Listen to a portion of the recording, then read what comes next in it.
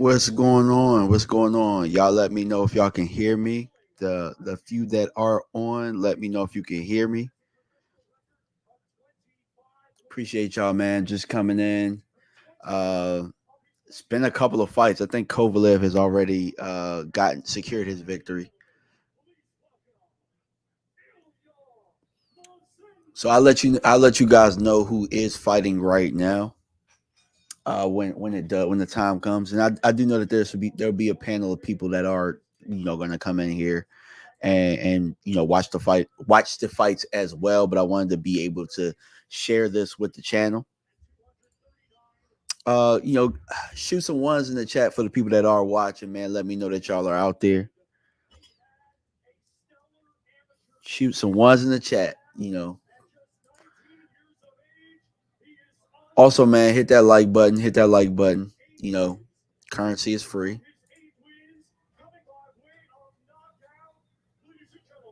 All right. Won't share the headlines. Okay, so let me take a look at this card right now. Also, want to make sure that I have my fight card up too. That way, we can do live scoring when it is time.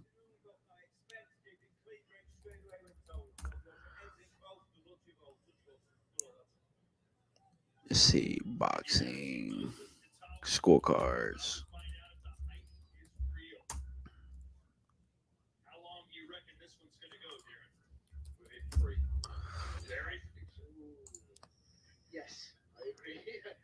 What's going on, Jimmy? How you doing, Jimmy? Appreciate you, my guy. Salute, salute, salute,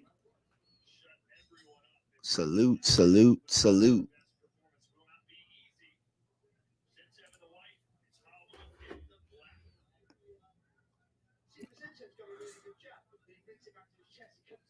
Okay, so we have Talma and Mazen fighting here. It's the first round.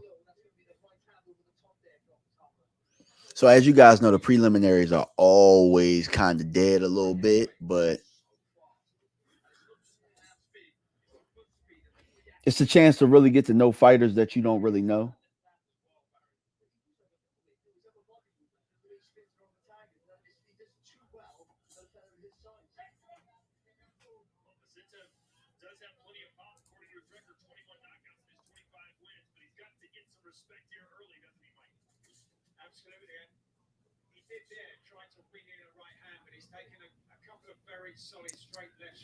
All right, so let me do a little bit of research for y'all right now. Let's do a little bit of research. The zone, fight card, Fury.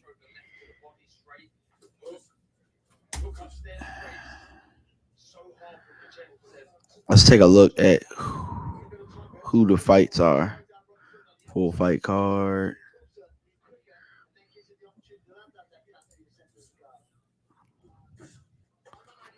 All right. So it looks like we have one, two, three. So we got one, two, three, four fights until the main event.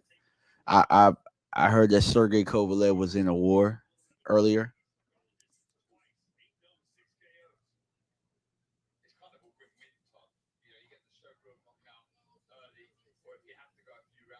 So it looks like Atama is the aggressor right now. Southpaw. I don't know much about these guys, but like I said, I really enjoy watching some of these fighters. It's a good little shot to the body. Good little shot to the body. Fainting very, very well.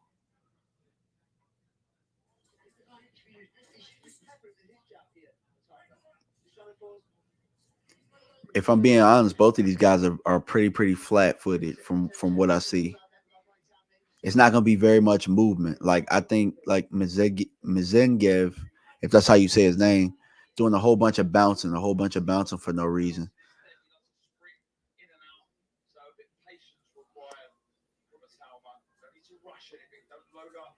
Yeah, I think this is probably gonna be a knockout. I think Atama's gonna get him out.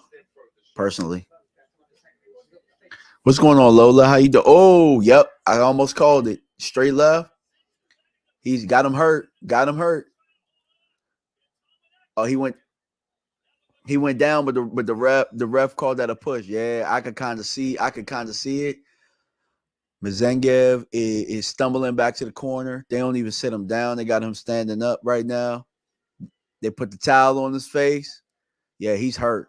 He's visibly hurt. Them legs are shot right now.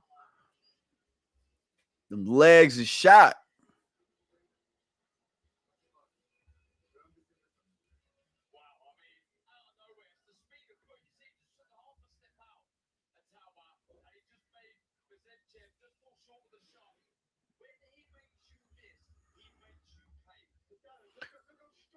Yeah, man, he caught him with a left hook. Actually, you normally don't see that from the southpaw position too often.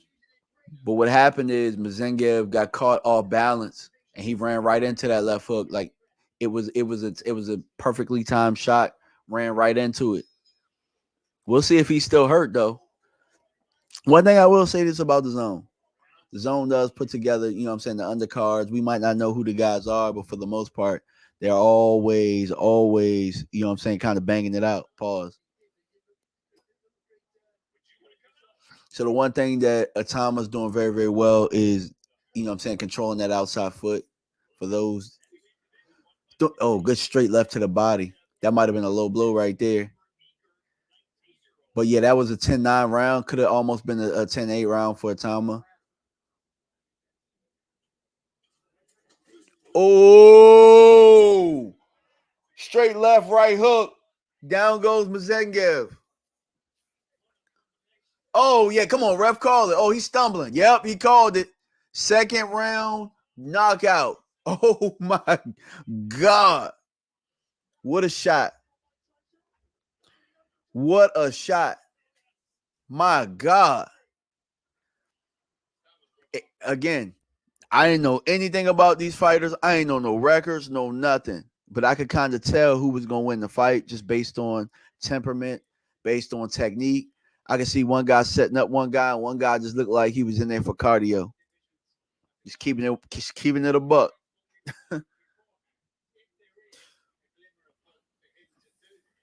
Y'all let me know if the people that are in the chat, if y'all had a chance to, or if y'all are watching, or if you're watching alongside, or what.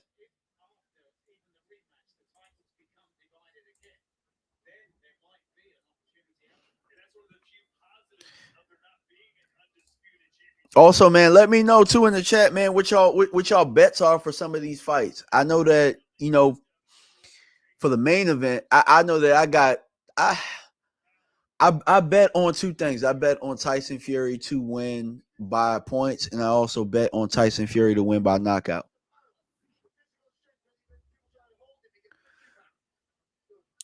But yeah, this is a KO victory. KO victory by Atamov.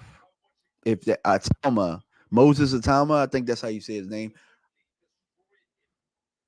I'm also hoping that YouTube don't get me. Let me try and turn the volume down a little bit because I don't want to get got by YouTube. You know what I'm saying?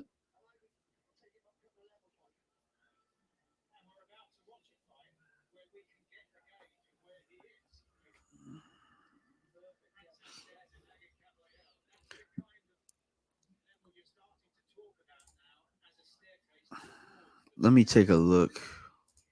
Let's see. Tyson Fury box rec. Because I want to like when I do talk about some of these guys that I don't know, I at least want to know what their records are, what their rankings are. Box rec is normally a very good source for that stuff. So let's take a look.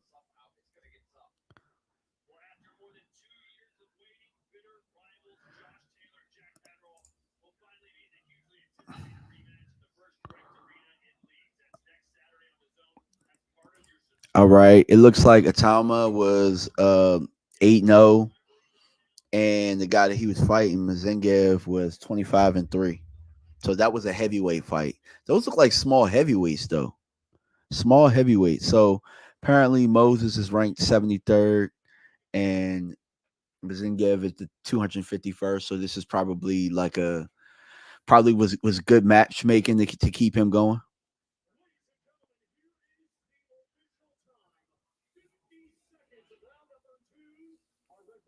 Yeah, it's a second round knockout. I wouldn't be surprised. Let me see. This guy's from the UK. Okay. So they're gonna brand him. He's 11th ranked heavyweight in the UK.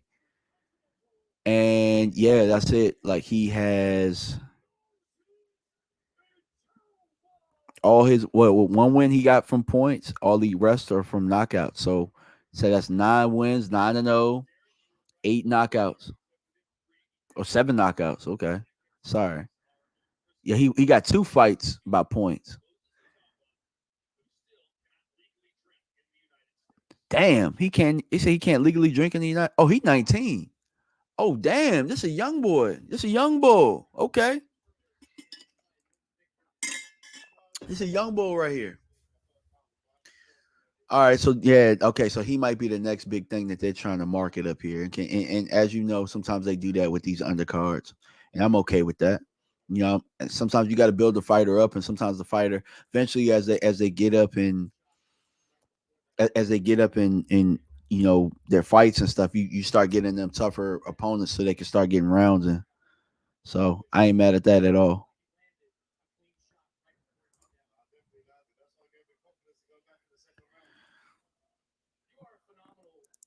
All right, so cool. So something that I just found called fightscore.com. So it looks like you can score whatever fight.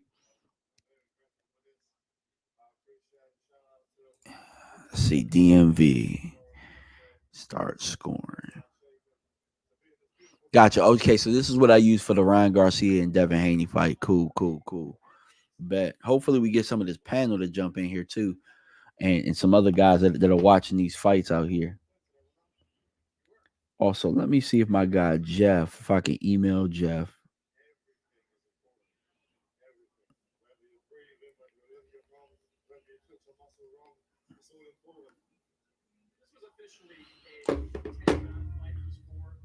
It's supposed to be for a 10 round fight, bro. Hell no. Hell no. Ain't no way. Ain't no way they thought this was going. Ain't no way that was matched like evenly. All right, hold on. Let me see if I get my guy Jeff in here. My guy Jeff is one of my favorite people to talk boxing with. And the one thing I'll tell you about Jeff, he ain't no fanboy. He a fanboy for the sport, but he ain't a fanboy of no fighters.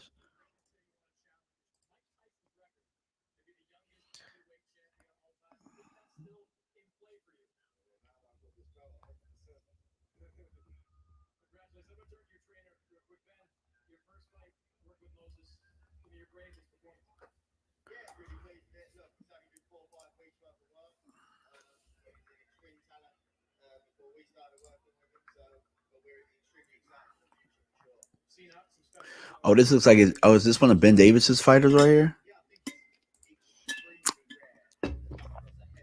Okay.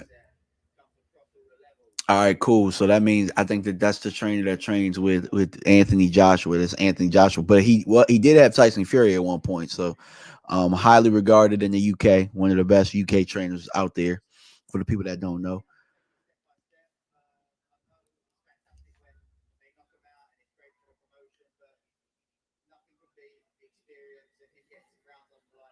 that's what we was just talking about. He talking, so the trainer's talking about nothing beats experience. So that's what I was talking about. Eventually, they're gonna have to start putting him in with some guys that he can get some rounds in with.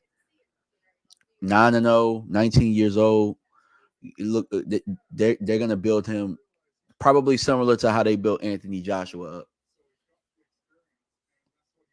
So Lennox, okay, I see Lennox Lewis. So who else saw Lennox Lewis post on Twitter or X, Twitter X, or whatever the hell it is?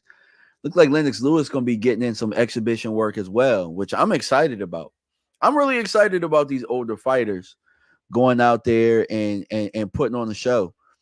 Mike Tyson is showing some of these older fighters out here how to get a bag. So I ain't too mad at it. Ain't too mad at it.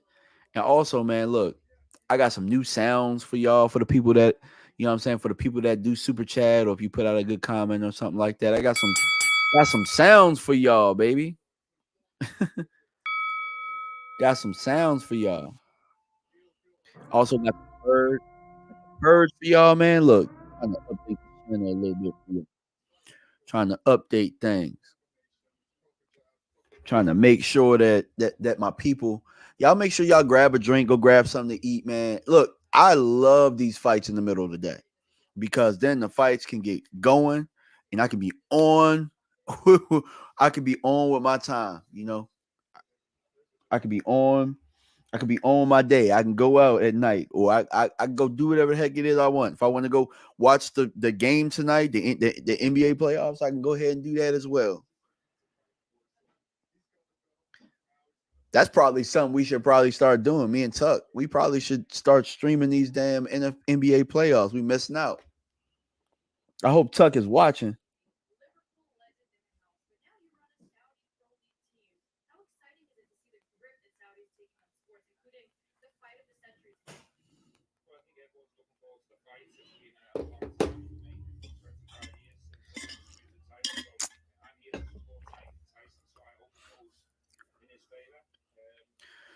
For the people in the comment section, man, how many of y'all gonna watch that Tyson Fury? I'm sorry, Mike Tyson and Jake Paul fight?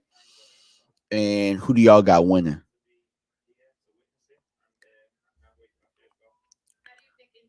Who do y'all got winning?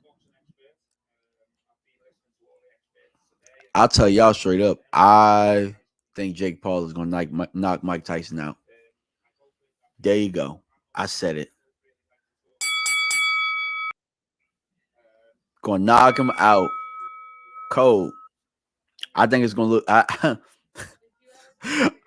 Yeah, I think Jake Paul gonna knock him out. I think Jake Paul is the bigger, stronger fighter right now. I think Mike is there for a check, and it's gonna look ugly for one of our legends.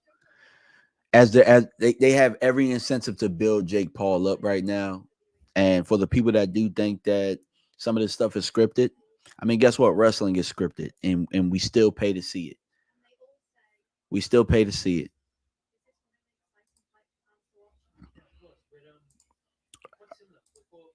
All right, not gonna score that fight yet, but let's see. So the fight that's coming up next should be Frank Sanchez and probably I don't even know. Look, let me look how to pronounce this dude name. I don't even want to mess it up. I don't even want to mess it up. This is a big fight though. It's a it's a big fight for the heavy.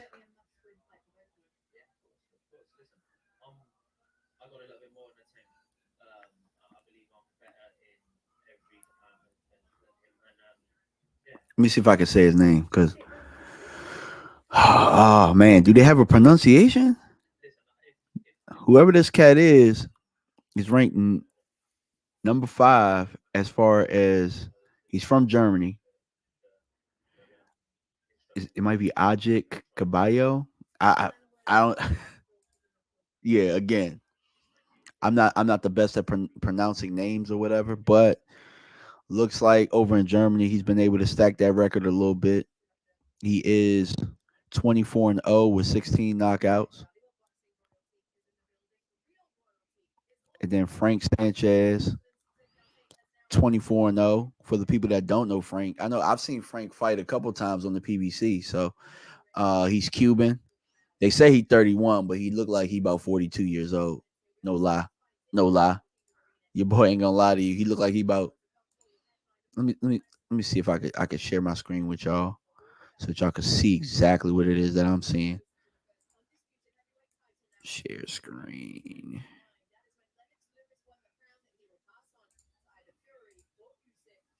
So Frank Sanchez. See what y'all see. All right, cool. Y'all see what I see. All right. Frank Sanchez, 24-0, 17 KOs. And this is his opponent. They're both 24-0. Let's just continue with Google.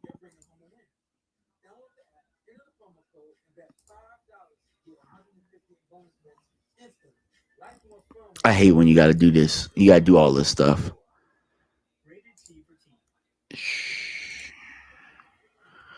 All right. Let's see. Schedule.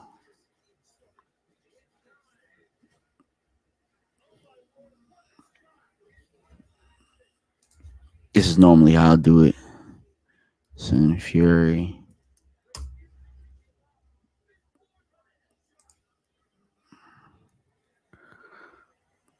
We'll just go to the event. And then boom, you got every fight that's going to show up. So I just gave y'all a tutorial on how to use BoxRec if you didn't already know how to do it.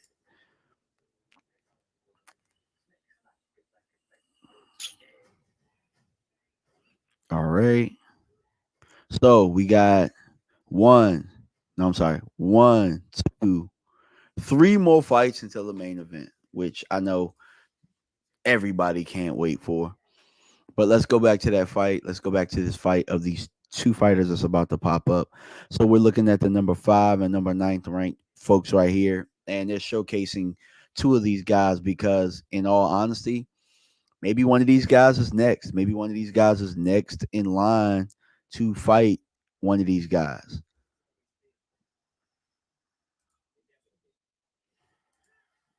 Let's take a look at rankings. Boxing rankings by organization. Because you know, there's like 4 or 5 different organizations out there.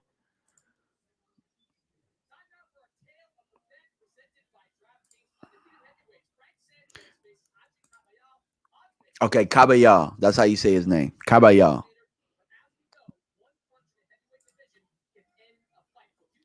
All right, so let's share.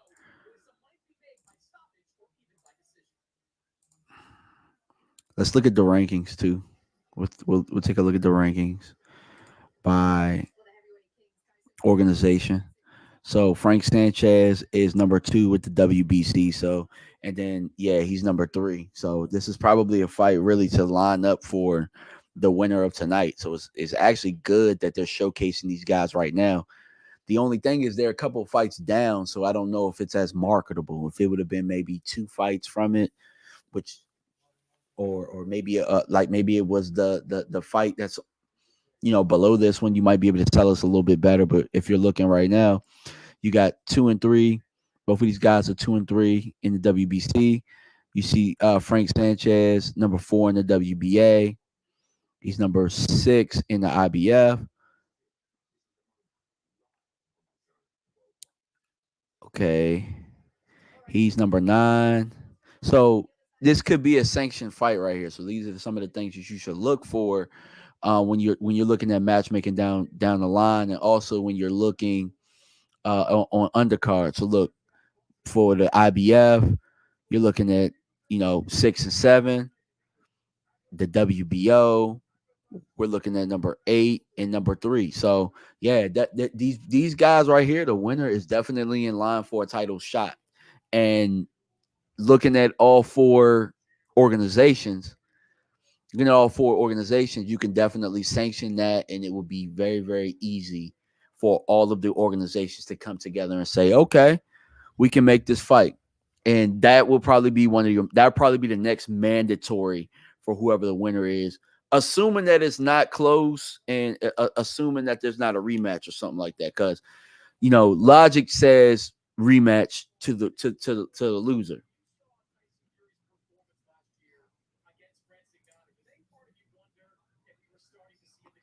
Joseph Parker has also put himself in a position with, what I'm saying, having a shot at one of these titles as well. And if you saw him in if you are watching and following along, Joseph Parker is on the broadcast team. So I'm pretty sure he has vested interest in whoever wins these fights.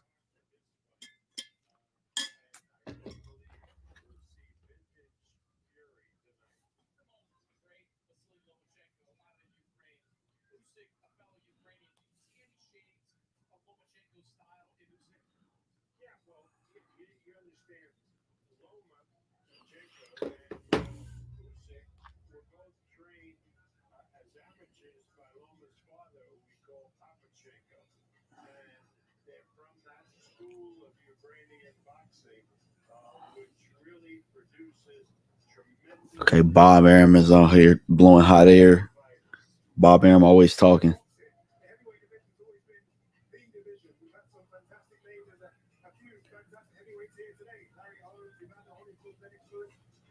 So apparently, all of the great heavyweights that are still living, most of them are at this fight. But I heard that George Foreman might be the only one that's not. But apparently, there's been a Tyson sighting. There's been a Vander Holyfield sighting. Obviously, Lennox Lewis is on the broadcast team. This is a hell of a heavyweight card. Hell of a heavyweight card. Well, not heavyweight card, but I mean, hell of a heavyweight event. And when the heavyweight division is on top, boxing is normally better.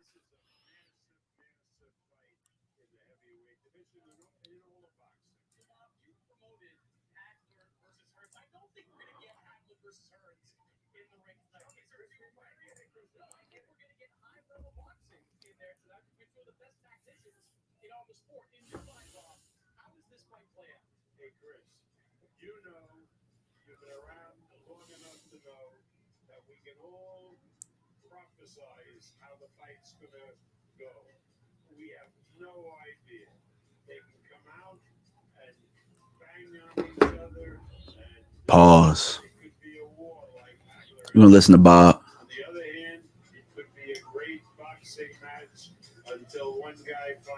Fix my camera for y'all real fast.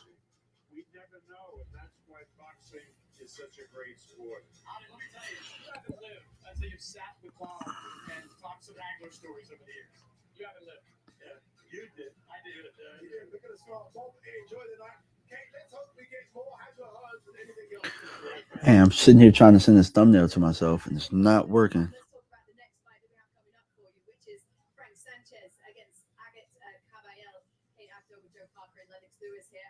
Both of these guys come in 24-0, undefeated. It's an interesting matchup. How evenly matched do you think they are? I think it's a great matchup. Oh, this space. Stoppage wins. Stoppage wins, and they both look very good. And both undefeated, so everything's on the line. Do you like the fight, Lennox? I like the fight. I like Frank Sanchez. He's got great rhythm. I've commentated a lot of his fights. He moves around very well, and he picks his spots, and he throws a hell of a shot, hell of a hook. All right, well, you see them walking. The fighters are ready. That is our next fight.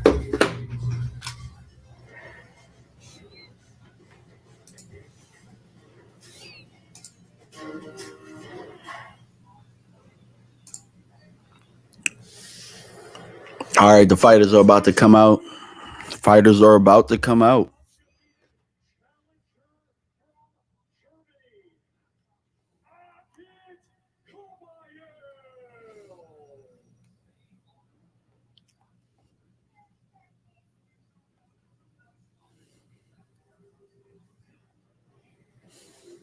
Dear, we got a chance to see your interview with Kabayel just a few moments ago. What was your takeaway from that? A very, very confident man.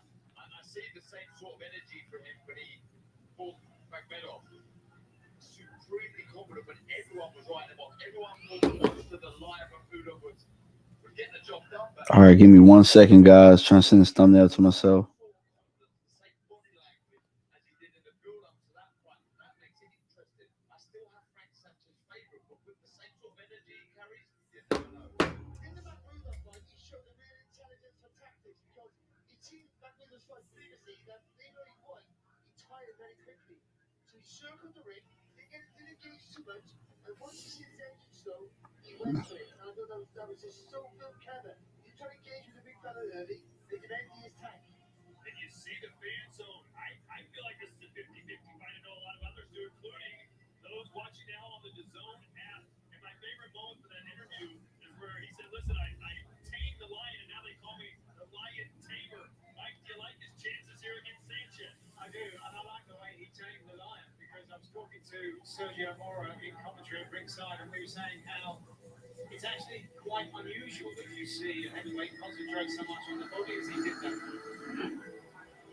24-0, 16 knockouts, rated third by the WBC. And if he beats Sanchez, boy, the sky's the limit for what can happen next in his career. Well, you look 31 years old. You know, they've got similar records, but these guys really have a case to become a future star in this division. But the guys that are reigning now are All right. So we got the first ring walk. So Turkey Usyk is trying to work on Canelo and Terrence Crawford, which will be a good fight. I'm interested to see what happens there if he's able to make that fight. I honestly think that it's definitely a moneymaker for both of them. Okay, here comes Frank Sanchez. Let's go.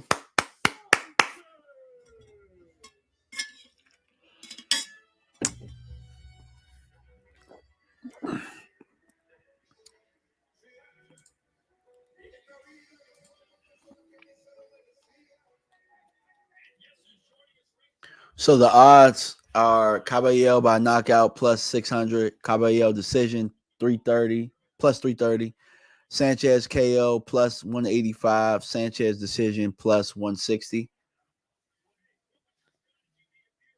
If I were a bet man, I would go with Sanchez by decision. Either that or KO. If I were a betting man.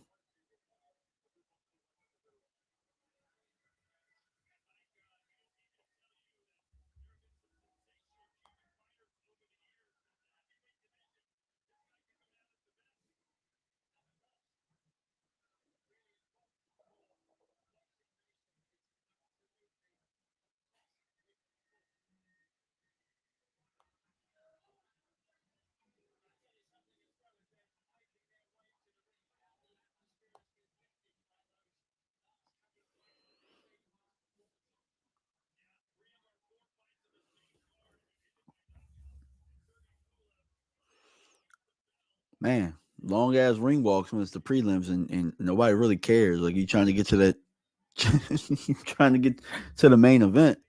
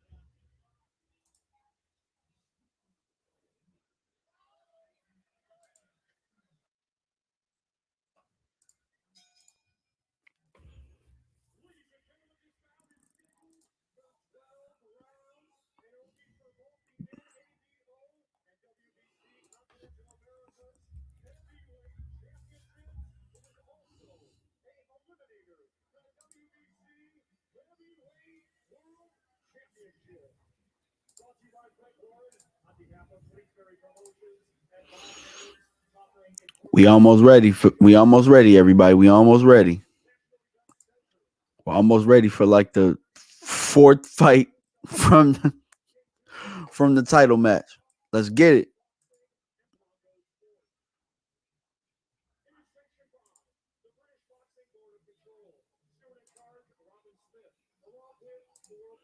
All right, got my guy Jeff in the back.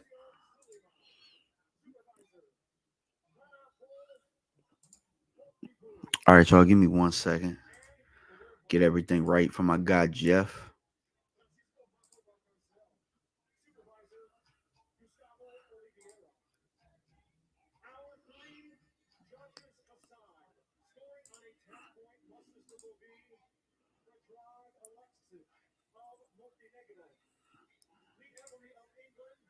Nope.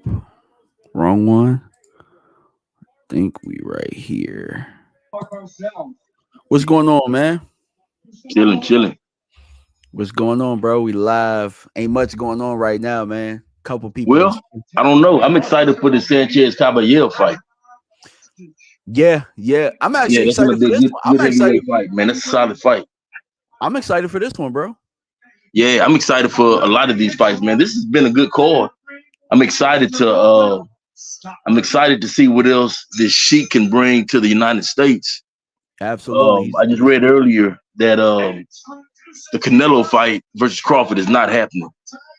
Oh yeah. What Yeah, happened? Sheik made a statement.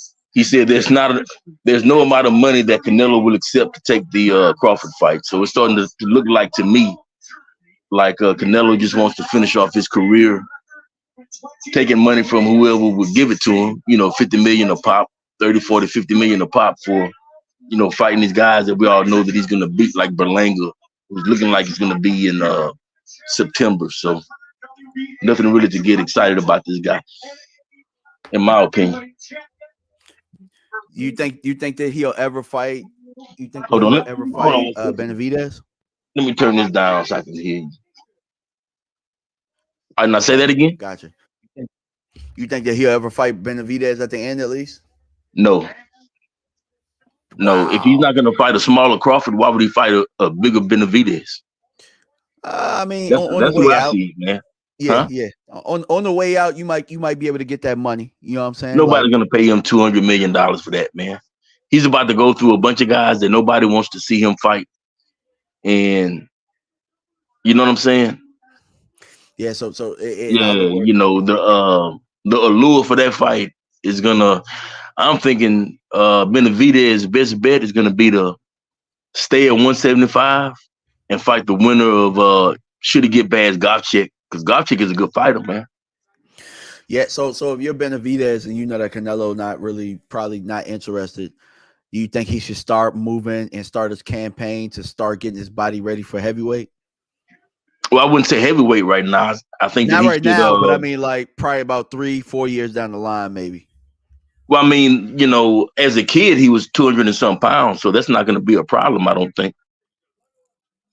But I think the smart thing for him to be would be to concentrate on this fight that he has coming up, and then look at the Bivol Beterbiev winner at the end of this year, and Hey, then bro, I take it could from there.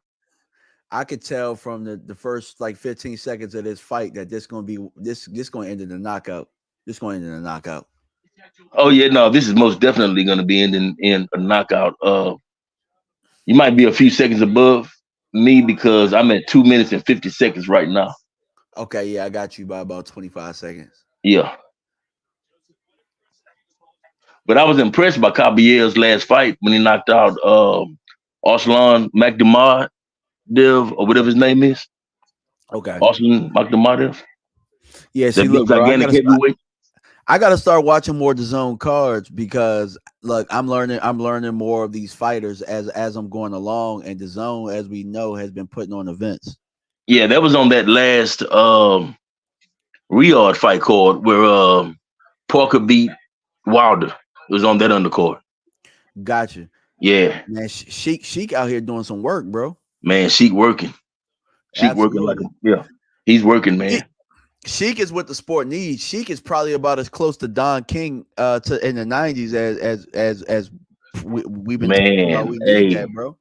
Don King, hey, when Mike Tyson went to prison, Don King put on some of the best fight cards that the world has ever seen. Until probably now. Yeah. And the reason that I know who Frank Sanchez is because he was on a bunch of PBC cards and stuff like that. They were, you know what I'm saying, marketing him as one of the next heavyweights. Right. I thought that he was going to be one of the ones that Wilder fought. Yeah, unfortunately, Wilder's at the end of his career too, I believe, man. I don't think the hunger is there. And Wilder had a great run, man. He did. Yeah. That he did. And to be honest with you, I didn't think much of him in the beginning. I know you didn't. You didn't. I really didn't. I thought that he could grow into something. I thought he'd be a little bit better than he is. But for the limited tool shed that he has, he took it a long way. And they did a good job of matchmaking. And I don't think I'm not even going to say matchmaking because he fought a lot of awkward fighters along the way. I'll tell you like this, man. Honestly, I believe that Wilder, I think that he would have been a much better fighter had he not fell in love with his power. I think he fell in love with his power, and I think that hurt him going down the stretch. You know what I'm saying? Yeah, definitely did. And me and Jarrell was talking about it the other day. Hmm. There's parts of his game where he does definitely miss Breland, and I think that popping that jab is the one thing that he definitely misses from Breland. Breland definitely had the jab, that stick is sharp, you know what I'm saying, as he's ever had it. I don't think his jab is as sharp. I think he's more educated, but I think he's thinking too much. He's trying to box. He ain't trying to set up things. Well, I've always said, and we've kind of debated, in our little private chat or whatnot, but I've always felt like Breland saved Wilder that night. And Yeah. I think, Breland took a lot of backlash that he shouldn't have. Hmm. And it can be debated whether or not Breland stayed longer than what he should have, knowing the situation. But I mean, Hmm. hey, if they're gonna continue to pay him, try to at least do your job. You know what I'm saying? Exactly. Yeah, for sure. But And I wonder if it was a discussion that they'd had previous, whether or not to stop the fight, and if I wonder if he had gone against his wishes. That's one thing I love to know. I don't doubt that there wasn't a discussion. But at the time of that stoppage, Wilder was being far too brave for his own good at that point. The fight was already lost. There was no coming back from that. I The only will thing say that this Wilder could though, take was more damage. And to be honest with you, that's probably the fight that took most of the fight out of Wilder. probably. I mean, because he took a major beating in that fight. And you know what? I think, and I still think he's shot. And I love Spence to death, but I'm using this as kind of a measuring stick, if that makes sense to you. Yeah. What I get what Spence you're is saying. doing by not coming back so fast. Of course, he's had his surgeries or whatnot, but still taking this time off, healing, recuperating from a hard beat down like Yeah, what he took from Crawford. I think Wilder should have done the same thing instead but of going right back into the battle. my only beef with this whole thing, and man, it looked like Sorry Kabayel about getting that. after. Yeah, it looked like Kabayel getting after damn Sanchez right now a little bit. It's a good little back and forth. Hmm. It's a good little back and forth, but I Oh, think that Spence changing trainers might. I him and Derek should have worked that out in my opinion. yeah, I agree. I definitely agree because at Spence's age, there's not going to be any. Well, there can be some, but there's not going to be much of a changing. You know what I'm Yeah, saying? I mean, you can fix certain little small things, but as soon as Errol is in a fight that um, maybe won't be going his way or might be getting a little tough for him, and let's face it, 154 is man, it's nothing but killers up there right now, man. That's a tough division. absolutely, But my point is absolutely, that once Errol gets to the point to where maybe things aren't going his way or, things are getting tough, he's going to revert back to what he knows. absolutely. I mean, he's just too old of a fighter not to. He's Yeah. not some young fighter. People get shit. Forgive me. I don't want to get you. I don't No, want to go get you ahead, bro. demonetized. People Hey, get bro, this things is boxing. misconstrued a lot of Boxing. times, man, when it comes to like watching these Rocky movies, like Rocky 3, where Apollo took Rocky to Philadelphia and completely changed his style.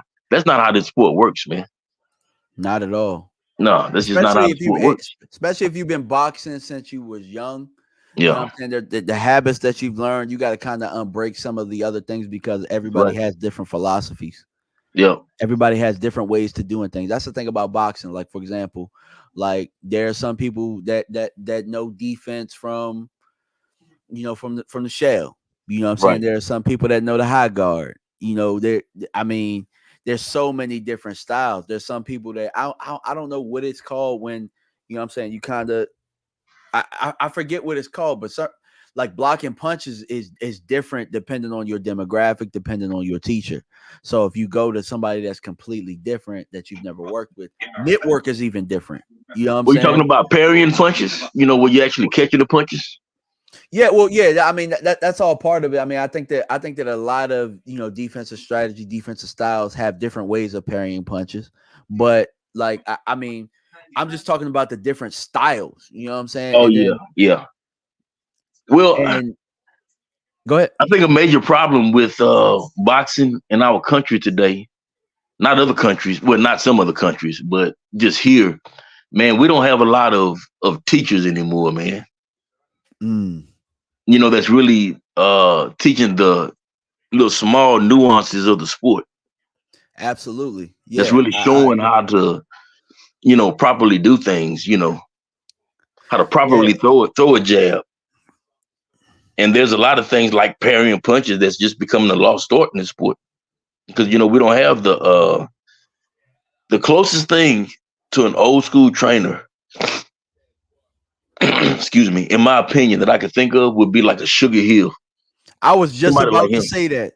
I was Yeah, about to say that who grew up around all of that, and yeah. what I'm saying, he probably still has most of the secrets, because the one thing I'll tell you is, like, and then you got to think about the Mayweathers too. The Mayweathers, they're still And the living, but they're not Mayweather training. gym.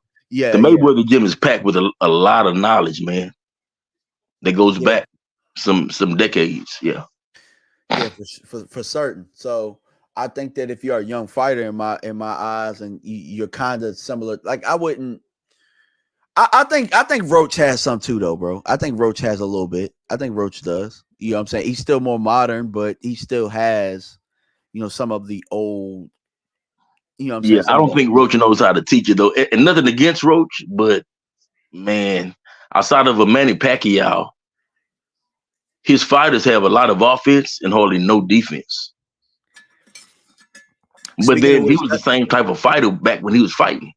He was a whole lot of offense and not a lot of defense. He got hit a what I lot. meant, like, what I meant by, but I get what you're saying. We were talking about parrying, but I was kind of talking about being able to also come from a defensive position and set up your shots. I do think that Roach does have that when it comes to the offensive side, but No, I mean he's a good, solid trainer for sure, man. Yeah, I like Roach.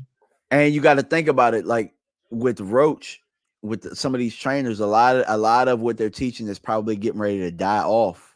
You know what I'm Hmm. saying? Like it's becoming like, I mean, with Sugar Hill, I'm hoping he's teaching maybe one of his kids, or you know what I'm saying, a nephew or somebody to kind of keep that Kronk gym going.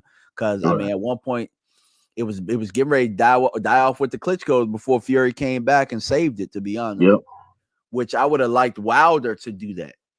I would have liked Wilder to go to Kronk and to learn that way.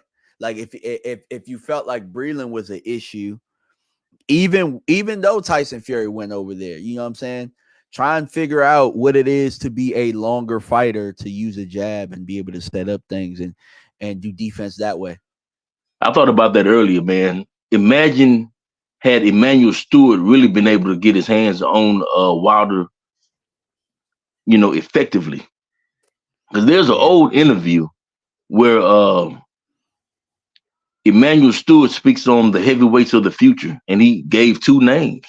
And it was And it was those two. Tyson Fury and Deontay Wilder. Those were his two names that he gave out. He Yep. said that's going to be the super fight of the century, of the future. My bad, not the century, And but of the future. and honestly, if I'm being honest, they gave us two good fights. Yep, two out of three. Two out yep. of three were good fights. The scary thing for Wilder though is if you really think about it, um, the first fight was a fat, still out of shape Fury. Fury found out in round 12, actually, after he went down, how to beat Mm, Wilder. He yeah, found out how to beat him, because he almost got Wilder out of there in round 12 too. yeah. Like, But he I hurt still him. think Fury was out of there in round 12. But you know what's crazy though? And you might remember this. When Wilder first started talking about Fury, I said, man, Wilder needs to leave Fury where he's at. He better leave that big dude Yeah, alone, man. yeah, Because I've been a fan of Fury's for a long time, for years. And I just yeah. knew that was gonna be a bad style matchup. I mean, 6'9", 280 pounds. Would you say cherry pick gone wrong? Cherry pick gone wrong, man. Same thing with Ryan. Look, hey, Hey, y'all better same thing leave. with Y'all better Ryan leave and Devin. Devin. That's how come Better Devin leave took these the drug money. addicts alone. Better leave these drug addicts alone, bro. Hey Leave man, them look, be. that's why Devin took the money because they thought that was gonna be an easy pick. They hey, Ryan played everybody because you saw my Yeah. bet. Yeah. You know, I bet Devin to win by disqualification because I just knew Ryan was gonna go out there and do something stupid. He almost got disqualified. He almost did. You almost walked out of there with. Yeah, but that was because of some bad reffing though. Yeah. That Yeah. ref wasn't on code, man. Not Not boxing at all. code. Anyway. He was on the code, but it He wasn't was on boxing code. He was code. on code, but it wasn't. It wasn't boxing code. He was on code for us. Hell I ain't yeah. gonna see a lot of you. Yeah, he was on code, but it wasn't on no boxing code. Devin probably the second. I think with the third knockdown, he probably should have stopped it. Yeah, because I'll be honest with you, that fight really should have been over in the seventh round. Because he called one knockdown, but there was two more that he didn't call. Yeah. And to That's me, I true. mean, they were legit knockdowns. I mean, that was a TKO round 7.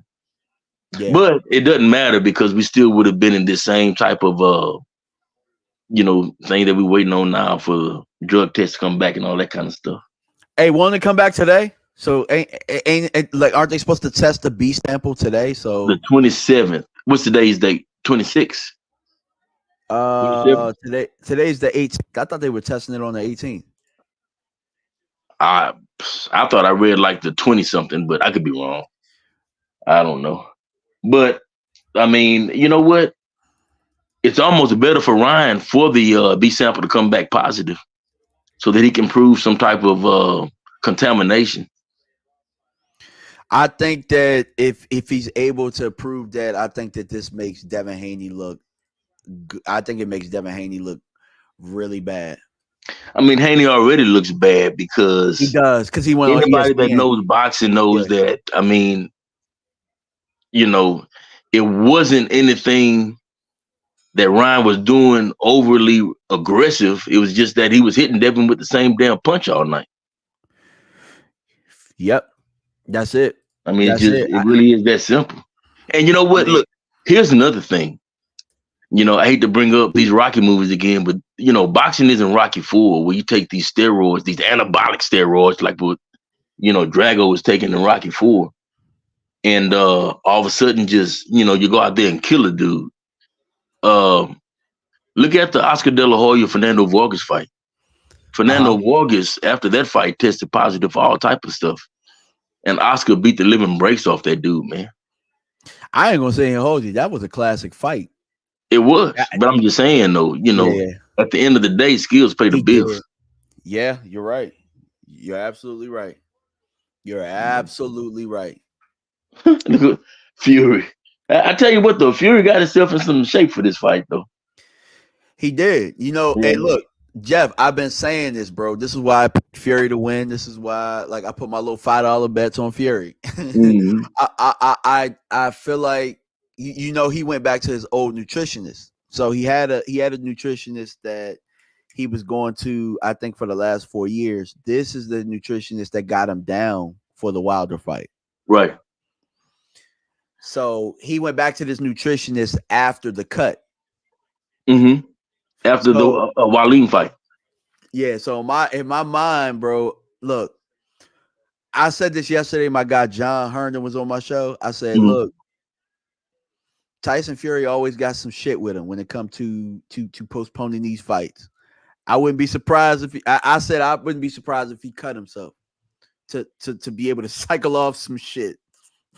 It wouldn't surprise me. It wouldn't surprise me at all. Yeah. But you know what though? I've been thinking about another angle though, a way that Usyk could actually win this fight. What's that? His southpaw stance becoming a problem for Fury. Southpaw stance, and if he can actually get inside of Fury, inside of that reach, I think that he can cause Fury a lot of problems. I wonder. See, this is the one thing that I wonder about Fury, and we never really get an inside. We never really get the inside scoop to his camps because for Vladimir, For Vladimir, he did a lot of sparring Mm-hmm. up courts, up, and he was really sharp for that fight. If I'm not mistaken, didn't he postpone that fight too? Like, didn't something happen? I know the rematch didn't take place, and you know what? The first fight could have gotten postponed. I forget, man. It's so many years ago. Yeah, I've been Tyson. forgetting so much stuff in this sport, man. It's crazy. Yeah, Tyson was not in shape. He was not in shape before that cut, man. He was not. You know what No, I'm he saying? wasn't in shape. You're right. Yeah, yeah. Well, you know what? He wasn't in shape for Wilder either for that third fight. He wasn't in shape when he got COVID. Hey, He was Wilder not in came shape. very seriously close to winning that third fight, man. That fourth round was, oh man. If Wilder just had just a few more seconds, I think he could have closed the show. He just didn't have the time. That's the story of that whole trilogy. To be honest, Yeah, if he had a couple more seconds, if he yeah, had, I think a couple more seconds. I think in the first fight, the first knockdowns. I want to say yeah. he never really. And the crazy thing about it is, in 3 fights, he never really hit Fury clean. Maybe the third fight, he might have hit him with a right hand, and Fury kind of ate it, but Fury was he hurt in never. that fourth round. He does. He He was was. as hurt in that fourth round as he was in that 12th round of that first fight. And the crazy thing about it is Actually, he was more hurt. Wilder hit him with half a shot, bro. Yeah, Wilder hit him with yes, it's half a shot, and crazy. he was hurt.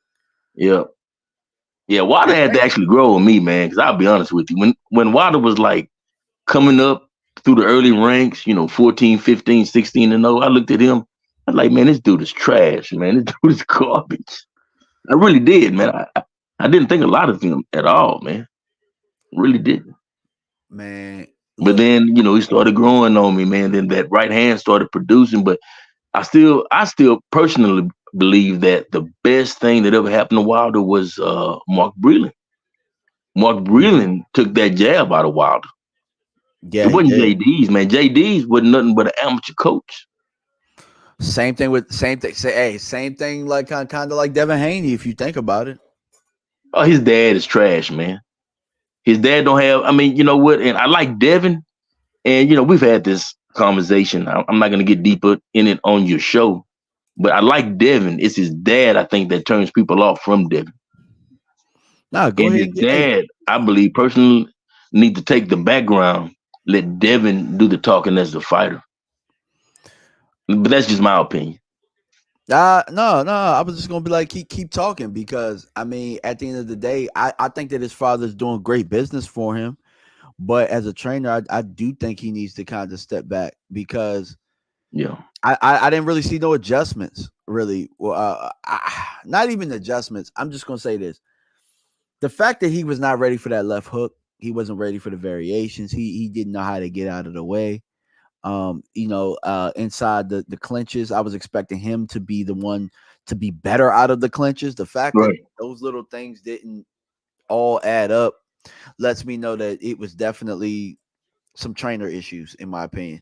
He didn't have any Training answers. issues. He had Yeah. no answers, man.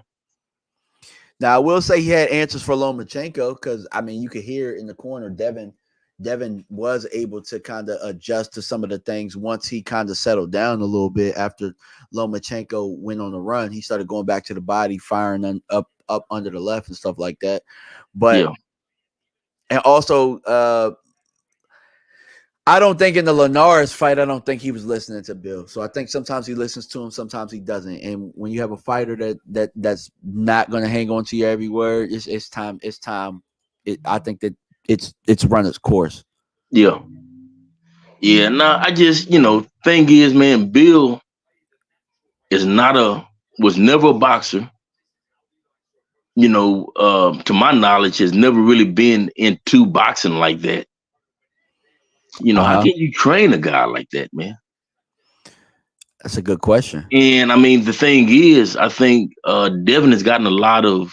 I think he takes a lot of what he's learned from like being at that Mayweather gym, training with guys like Jeff Mayweather, Floyd Sr. That's who he need to be with. He need to be with somebody from over that way, in my opinion. Yeah, but I don't think that at this point, I Bill think Haney runs that show, man. And Yeah, to be honest with you, Bill messed it I up. believe. Bill messed it up. Hmm? Bill messed it up. Well, Not only, well, no, not really, because Floyd sent out the olive branch not too long ago, and Bill shot that down. I mean, Bill's ego, I think I think he's living vicariously through his son, and but that's gonna cause Devin more issues than it's ever gonna cause Bill. Yep. Bill's not the one in there taking them shots, and I'll tell you like this right now, from what I saw, I mean, there's a blueprint out for Devin, man. Go out there and try to hurt that dude, man. Try to touch that chin. And guys like Teofimo, Matias, who else is out there? That Gary Russell's brother. Yeah. Man, I mean, there's some guys at 140 that can really hurt Devin, man. Heavy punchers too, bro. Yeah. Heavy punchers. Heavy. And it seems like I'm missing somebody. Who else am I missing? I said Teo, Matias. Who's another champ that's out there at 140 right now? Seems like it's somebody else. Let me see. Oh, Pitbull. Hey, tell me you don't think Santa Cruz pressure would give Devin all kind of issues right now, man. Santa Cruz? Man, that ain't no easy fight for Haney, man. He too small though. He too small. It's Santa not Cruz an easy fight for Devin. Oh, you mean Pitbull Cruz? Okay, Pitbull. Santa Cruz. Yeah, no, Pitbull. Isaac Cruz, man. Yeah, that's a dangerous fight. Yeah, for sure. That's a very damn dangerous fight. I mean, just the pressure alone, Devin's not gonna like the pressure. Hell no. And honestly, he does a very good job of kind of hiding his punches. You know what I'm saying? Tucking that chin. Like he's a very awkward fighter. Very awkward. I don't ever think that Tank really got his timing down, if I'm being honest. Yeah. When they fought. There was a Tank with a hurt hand though. How did it get hurt? It got hurt because he hit him on top of the head. Supposedly hurt. Yeah. Quotes. I think it's because he hit him on top of the head or on his guard or something. It wasn't like he came in there with a hurt hand. I think he hurt his hand in that fight. Now, I will say this. I'm not saying that Devin loses to all those guys, but I'm saying that I don't think that those fights are just so, you can't just go out there and say, oh, Devin automatically beat such and such now. Yeah. Hey, I got to be honest, man. Watching this fight, man, Frank Sanchez is having a tough time. This pressure is getting to him. Yeah. I told you, man, Kabayel is a good fighter. I mean, the dude that he just beat was the dude that, what was he known for, man? He was known for some stuff in boxing, man. You know what I'm talking about, that big old, he's not Russian. He's from Uzbekistan or something like that. Arslan Makhmudov. I think Frank might be hurt, bro. He either hurt or he tired as hell. Probably both. Oh, yeah.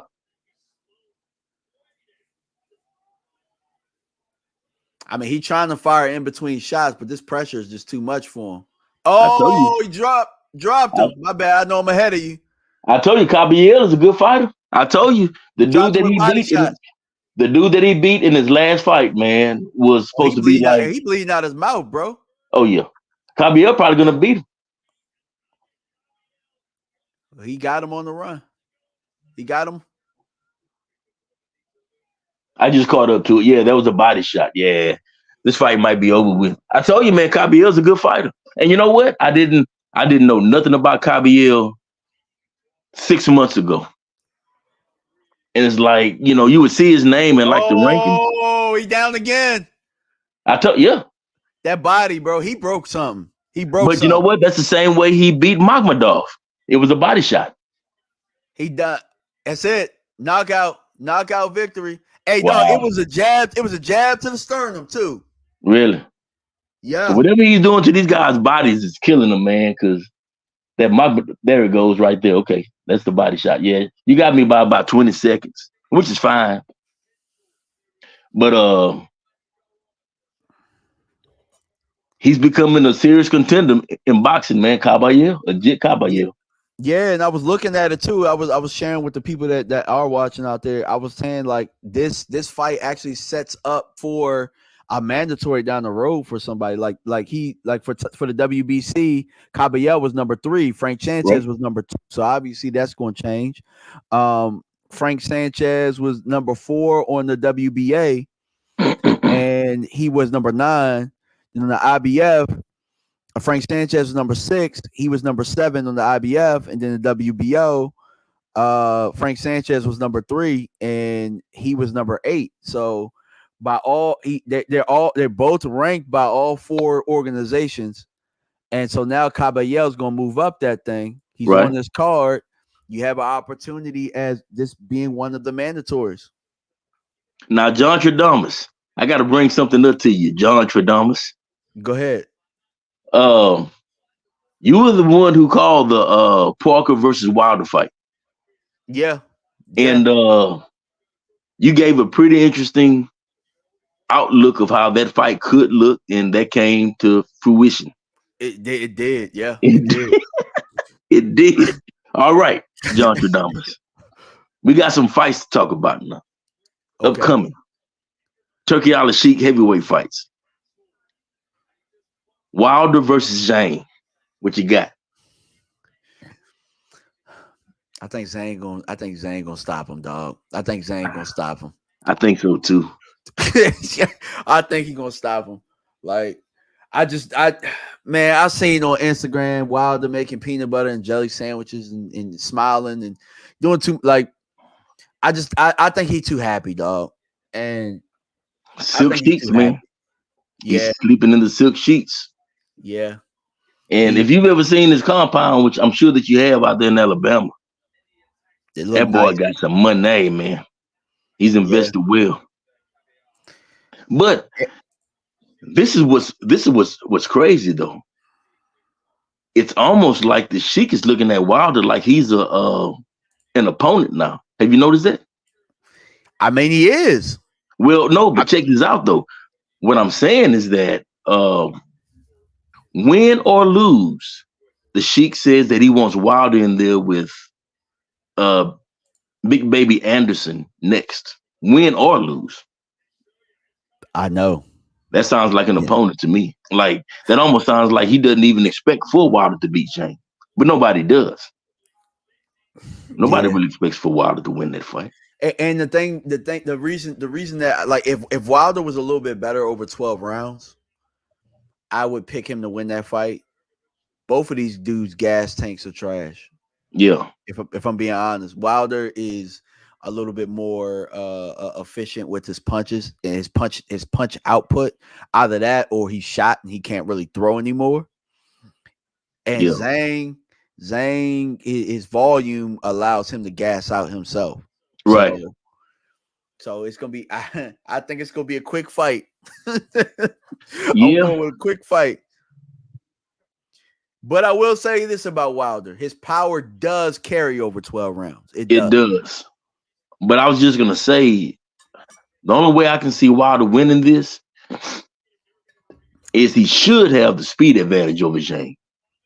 But Zhang has, if you've ever paid attention to this, excellent timing. Mm-hmm. That man's timing is off the Richter scale. But he was a good solid amateur, and he fought a lot of people as an amateur, so he's seen a lot of styles.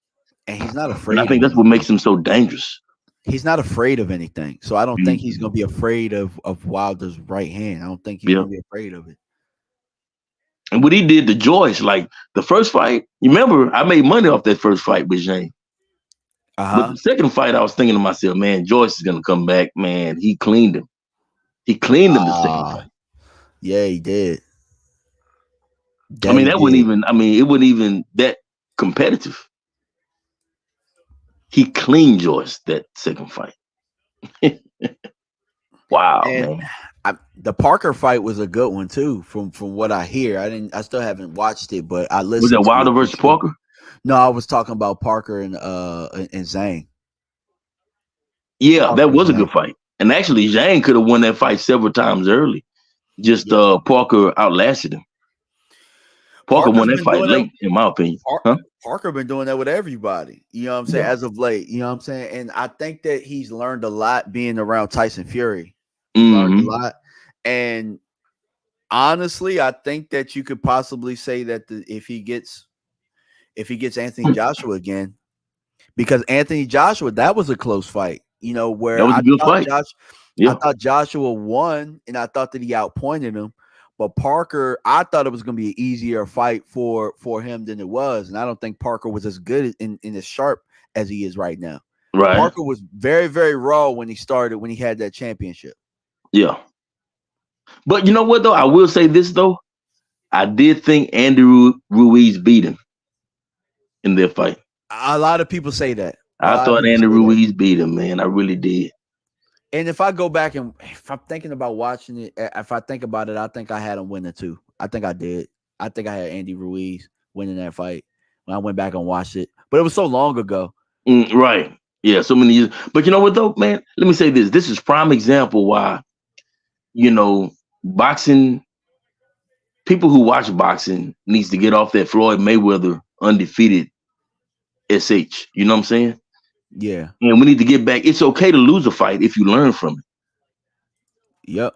You know what I'm saying? And because, there's a lot of people, oh, he lost to such and such. He's trash. He's garbage.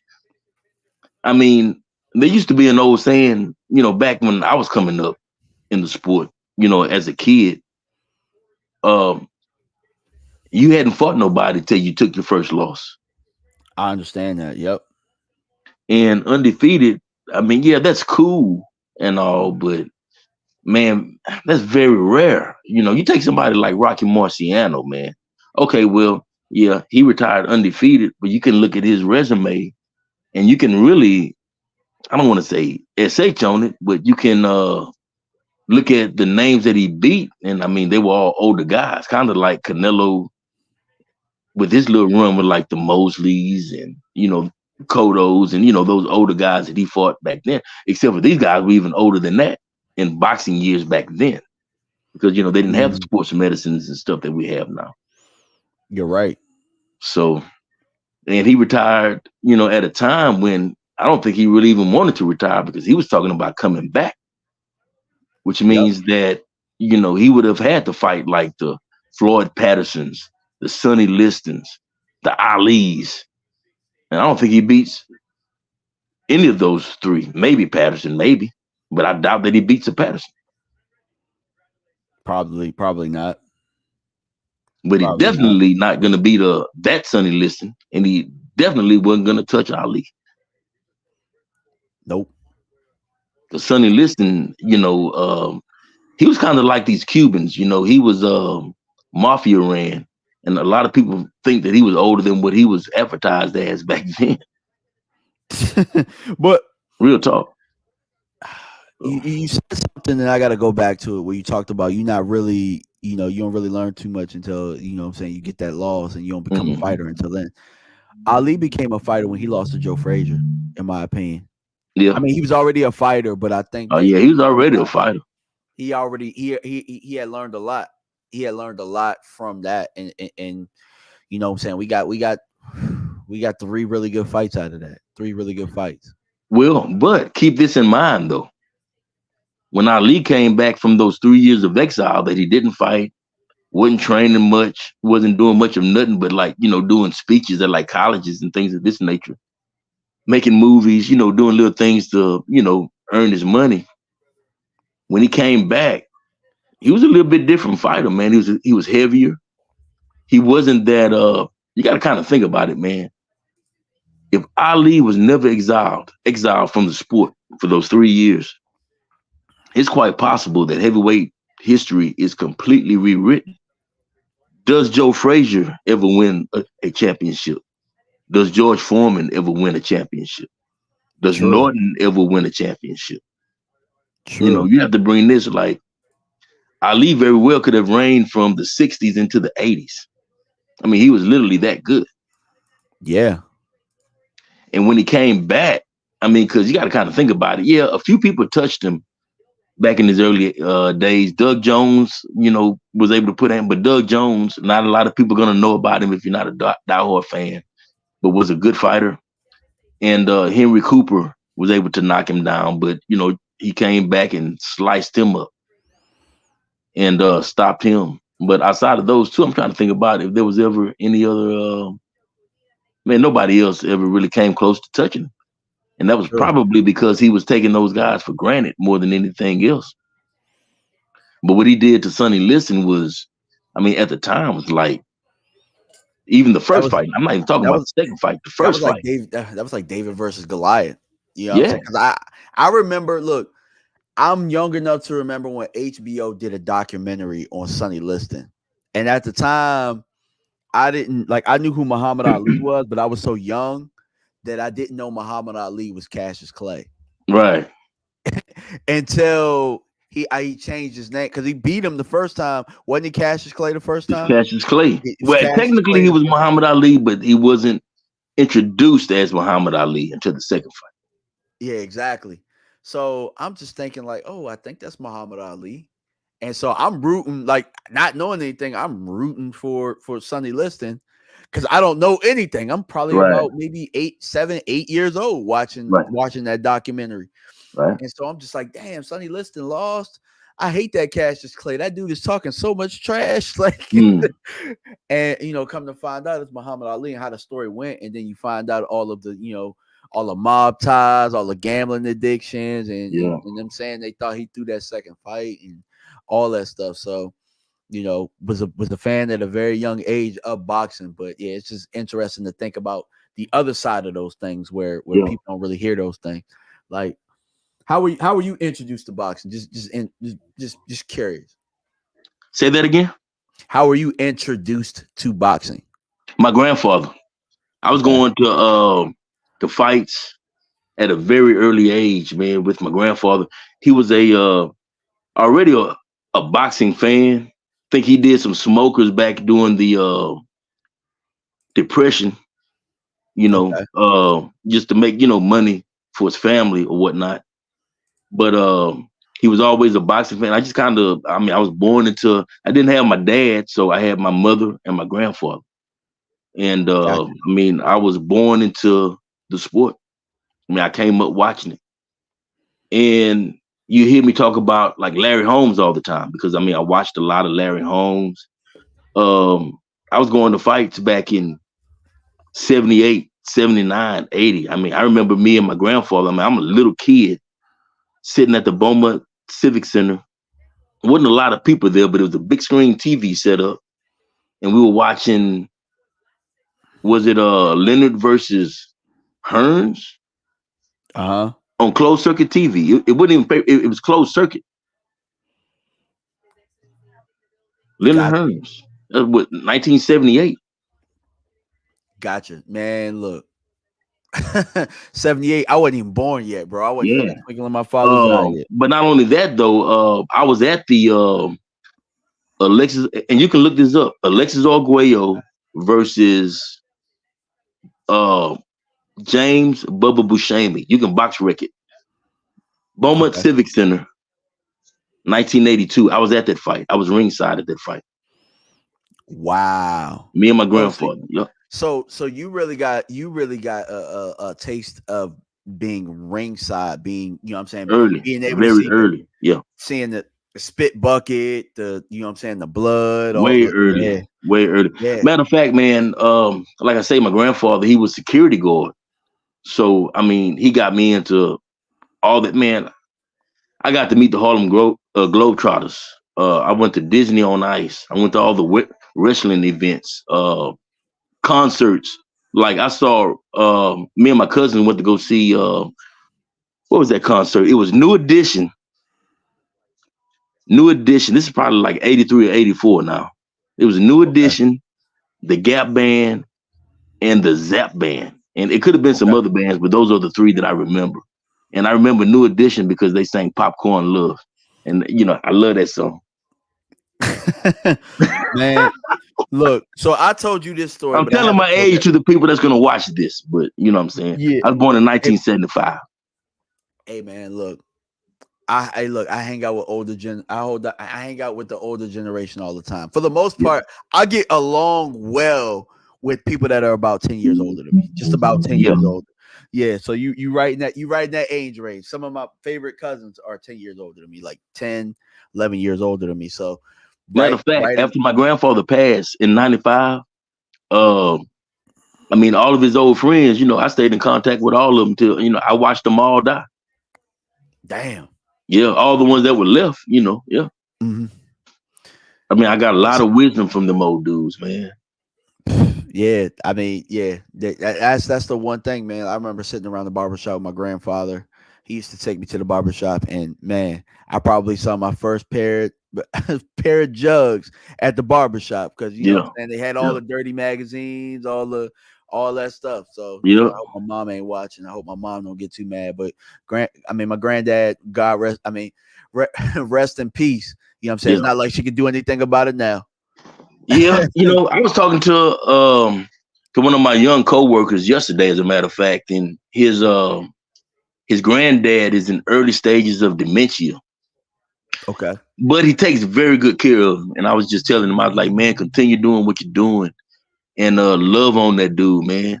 Because I mean, I wish I had my grandfather today. I really do. You Man, know, I listen. mean, I miss him tremendously.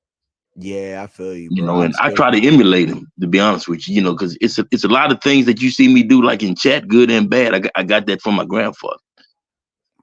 for You sure. know, And it's probably some bad things that I do now that I don't know that my grandfather was doing.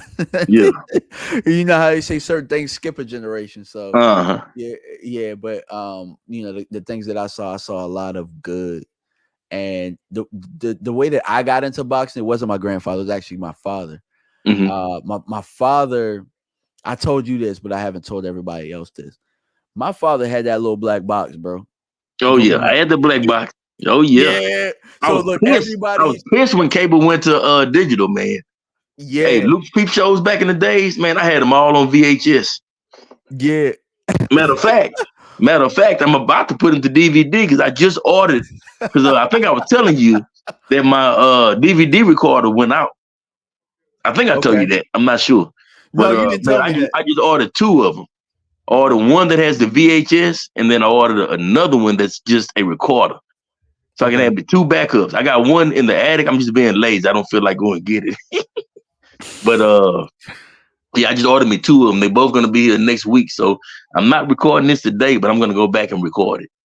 But yeah, Okay. man, yeah. Hey, I used to record all that, man.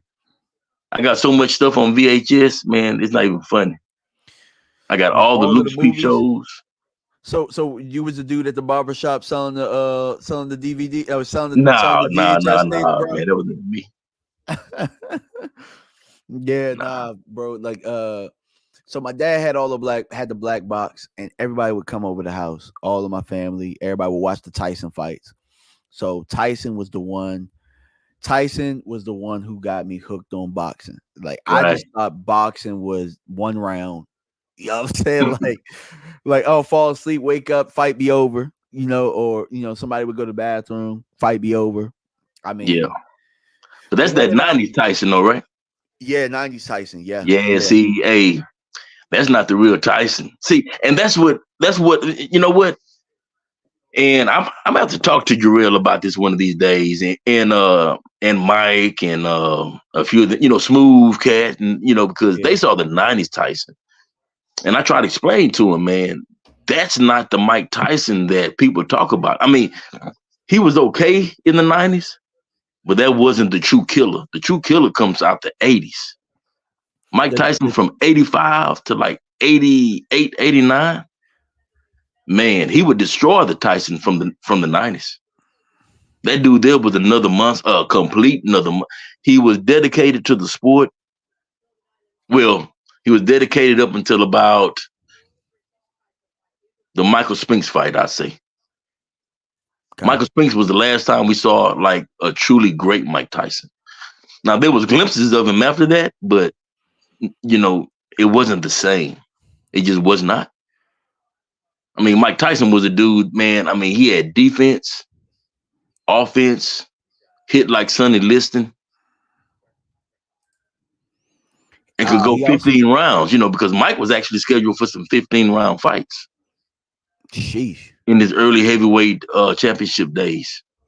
And They just I didn't make it every once in a 15 while rounds. I'll go back and watch those 80s Tyson fights too. You know what Yeah. I'm saying? Like every once in a while. But that's the guy that got me like I remember him going to jail. I remember him going to jail. I remember him Yeah. getting out. I remember Buster Douglas beating him. You Ah, know, I still can't bring myself to watch that fight, man. Oh man. And you know what? I ain't gonna lie to you. I think I was 12? In 1990, I was 14 going on 15 then. I ain't gonna lie to you, man. I mean, Mike was my heavyweight, man. I cried that day. My cousin still make fun of me about that, man. I mean, but that was my heavyweight. That was my generation's heavyweight, Mike Tyson, man.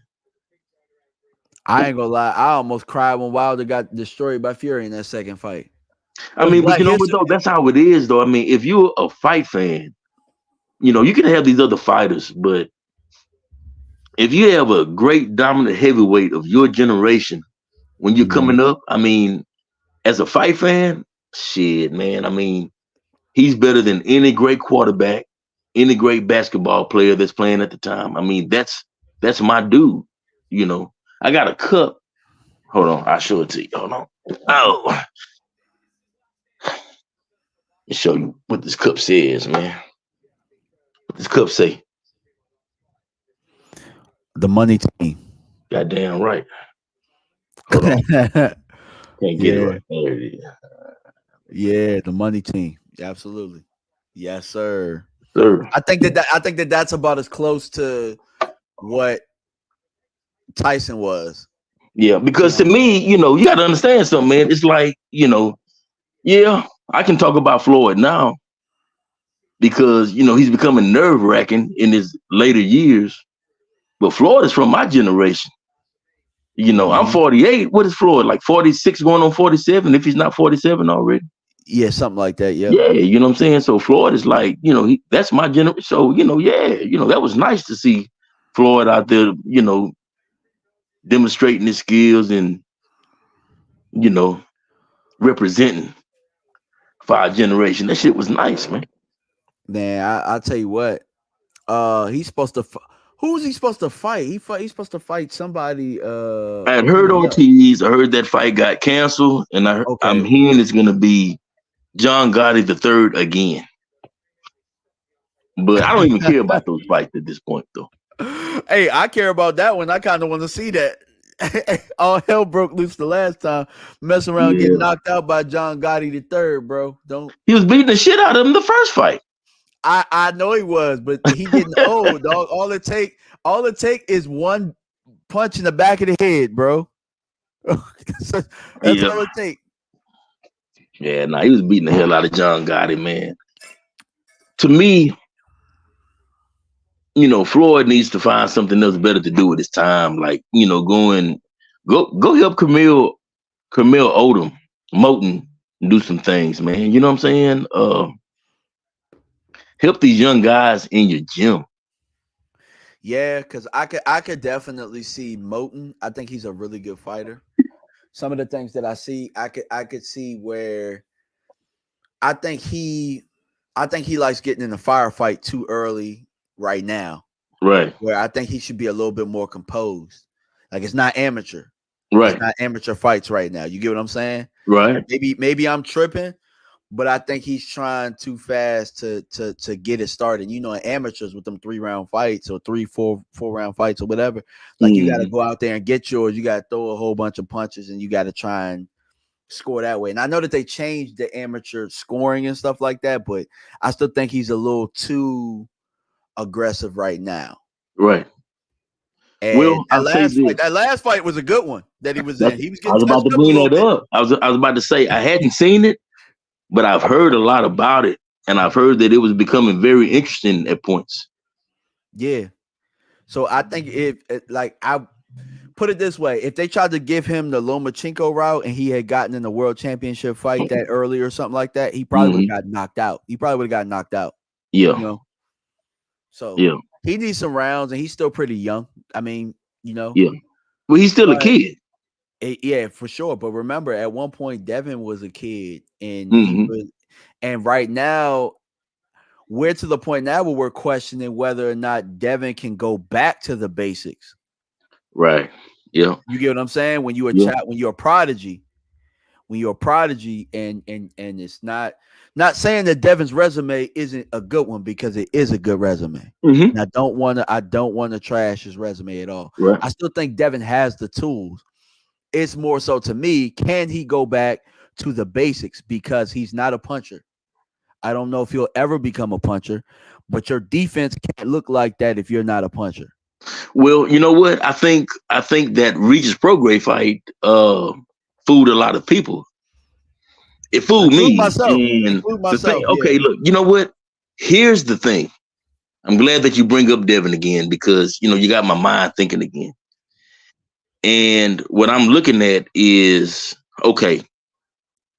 It's a conversation that we've been having in our chat, in our private chat, right? Yep. Amongst the guys. Yep. Okay. It's quite unfair to weigh in for a fight at 140 or 135, whatever, unless you're heavyweight. Yeah. It's quite unfair to weigh into a fight at 140 and then think that it's okay to come in at 165 when you're fighting a guy that's actually fighting closer to his natural walking around weight Mm-hmm. and think that's okay. That's not okay. Yep. It's not. Because you're not fighting. You're fighting for a 140-pound title at this point, but you weigh 165, and this guy might be a welterweight by that time. Yep. At the very least. Yeah. Almost. So look, it doesn't matter. So you had what's going to wind up happening is you're going to get a situation where you're going to get a Arturo Gatti versus Joy Gamache type of situation again, where Arturo Gatti damn near killed that dude. Damn. Because of the same, and if you don't know what I'm talking about, go look it up. It's on YouTube. Well, Arturo Gatti, I think they were fighting at 140 as well. Arturo Gatti came in weighing like a damn middleweight and completely stretched Joy Gamache. Sheesh. To the point to where he wound up suing, I forget what organization that was or what commission it was. But he got paid. Look it up. Joy Gamache versus Arturo Gatti. I mean, that was like a major thing. And, enough is not going to be enough until, there's a fatality behind it. Exactly. And the thing is, it's one thing when you have two guys that are evenly matched and they can pull that off. Like Floyd, constantly went into fights like that. Baldomir was way bigger. Canelo, you start naming the guys. They were all way bigger than he was. 15, 20 pounds plus bigger than he was in each fight going into the fight. But when you start putting these guys that have a certain talent in the ring with guys that are just not quite as talented, I'm telling you, man, it's a recipe for a disaster in the sport. Yep. You're absolutely right. So Cordina and what's his name? Anthony. How you say his name? You know how to say his name? Anthony. Yeah, I ain't even gonna try and say his name. I ain't even gonna butcher homeboy's name. Cordina versus but they're getting ready to fight now? Yeah, they're fighting now. Yeah, they're getting ready to fight now. So we got the IBF and the IBO super feather up for grabs right now. Man, look, we can talk all this trash about PBC versus DAZN and all this type of stuff. DAZN been putting together some damn fights. This is actually a pretty DAZN is shitting on PBC, man. You think they shitting on PBC? Man, look at what we got right now. This is a DAZN court. This is a DAZN pay-per-view. Yeah. As far as people don't like DAZN or whatnot. I mean, I don't know why. I love my DAZN. The only thing I don't like is that I feel like I should be grandfathered into it. I started buying DAZN when it was $9.95 a month, and I don't watch it go up to $19.95, and now it's $29. It might have went up again. Yeah, I was about to say Cacace. I don't know what they do last name. Yeah, but from what I understand, they have 150 fight dates, bro. Like 150 like events, bro. Like that. Yeah.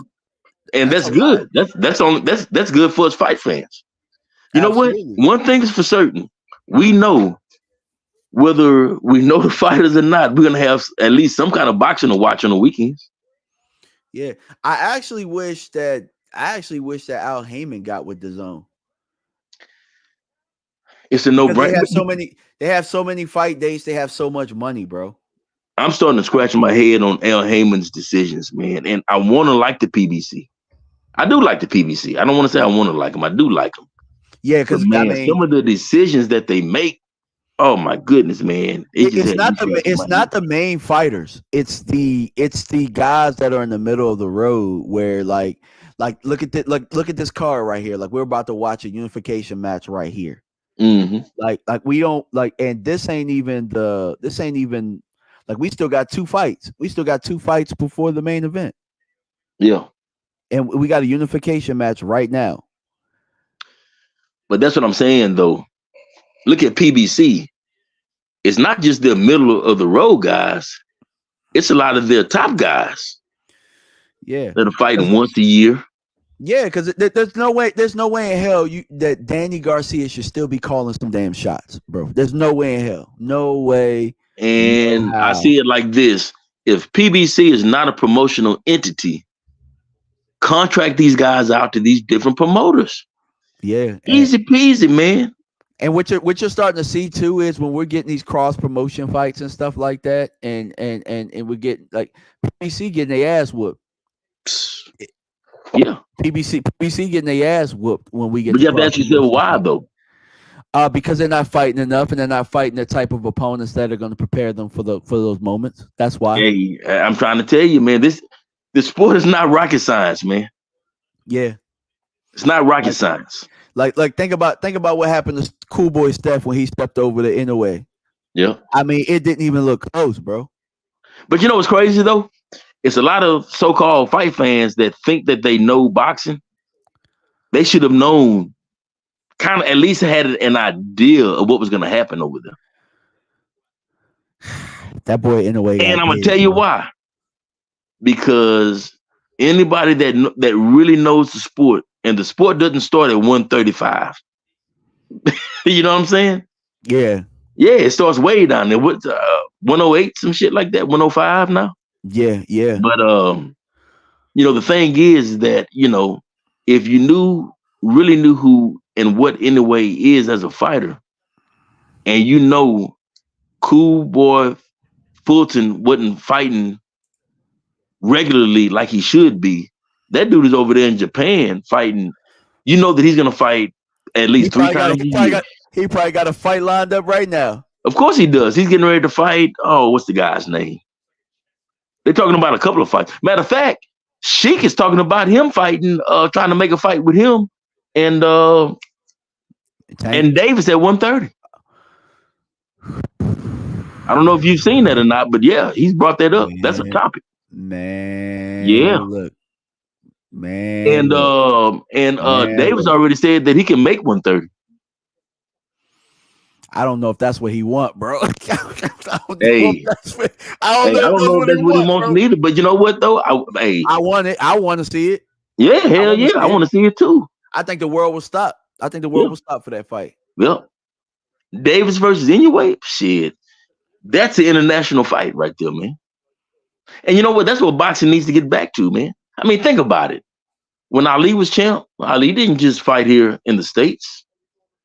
Well, he fought all over the States, but he brought fights to Germany. And I think in Gervonta, the fact that look, I think the WBA doing that crap. I think Gervonta, I think Tank had to try and save face, and then all of a sudden got rid of the rehydration thing. Yeah, but that ain't just come out of thin air, bro. But you know what though? I mean, I'm not mad at it though. I'm not mad at these sanctioning bodies having. I think they need to. I think they need to put something in place. Yeah, they need to, because what it's gonna do is gonna force these guys. Okay, well, I can't rehydrate to what I'd like to, so I need to move up. Yeah, yeah. I mean, because the next best thing would be to have same day weigh-ins, and if we start going to same day weigh-ins, man, you're gonna see a complete shift in boxing. For sure. Weight classes as far as like the names that are involved in them. Yeah, and Benavidez would probably be a cruiser or a bridgerweight right now. But you know what it would force fighters to have to do? Get in there and fight. They Yeah, would have to get in there and fight, or they would stay in the gym all year round for nothing. yeah, Like, what's the point of going to the gym and staying at 130 and you ain't fighting? yeah, Point. What's the point? Like, I might as well get my 3-4 fights in a year. yeah. It's just I mean, that's always been like a pet peeve for me to watch these guys weigh in at a certain weight, and then you know, like I know back in the days, HBO was real good for showing the same day weigh in of the fight, and it'd be like, man, just these major differences, and it's like, man, this shit ain't right, man. Yeah, I know. But there's always going to be that one person that's going to want to take up for their favorite fighter and be like, well, he made weight. That's all he need to do. No, no, it's not all you need to do. I mean, you need to walk into the ring something close to that Mm-hmm. at the very least. But, don't tell me that you're going to make weight at 140 and then weighing in at 165 the day of for a 140-pound title. Yep. You're super middleweight. So Yeah, absolutely. yeah, I Hey, don't respect that at all. let me ask you a question about these midday fights as Cordina and I don't even know what homeboy's name is. I can't even hear what his name is. Cacace, But some shit like that. Cacace? I guess I don't know how to say his name. I don't know neither one of these cats, to be honest with you. I've seen Cordina before on the undercard somewhere, and, I and follow both of these guys are undefeated. Yeah. Oh, good right hand. What's the question though? I was gonna say, well, how do you like these midday fights?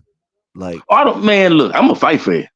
So, and my girlfriend was asking me about that last night, because she's heading to Louisiana with her family. And I was like, she said, well, what are you going to do? Actually, she asked me that this morning too. I was like, shit, my fight started at 11 o'clock Central Time.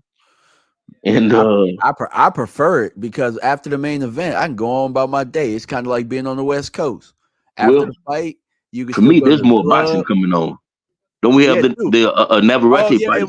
That's right. Yeah, we got the ESPN card, don't we? Yep. Yep. Sure do. So and I've had a long week at work, so shit, I'm gonna sit back, sip what I've been sipping, drink these Modelo's. Oh, you got some Modelo's over there? Yeah. Enjoy my day, yeah. I got some chicken that I'm either gonna go barbecue later on or bake. Make me some vegetables and rice and shit, man. I'm gonna enjoy my Saturday. I might go fishing tomorrow. That's right. You near the water out there, huh? I'm watching. I said that's right. You out near the water, huh? Man, I'm right here on the Gulf Coast. Mm. Oh, I didn't tell y'all this. I was in a tornado Monday, man. What? Coming home from work. Yep. I was cussing too, man. I was on 10, and all of a sudden, all the traffic stops. Like we had a dead standstill, and all of a sudden, everything turned black. Wind started just. I'm watching the trees next to me on 10 just going crazy and stuff. And so about another 30 minutes, the traffic started slowly moving again past the truck. Go to my Facebook page and scroll down. You'll see. I got some actual footage of the tornado. But it passed like within a mile of me in front of me, over 10. Damn. I couldn't see it because, it was a rain-wrapped tornado or whatnot. But yeah, it flipped over 18-wheeler. Sheesh. Yep. Man. Tore up all kinds of stuff. I was in Benton, Louisiana. So it was almost like you was in the movie Twister. Well, it wasn't that bad. But because it's like I was like on the outskirts of it. You know what I'm saying? Yeah, I got it. Because a tornado has like a perimeter, so to say, where you feel the power. And it's like I was at like, the outskirts of it. Gotcha. But it looked like a hurricane though. And we get those down here. So, and that's what that shit looked like. It looked like I was in a hurricane. And it happens a lot too, because like, what's the weather down like this? It's probably hot as hell, huh? Oh yeah, man. It's probably 90 something degrees right now. Yep. But we don't get a lot of tornadoes. Well, we've been getting them here recently. But and I was talking to somebody about that, and there's probably other reasons for that. I mean, I don't know. I don't think, not gonna turn this into no kind of conspiracy theory type of podcast. But yeah. I mean, now we would see water spouts out there in the Gulf all the time, Yeah, for sure. but not tornadoes though. Nah. Now what we would see was like land spouts. But a land spout and a tornado is two different things. A land spout looks like a tornado, but it's not as powerful as a tornado. Oh, good left hook.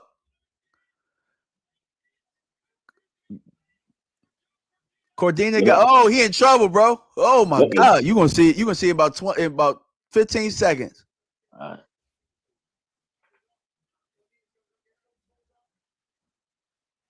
That left hook came out of nowhere. Oh, Oh he can't shit! get out of the way. He can't get out of the way of the left hook. Oh, they fighting, bro.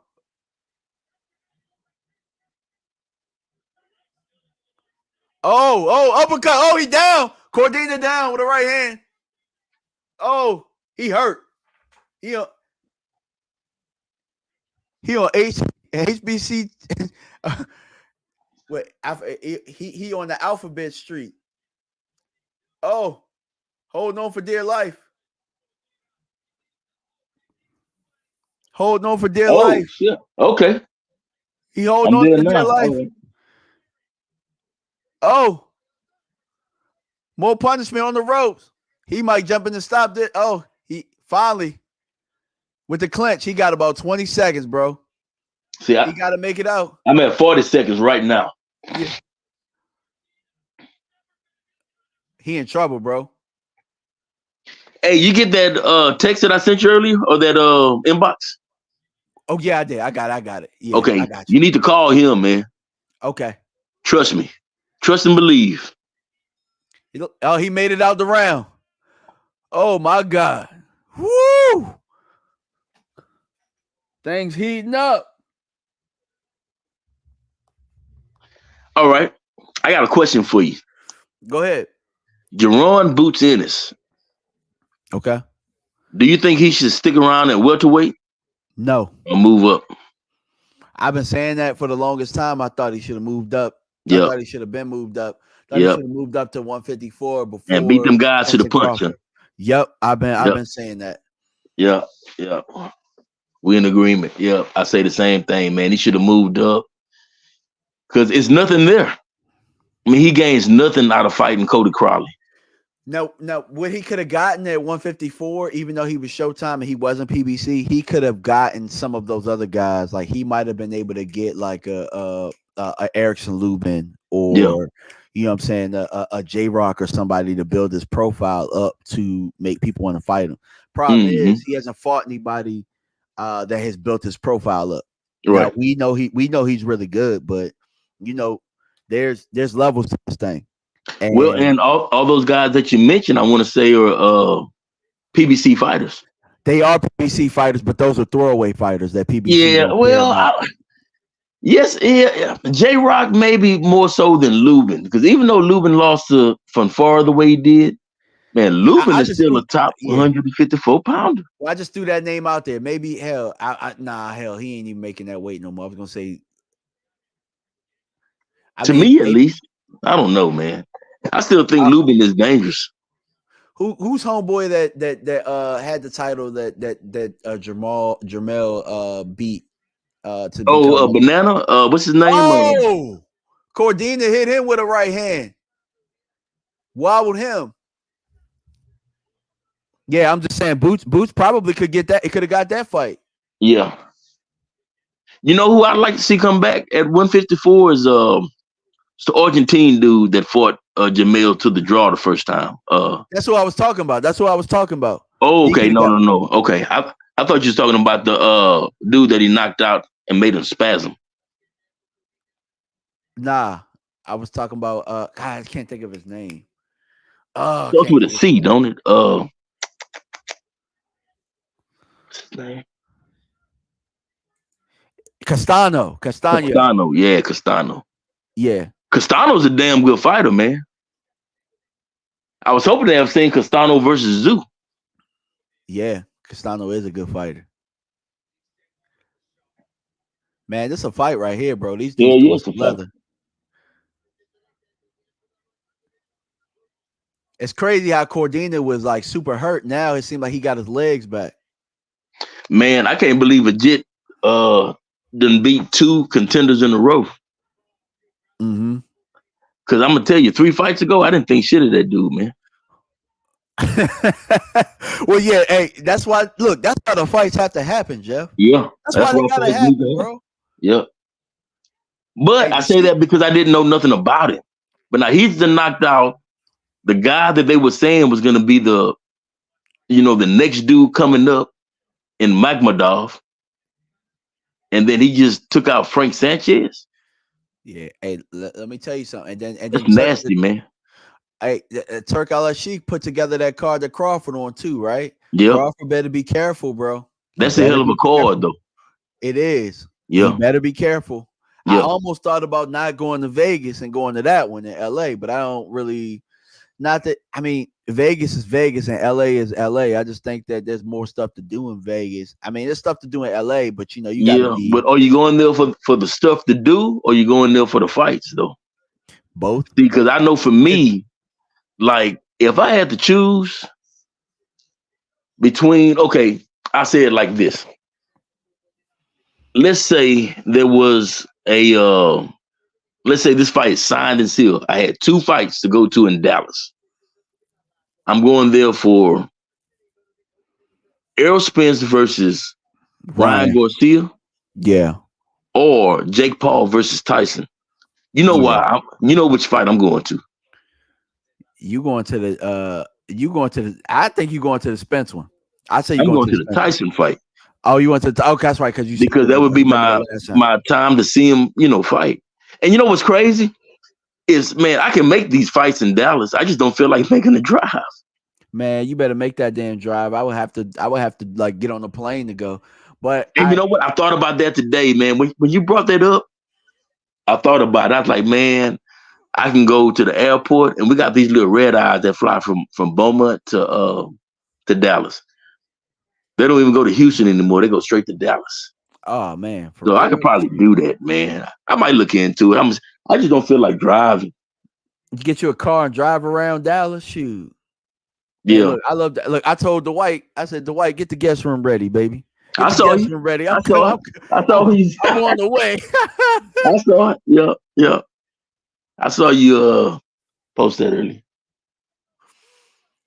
Yeah, but that's for Spence and that's for Spence and But I don't think that fight's gonna get made though, honestly. Man, that fight in Dallas, that would be nuts. That would be crazy. We ain't gonna make it out alive, bro. Man. I don't think that fight gets made. I mean, I didn't like the way Spencer looked in his training video with Marvis Jarvis. Oh man, he looked flat. He looked like he was off balance. I mean, all that stuff should be like muscle memory at this point. I would kind of favor Ryan to win that fight. That's what I'm saying. I mean, Ryan to win that fight. I'm not saying that he'll win, but man, I mean, I'm not going to sit back and say that he'll lose the fight neither. Spence ain't never showed us that he can really get out of the way of a punch. Yeah. And Ryan can punch with the best of them. And he's already. I think Ryan was probably close to 170 that night. I mean, but so was Haney. If Haney weighed 165 for Regis, I mean, there's no reason to think that he wouldn't as big. I've heard that he was actually bigger than Ryan that night. I'm just talking about there's no question he could be big enough for a 154 fight against. Oh, yeah, most definitely. Hell yeah. Okay. Now, if Spence come with that body attack, now But can he no, take no. Can he take those Ryder, shots? Ryder talking about fighting Spence at 160. When I saw the video in the car, he said 154. The fight's gonna Okay, happen I heard August 160. something.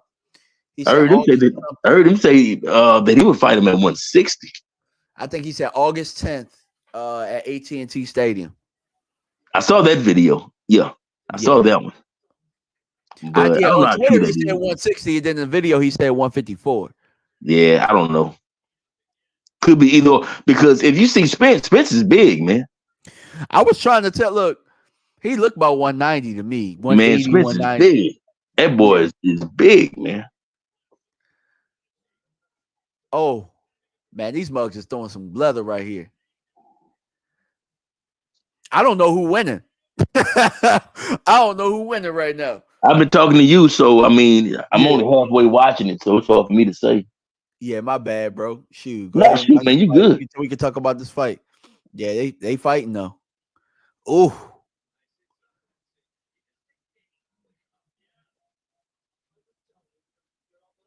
Cacace, or whatever his name is, though, I mean, he making a name for himself today. I can tell you that one. he did. He is because Yeah. I think Cordina was the heavy favorite coming into this thing. Man, that DraftKings is starting to. I enjoy betting on these fights. Like, you know what I was gonna do? I was gonna put $10 on. What was that bet that I was gonna make? I have to go back to DraftKings and look. What was That's why I picked Fury to win. I know it's 50-50, but I just have a feeling. How much you bet? I just did like two $5 bets. But the way that the odds was going, that like it was like plus. I think like my $5 will win me like $32 if On Fury to win? Fury to knock him out. And then That if he can wins happen. by points, it'll win me $11. So Hey, I it's bet $6 more than what you had before. exactly. So It's a pack of ground meat right there, man. That's why I try to look at things these days, man. I mean, inflation and everything, man, it's getting so crazy. exactly. Like I normally just bet, like I don't bet to win a whole bunch. I bet to keep things interesting. You know what I'm saying? Right. Like I'll do a whole bunch of like parlays and stuff like that just to see if they happen. It makes the games better. Oh, you betting DraftKings or I'd use FanDuel. FanDuel? Because DraftKings, it'll let you parlay, but you can't parlay like on the same event, or well, I only bet boxing mostly. So it's like I can't bet like let's say Fury to win and then have like a parlay at Fury to win by knockout. It won't let me do that. I get what you're saying. Like I put in two separate bets. Yeah. I put in two separate ones. So I be wanting to parlay little bets like that though. man, I got a feeling that Cordina gonna catch him in between the shot because Cacace, he's throwing punches and he's landing, but they're wide. I think he's gonna get caught right on the chin. I don't know. I'm kind of liking how Cacace is throwing his shots though. Yeah, that uppercut, he is not. Oh, I see what you're talking about though. I just saw why you said that though. Yep. As soon as I said that, here comes Cordina with that right hand. And it don't look like it can miss neither. All he got to do is time it up right. Mm-hmm.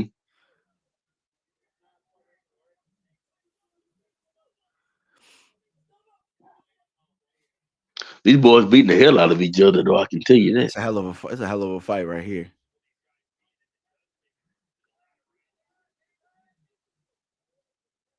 I need to call Michael too. I need to check on Mike. Man, I've been trying to get him to get on these streams and stuff for a long time, bro. I sent him the link today. I know what it is. He's working on his comic book. Is it the comic book or is it his counseling?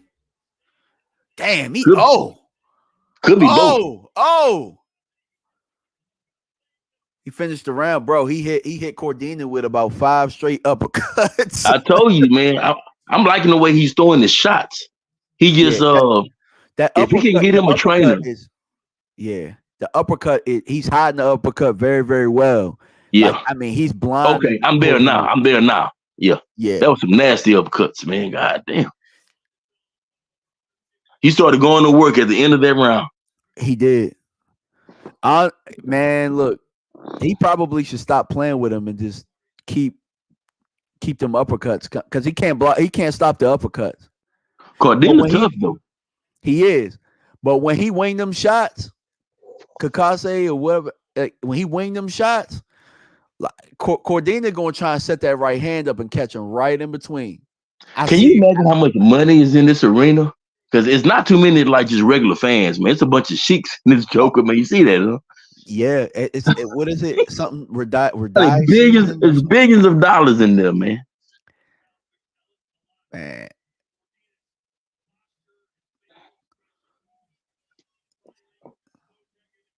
This shit is like it's like Rock'em Roman Sock. Coliseum battles for these dudes over there, man. Yeah, Let's get these peasants over here to yeah, that's how they look at Wilder. Like let's yeah. let's get this peasant to entertain us. That's how they're looking at all these cats, I think, man. Let's get these jokers over here to entertain us. Yeah, let's pay them with peanuts. We'll throw them 20 million. Here you go. Oh, man, Cordina's taking some serious punishment. Even if he somehow come with it, I think he's losing. I think he's losing big time. Oh, good right hand by Cordina though. I see the ref is looking though. It's like Cacace gets him to these points to where the ref is like looking like, okay, one good clean one and I'm gonna step in. I think Cordina's so hurt, but I think he trying. I think he banking on the knockout. I see what he trying to do. Yeah, but he's taking too much punishment and trying to do it though. I see what you're saying too, but man, I mean, you can only take so much punishment before the ref has to be able to say like, okay, enough is enough. You know what I'm saying? Yeah, because he's taking a beating.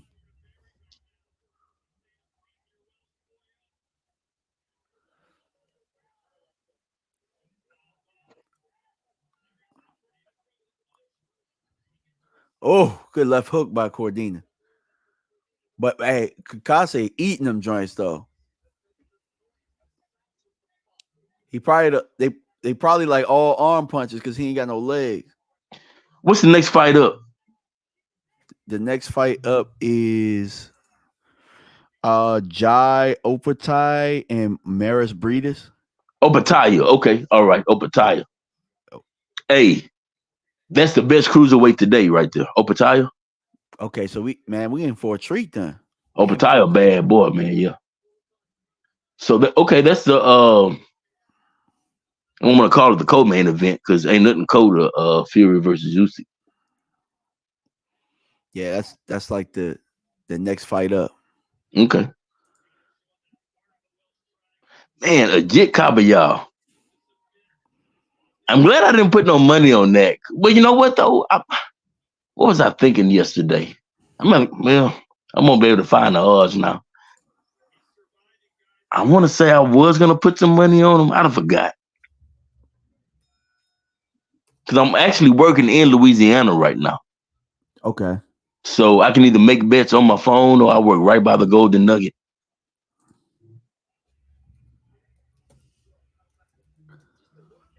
I tell you what, I'm happy that this fight is going the way that it's going though, because I mean, if all else fails, at least we got this. This looking like it's going to be one of them classic fights that we look back on and say, "Yo, like they might give us like a classic round of the year coming up or something like that." Man, this whole fight card has been good. It has been. And I don't know if you watched the prelims on YouTube earlier, but I watched those too, and they were good. It's like the Sheik is like he has to be his own matchmaker. He probably don't even make money off this stuff. He probably just like this is probably a hobby. And you know what? And if that's the case, that's good. Long live the Sheik. What's going on, Vic? What's going on, Vic? Bro, I should send you a damn link. I should send them Was a that link. Vic? I probably would. Yeah. Bring Vic on. Let me see if I still got his email.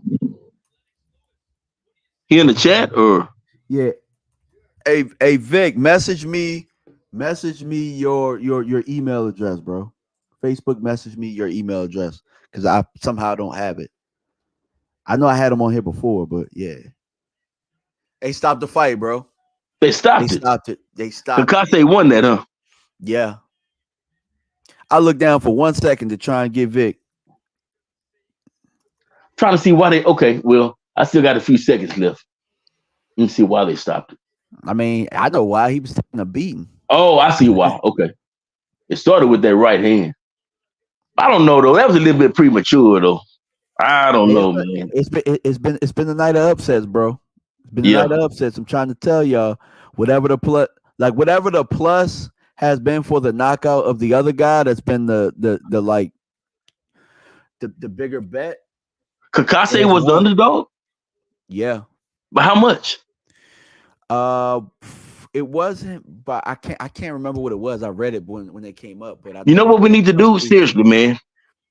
We need to start us up, whether it's in our group or get some cats together that really, and me and you, we actually need to talk off camera about this because I got some things I want to say.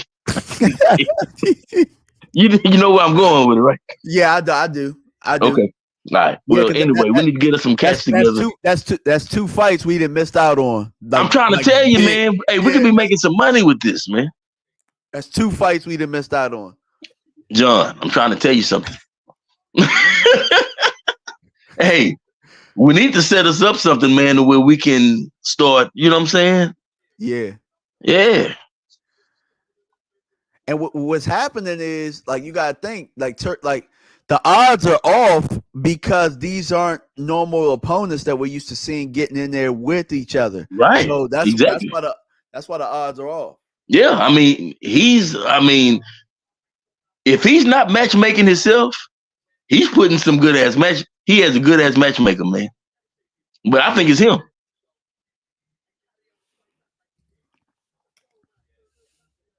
Ooh.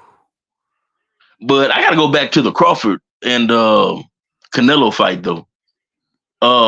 It was really looking like we might see that, and then all of a sudden, Sheik drops that bomb.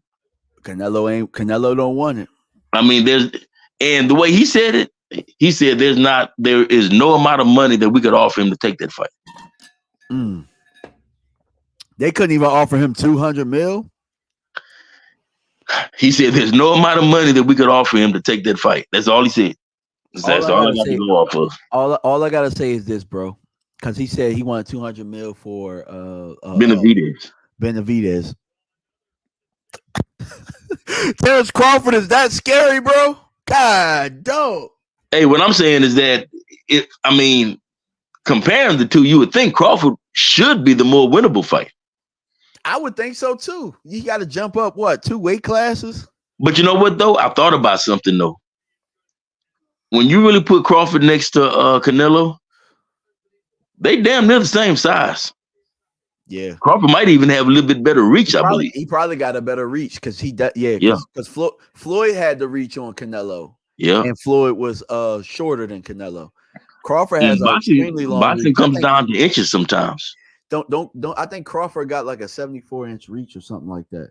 Yeah, or something crazy. That's a hell of a reach on the welterweight. 74 inches. I mean, think about it. Lennox Lewis had 84. That's a heavyweight. No, I'm saying that. Yeah. They got him on BoxRec. They got him at a 74. Yep. Yeah. 74. Floyd. That's a long ass. Look up Tommy Hearns. What was Tommy Hearns' reach? I think Tommy Hearns was like I want to say he was like a 80 or something like that. Tommy Hearns had a heavyweight reach. Or it might have been like a 79 or something. It was something 78. You had him at 70. They had him at 78. So I knew it was something like that. Because you got to kind of think, man. Tommy Hearns. Look at that. He plus went from 1400. Plus 1400 was the stoppage for For Cacace? Yeah. Oh man. Yeah, man. We need to start this up like a little group where we discuss these fights coming up, man. Yeah, because I had never But seen I'm talking any about, one of these fighters I'm fight. talking about a serious group, John, Yeah. I mean, so, that can actually give us an edge on these fights coming up. I'm talking about bringing in people from like the UK that actually see these guys, man. yeah, because this dude was, I mean, he was undefeated, but he wasn't the favorite. So it's like that has to play into play into something, bro.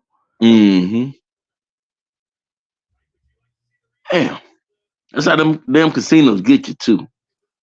Cause I looked at these fights, but I was like, man, I don't know half these motherfuckers. Now I knew Kabayel and Frank Sanchez, but I figured I knew what Kabayel did in his last fight, and I'm sitting there thinking, man, okay, well, but it's still Frank Sanchez though. Cuban, get the They've edge to already Frank. BoxRec has already changed the rankings because I remember Kabayel was number 5, Mm-hmm. and then Frank Sanchez was number 9. Kabayel is number 4 right now. Frank Sanchez is down to 22. No That stuff. Okay, well, shit, they own it that today. quick. They own it, bro. They are on it. Anthony Cacace. Joe Cordina. Now, where do I know that name from? I know he's out the UK, right? Yeah. That's why you know him because he's been on these. He's been on these. He's been on those cards. DAZN course. That's exactly why I know him. Yep. Let me see who he's fought. Yeah. Nah, you just know him from being on the zone card. You don't know him for anybody he fought with. Yeah.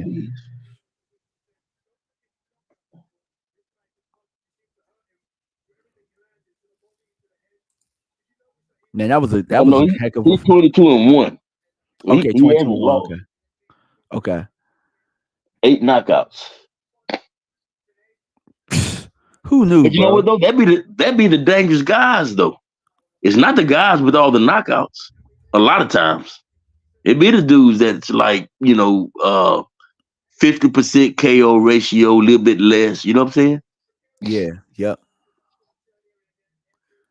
Because they know how to get out there and actually work. I mean, and the dude did have a title. He had to get it the hard way. You know what I'm saying? Like, mm-hmm.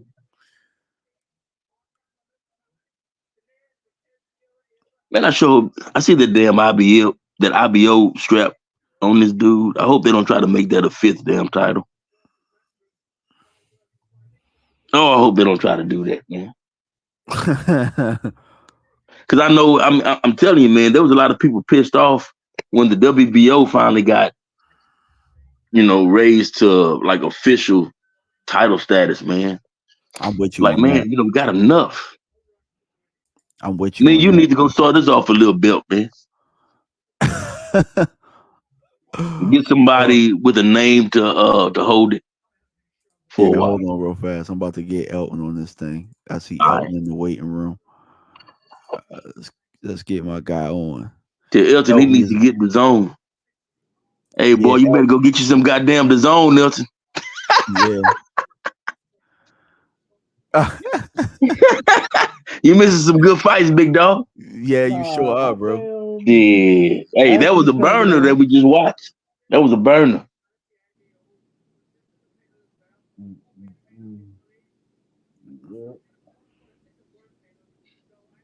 Yeah, the ref was drunk though, but it was a good fight. Oh, okay. You sneak watching right now. I thought you had to water some water. Yeah, you was watering water earlier. Water. or was you boiling water? I think it was boiling water. Nah, I had to paint some rocks. That's funny as hell, bro.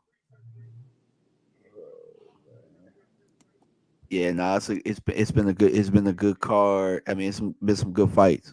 It's been a damn good card, man. So we got the Opetai next, and then the main event. That's the only thing I hate about these Saudi cards. These motherfuckers be 10 hours long. I'm like, come on, I ain't got that type of time. Yeah, but they ain't got. I guess the thing that you got to worry about is, look, the peasants are in there entertaining the rich folks. You know what I'm saying? Like let's throw them a crumb and watch them fight for their titles. Let's get a unification match in here. Tyson looks in hella good shape, bro. Yeah. Oh yeah. He knows what's all on the damn line tonight, man, or today. I think that's gonna work against them. Being too light. Being too light. Yeah. Because it almost makes you think that he's gonna try to box with him. Yeah, because you Yeah. ain't. If Yeah. you coming Almost. in light, Yeah. you aren't coming to be heavy. So I mean, but If he's to box with him, he's gonna have to keep him. He's gonna have to keep him at range. If he can't keep Usyk out of range, he's gonna have to go to Plan B, whatever that might be. I don't necessarily think he had to be heavy for this fight. The reason I say that is I think maybe he's preparing for the volume that maybe Usyk might try and implement on him. You don't want to be a sitting duck for that. Say that again. I say he might have been preparing for the volume or the pressure that Usyk provides. That might be why he's lighter, so he can kind of move around a little bit. Hmm. It might not be to try and box with him. It might be to kind of, to be in cardiovascular shape, because Usyk, even if he's not throwing punches, he's still moving. He's still, what I'm saying, slipping angles, using the Yeah. whole ring. So might I just think be. Usyk got way better feet than Fury.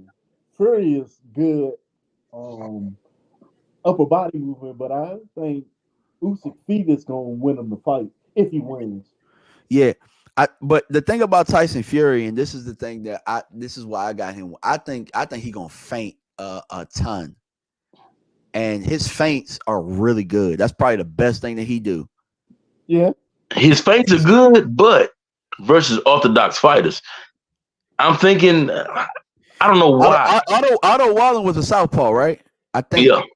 Yeah, and he got cut in that fight too. I got a feeling that the southpaw stance of Usyk might cause him some issues, man. I don't know. It's just because I mean, I want to favor Fury, but man, I don't know. that The is my thing. I southpaw, actually want to the favor southpaw Usyk, but I'm stance, like, southpaw they both got to stance. find a way to win.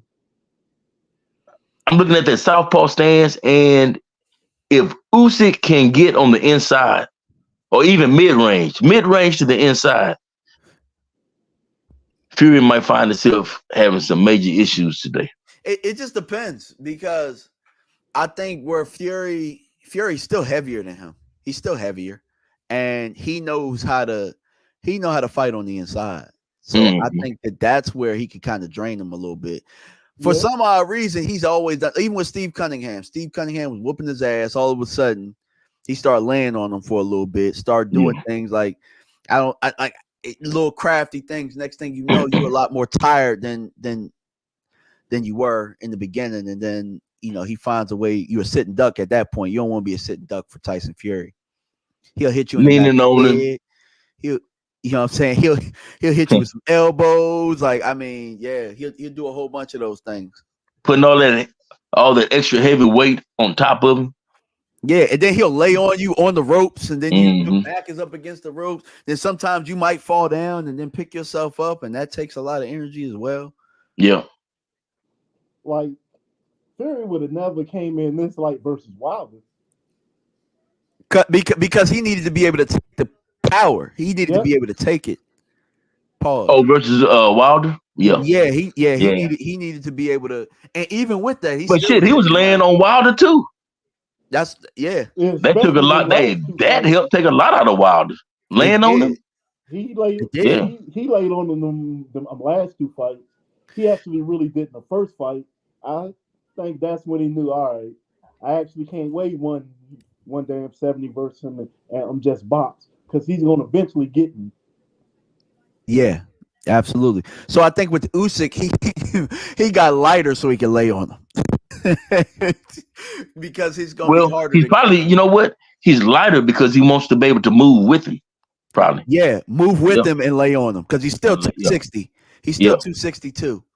And Usyk is what, 223 or something like that? Yeah, 223. Yeah. So Yeah, He they gonna got have to they be got able it to big. box wrong. tonight. Yeah. He gonna have to be able to box tonight. He just ain't gonna.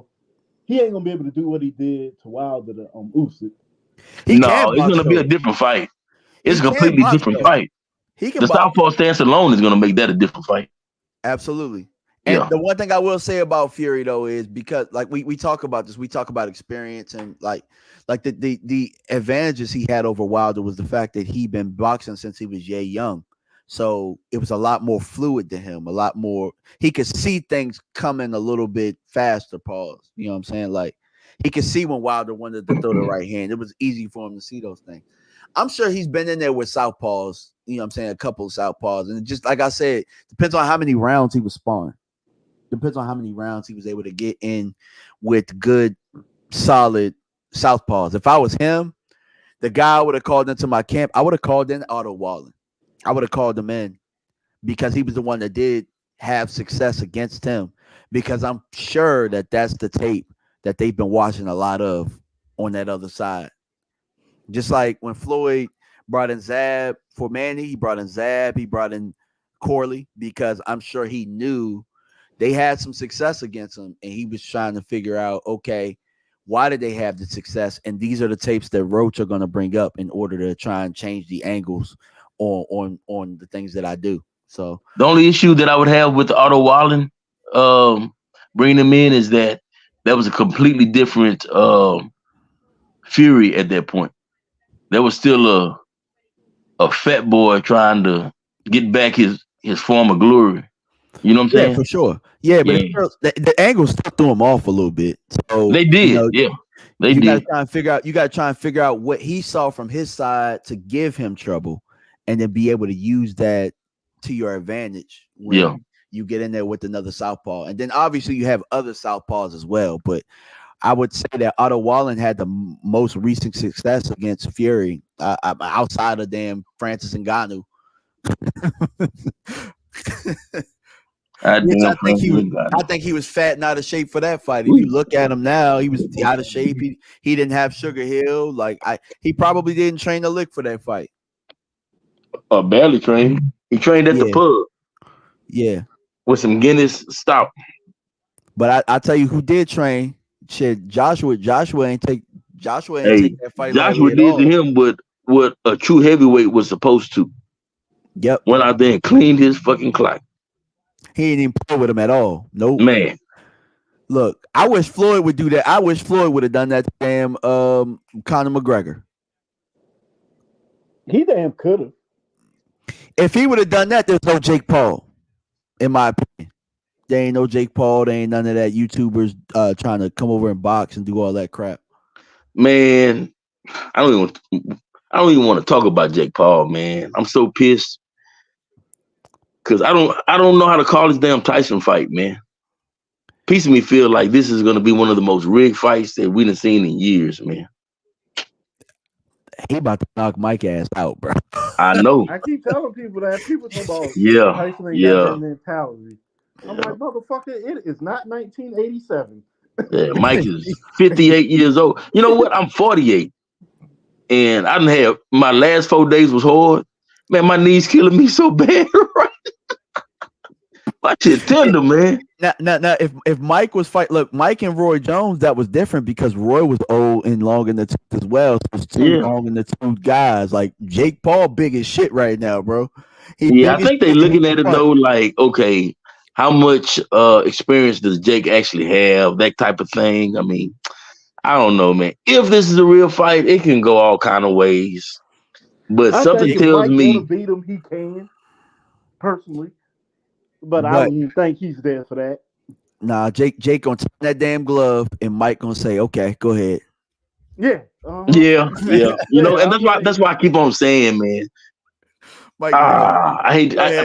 I hate to see Mike go out like this. And it's kind of why I don't want to go to it. Like Silva. Silva pissed me off with that. Like, come on, bro. Because Silva can box. If Man, anybody was gonna beat him, it should have been Anderson Silva. yep. Silver went out that joint, got dropped. I'm like, oh my God. Here we go. Yep. And he actually And- has a boxing background. Yep. He just chose MMA. Crazy the thing day. is, Jake, Jake, look, they canceled the fight with Rockman Jr. Jake probably would have won that damn fight. He probably would have won it for real. Man. Shit, he was gonna take a Rockman dive Jr. too. Huh? What you say, Elton? I said he was gonna take a dive too. Yeah, he was gonna take a dive too. Yeah. Yeah. This is all dives, man. Hey, I told you all about my boy, huh? About Who? Andre August, right? Yeah, I told you, John, right? Taking a dive. Nah. Yeah. Damn. We're on YouTube. I ain't gonna say. I'll tell y'all in chat. Okay. I ain't gonna put that on. Bet. Yeah. Boxing chat live right now. I keep on forgetting we live, man. I'm Twice he took a dive. in the chat. Do what? Blink twice if he took a dive. Shit, man. Everybody taking dives, man. I just say it like that. That's it. I thought I told you about that, John. Nah. We'll talk. And Nelson, Okay. we'll talk later. Yeah, nah, we leave that shit there alone, because I mean, I'm not saying that Jake wouldn't have beat him, but not like that though. Not like that. Nah, not like that. I got you. Okay, Yeah, I nah. got you. Okay, I got you. Yeah, and look, I've been wanting to think that those contracts and stuff are real, where it's like you can't knock them out and stuff like that. Like Floyd almost messed up. Floyd almost messed up the bag when Logan was draped out. Like, oh yeah, and he actually held him up. Yep. Oh, they held him up. Hey, Yeah. get your ass up. It ain't even get up. I ain't even hit you that hard. Yeah. Oh man. Like I ain't even hit you that hard. But Man, we need the rest of the crew in here, man. What's everybody else doing? We need everybody else up in here, man. Where's Dwight and Reagan and everybody else? All right. Oh, okay. Vic sent me his email. Hopefully. Yeah, Vic. Vic was supposed to have been in there. shit, talking about a fucking Let me hit up. Let me see. exhibition. I'm seeing Floyd fighting Victor Ortiz again. No, they got canceled. Yeah, that's what he just said. He's fighting John Gotti III rematch. Yeah. Somebody gonna get shot at that fight. My boy Action Jackson. I hate to see my boy Andre go out like that, but I'm glad he got in there. Who that? Action Jackson said he Go about Andre August. Yeah. Yep. Yeah. I graduated with his sister, man. I mean, I know the whole family. Yeah. Yeah. That's a fighting family, though.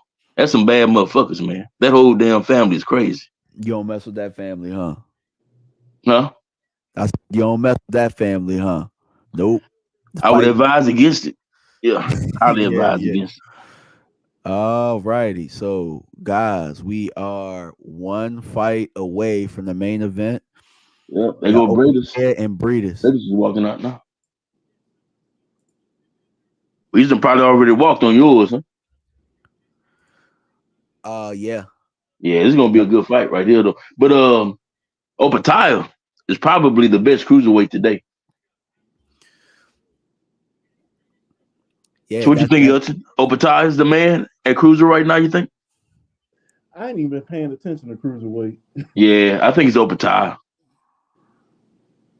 Well, I guess we're gonna find out tonight. But shoot, hey, what's the odds? Let me check these odds out, bro. Because if I say damn like plus 800 for the other person to win for KO, I might put in a damn bet. They haven't closed the bets on your thing yet? Let me check. Look, on FanDuel, that's the only thing, bro. On FanDuel, they only put the main fights up. They don't put. So that's the one thing that I hate about it. DraftKings put every damn thing up there. Yeah. Yeah. DraftKings, they have all the undercard fights, all that. Damn, I didn't know the Preakness was today. The what? I didn't know the Preakness was today. Ain't that? I think that's in Maryland, right? Elton, Baltimore. Baltimore. Yeah. Mm-hmm. I Man, need to y'all go know to a. what movie me and my girl watched the other day that was damn good? What's that? Monkey Man. Have you seen it? Nah, I've heard of Man, it you need, though. hey, man, y'all need to check that out, man. Monkey Man. I thought that shit was like a little Mighty Joe Young type movie, man. It's you just have to watch it, man. Okay, Good Opetai movie. is walking to the ring. Yeah. Yeah, Yeah, you that's said where I'm at. monkey. Did you order the fight, Elton? No.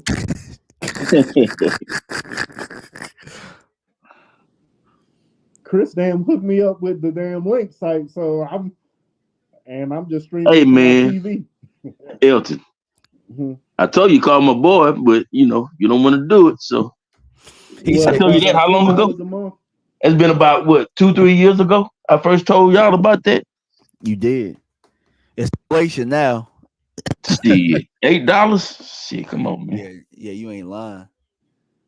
You is not lying, bro. Cause I ain't gonna see it. I mean, it's a tax write off on my YouTube channel, so I ain't tripping too bad. But yeah, you know what I'm saying? Like $70 is getting too hefty out here. $70. $8 a month. Yep. $8 a month.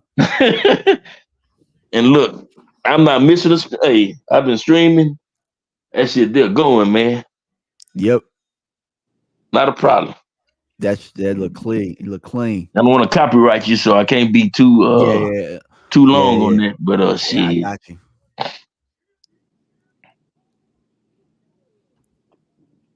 No, but this dude here trains with Fury. He's one of Fury's top sparring partners. Opetai. Okay. Yeah. And from what I hear, gives Fury a lot of times more than good work. That's good to know. Yeah. Oh, you're a bad And motherfucker. Hey, Fury has a pretty damn good camp, bro, because he be having Joseph Parker in there. He be having him in there and some other guys. Ooh, something else to think about. I'm not sure. I think he got rid of Sugar Hill. No, Sugar Hill was at the press conference the other Oh, was day. he? Okay. All right. Yeah, All right. I'm trying to tell y'all, bro. He taking this fight serious. He was not playing. He got Sugar Hill back. And then they talked about the legendary Kronk Gym and what this means to if his uncle was here and all that stuff. Yeah, he was at the presser. That's what I'm saying. Jim Lampley talked about not to cut you off. I was watching the interview earlier when the broadcast first started. Like, because you don't want to tell me it started at 11 o'clock. Because you remember this morning, I was like, man, I got up, I can't go back to sleep. Yeah. Well, I finally went back to sleep. I got my rest. And so the broadcast started, and they were interviewing Jim Lampley, and he was talking about a dinner that he was at, because him and Emmanuel Stewart were like real close. They were like this here, and he was like, he asked Emmanuel Stewart, he was like, well, he called him Stewie. He said, Stewie, why did you bring Tyson Fury to your gym? And he said, Emmanuel Stewart looked at him like he was a big oaf, put his fork down, and looked at him dead square in his eyes and said, that boy's going to be the heavyweight champion of the world one day. He said, no doubt about it. And he said, not only will he be heavyweight champion, but he's going to be undisputed and more than likely undefeated. So that means he's going to be. So that means he winning today. He winning today. That means he winning today. We'll see. I tell you what, he wasn't wrong about him and Wilder. Yep. Wrong. Yeah. I told you about that, right? He said the two heavyweight champions of the future was going to be Fury and Wilder. Yep. Emmanuel Stewart left a lot of gems, man. Yes, he did. He said a lot of stuff that was Emmanuel Stradamus. We got John Tradamus, and then there's Emmanuel Tradamus. Do you remember? I remember the Floyd and Shane fight. Do y'all remember when they walked out? He said Floyd looking bigger than Shane right now, and everybody thought he was crazy. He was like, "Nah, he just looked physically stronger than him." Yeah, I don't think Floyd was actually bigger than Shane that night, though. I don't think. I think he looked stronger. I think Shane looked a little Would you bit say, more. Elton? I said he was way stronger than Shane that night. Yeah, he was stronger. Hey, you know what? And that's just it, though, man. People didn't give Floyd the recognition that he deserved for as strong of a fighter that he was. I mean, people talk about how he wasn't knocking people out and all that. I mean, he had brittle hands, man. He prolonged his career by, changing his style, doing what he needed to do, and it was effective. And it probably actually saved the O in a lot of those fights because he had to fight a lot more controlled fight, more calculated fight. So with Opetai, was he in the camp with Fury for this fight? I don't know about this one, but I do know that he has been with Fury for several past fights for sure. Yeah, he was. So I seen an article where it's like, did Jay Opetai knock down Tyson Fury in sparring? That was in January of 2024. So yeah, he was sparring with him. Yeah, Opetai's and for me, he came out of nowhere because I just heard certain people talking about him, and I'm like, okay, well. And then I, started watching him and getting film study of him, and I'm like, man, this dude here is bad, man. I mean, he can actually fight. Hey, man, I'm seeing everywhere that he dropped Tyson. So yeah, like I said, that cut happened. He said, yeah, let me go on ahead and change my nutritionist and everything. Because I'm looking at him right now and the way that he's moving, this might have been some really good work for him, bro. Let's see here. Turn up my volume a little bit. I don't want to mess up your He was happy.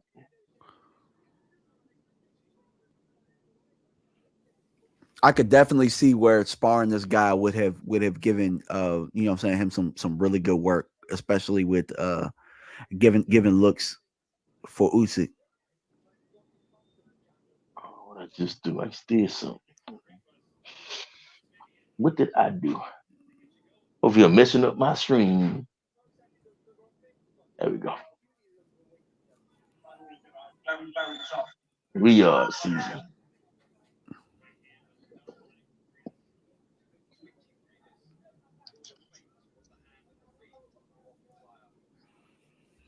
Wasn't Briedis like a world-class fighter at one point? I think this is like his last hoorah or something. Yeah, Briedis was he was a strong cruiserweight champion some years back.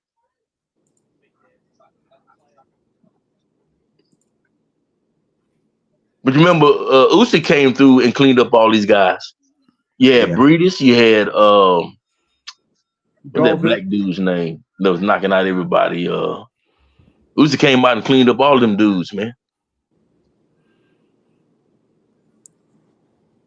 Not Briedis, but Usyk. Yeah, Usyk. He lost to Usyk by majority decision in 2018,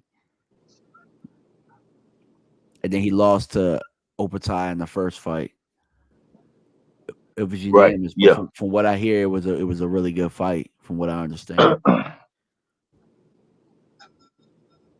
that's what they were saying they were saying that in the broadcast earlier. Mm-hmm.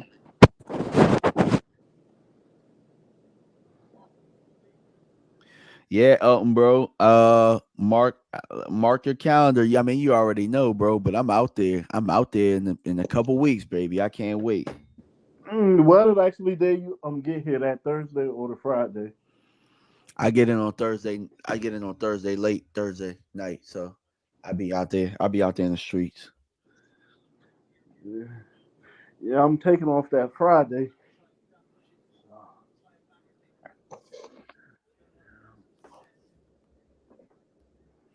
Oh, you already know what it is, bro. We gotta hit the weigh-in. for sure, for certain. Got to hit the weigh in, and I got to get up. We got to get up with the boy Jay Tuck, man. You know Jay Tuck. Wherever Jay Tuck go, that's where the party is. Who is Jake Tuck? That's my guy who he's also a Cowboys content creator, but Mhm. he also is in with the Kansas City radio scene, gets credentials and stuff. So he actually interviewed for the Canelo fight. He, you know what I'm Mhm. saying, it wasn't just the Canelo fight, it was another fight before, but you know what I'm saying, he has now grown fond of the PBC family. So got in with Leonard Ellerby. He was in on the tank presser with Frank Martin and stuff like that. So Mhm. yeah. Yeah, Tuck is a good person to know. See it, CFO Sports on YouTube. CFO Sports. My guy. Send it to me later I on. got you. I All right. got you.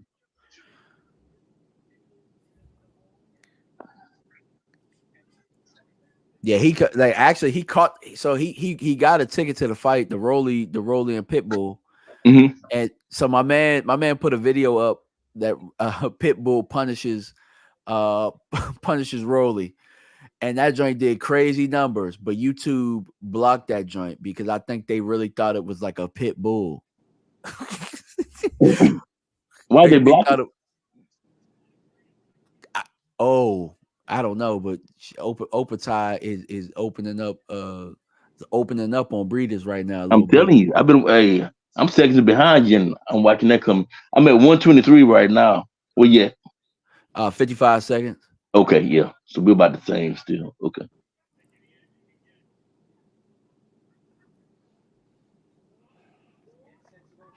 Yeah, I think once he figured out Briedis, he keeping him on the back foot. That's when, you know what I'm saying, like Briedis ain't gonna get his head off the center line. Hmm.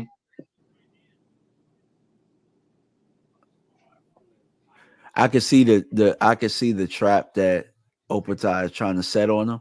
He trying to get him to walk into that right hook. Hmm. That's how I fight as a southpaw. Like, I'm Mm, a right hand southpaw. So yep, mm.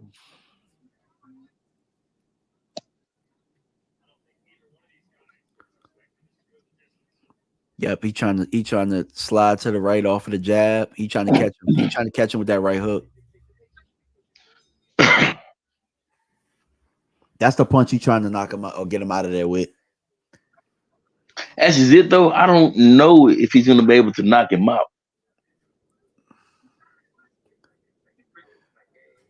That's it. Yeah, because he is tough. You know what I'm saying? But I can see that's an emphasis in his game plan right now. Oh yeah, He yeah, keeping him honest with that straight left hand so that he can try and get him to walk into that right hook. yeah. So He better not try to force it though. You know what I'm saying? yeah, for sure. Yeah, because what Breedis is doing is, which is pretty smart. Whenever you get whenever you get orthodox versus southpaw, you know what I'm saying, the straight right hand, and that's how he's trying to keep him at bay. Yeah. Is when he is throwing that right hook, he trying to throw that straight right hand right down the pipe.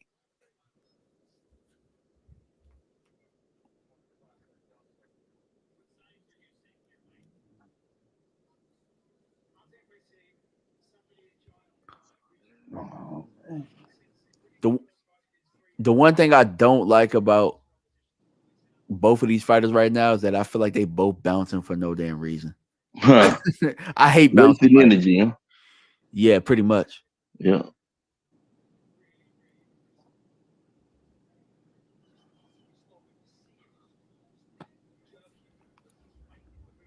But that's a Euro thing. It is. Because I forget what other fighter on this card I was watching do that same thing. I'm like, why is he bouncing so much? Because Ricky Hatton was like that.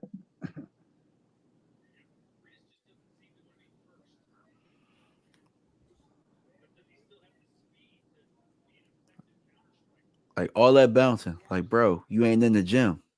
You're going to You know what I'm burning saying? your Like you damn ain't. legs out. Yeah, exactly. You ain't jump roping, bro. It'll stop by the 6th round. Them legs start feeling some fatigue. Oh, good straight left by Opetai. Man, I don't want to see this go all 12. I ain't gonna lie to you. Me either. I want somebody to get knocked out. No shit, I'm ready to get on with this. But you already know, even if somebody get knocked out, they gonna still take their time. Yeah, because they still got to get them ready in the back. Yeah, I got you. But I'm like, if shit, it might as well go 12. Yeah, I ain't gonna lie I to will y'all. say this though. I will say this, and you know, John, you've been watching these Riyadh fights. You might be able to attest to this. They get them out of there, out there. Yeah. You go from the next fight to the next. They might, you know, give like an extra 5 minutes, but that'd be it. Yeah, now you're absolutely right because these Yeah, fights they have get been them out of there. going. They've been going like Yep. Cause I remember that damn Fury and Ngannou fight. I'm like, damn, it's about an hour and a half from the co-main to the main event. I'm like, and you got to remember, like I'm looking at FanDuel has the fight at 6:30, so you know they're gonna have about 1 million freaking anthems out in that country. Man, it's some money in this arena though. I just know that. Yeah. All them damn headbands. A million of them, man. Shit. Them boys out there. Yeah, and representing. hey guys, if you just joining this, you know what I'm saying? If you just joining this, you like what you see, you know what I'm saying? Hit that like button, man. Let's get this algorithm up a little bit, man. Also in the chat, man, y'all don't gotta be quiet. Y'all ain't gotta be quiet. Y'all can talk, y'all can ask questions, y'all can talk shit. Don't matter, bro. It's not fight night, but it's fight day. Damn. I don't know where Jeff went. Jeff phone must have died or something. I'm gonna tell you, look, I'm taking it. I gotta take a bathroom break before Fury come out because I know Fury gonna take all damn day. I know it. oh, you know, he probably gonna get carried by some damn chihuahuas or some shit. He gonna get carried by the sheiks. Exactly. They gonna carry him out there. I'm trying to figure out like that motherfucker got to be. Look, he almost 300 pounds. Like, where did they find these strong ass people to pick his big ass up all that dead weight? Oh, Cristiano Ronaldo there? What? Sitting next to Joshua.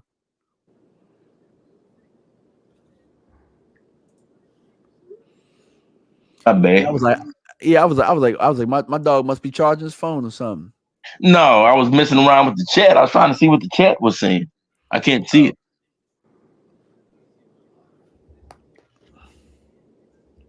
Yeah, they need to bring their ass in here. How many people's watching right now? It's fluctuating between like 10, like 6 to 10. Okay. Yeah, I expect when the main event hit, it's gonna probably be like a whole bunch. Like Oh when yeah. we did the post fight, Yeah. it got up to like I think like 60 people at one point. Okay. Like a steady 60 where people Yeah. just watching us talk. Yeah. Which ain't bad for starting out, you know what I'm saying? No, heck no, it's not bad at all. And then when I looked the other day, that post-fight video did 4,700 views, bro. I was like, God, dog, not bad for the first one. Mm-mm. A lot of it probably had to do with the result too. You know what you need to do too, man? If you're gonna start going to to these different fights and everything, man, you need to start putting in for your credentials. Heck yeah, man. Yeah. And truly, you don't want to watch these fights being credentialed, especially in like T-Mobile. They sit your ass all the way up top. You're like, Yeah. I rather. I mean, you know what? I've had this conversation before, and you guys knew I used to cover for Boxing Socialist back in the days.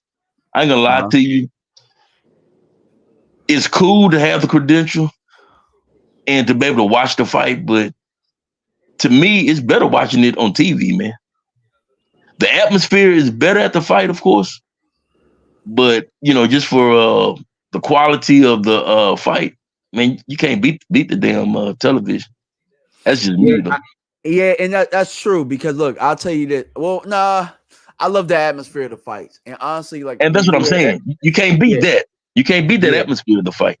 you cannot because You I'll can't. tell you this, like a lot of people, like I went to Fury Wilder the third one, and a Mm-hmm. lot of people watching it on TV. They thought that Fury was just like dominating them, but he wasn't in real time. Yeah. And right before he knocked him out, Yeah. Wilder hurt him right before the end of that round. I think it was round 10. Yeah. Mm-hmm. And he had him on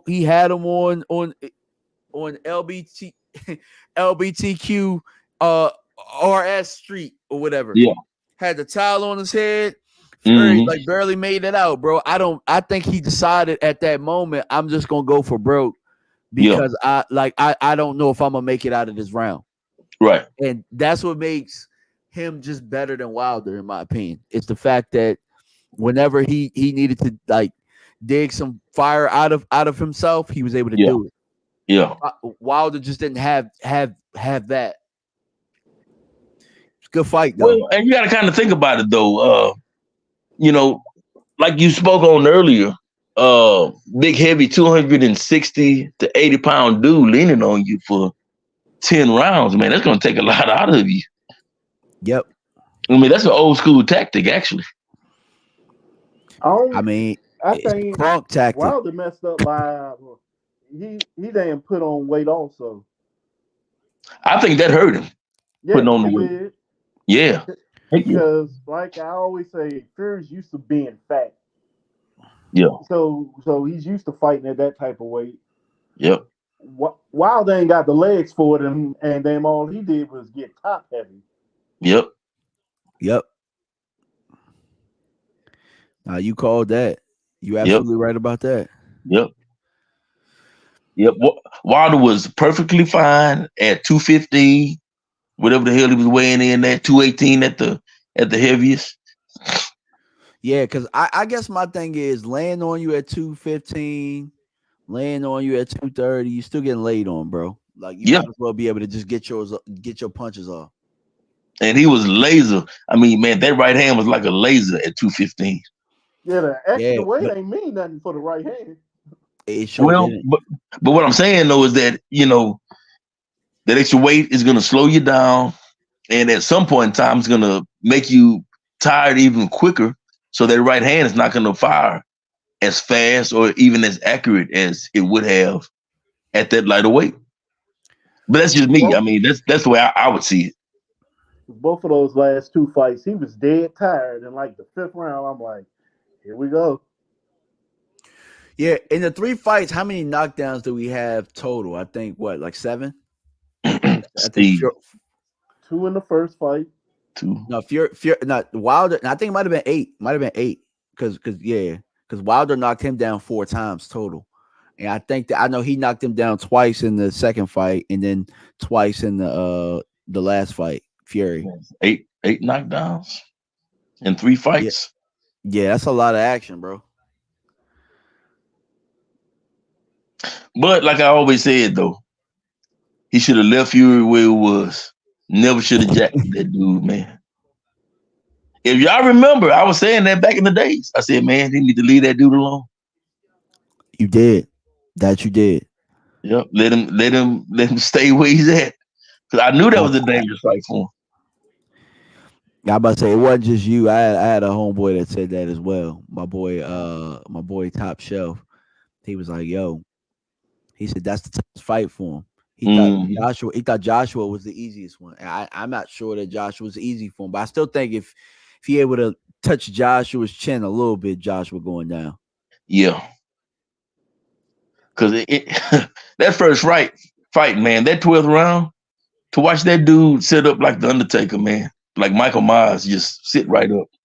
I said, oh, man. Although you can argue that was with the ref's help, but still.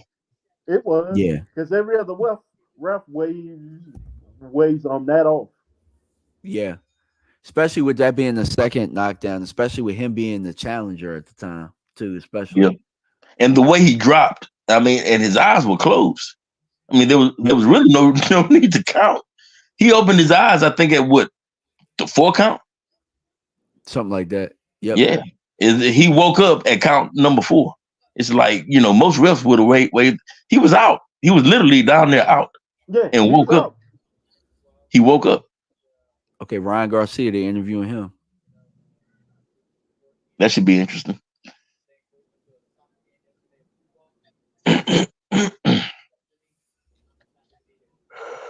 Ew.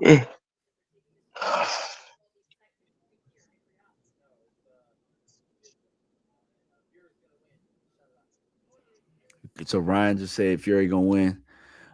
It's crazy to me that I've never seen a fighter that's pending a drug test get so much love in my life. I think he must have did the whole world a favor by beating Haney or something. Hey, we talked about it earlier, man. I'm telling you, Bill, it's Bill not pissed some Devin. people off. Yeah, It's not Bill Devin. It's Bill. People don't like Bill. Yeah. I mean, whether fair or not, people don't like Bill. It kind of is what it is. Well, some people like him, some people don't. I mean,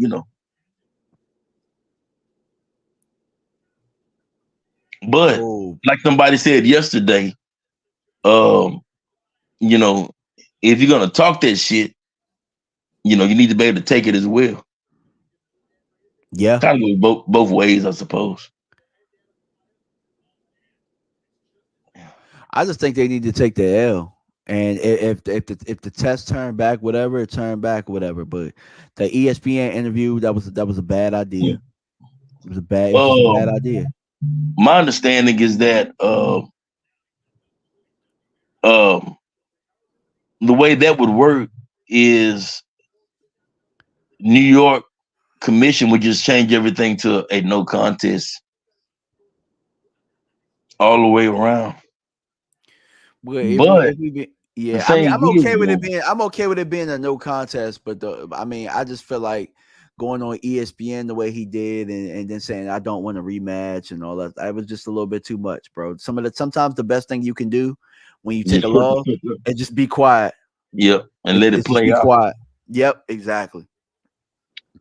The thing is, though, okay, what if the B sample comes back positive, but they're able to prove that it's contamination? I mean, you know what I'm saying? You got to wait till everything plays out. Even if the B sample comes back positive, it's not necessarily a sign that he actually went out to cheat.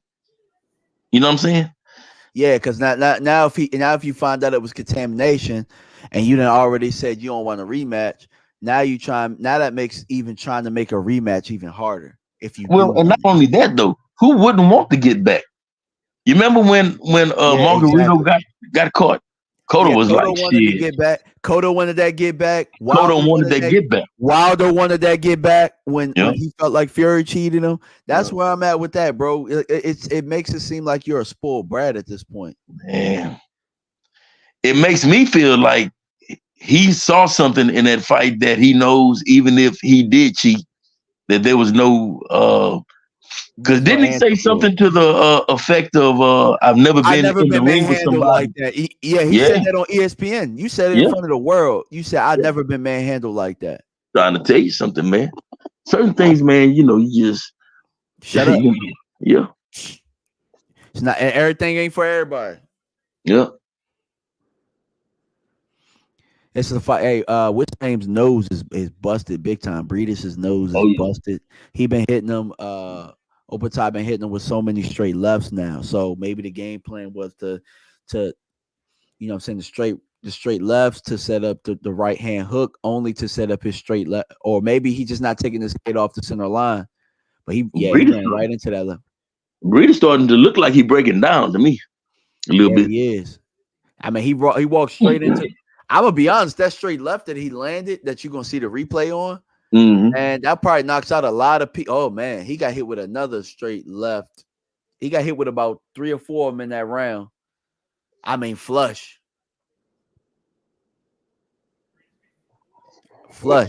That nose broken. That nose is jelly.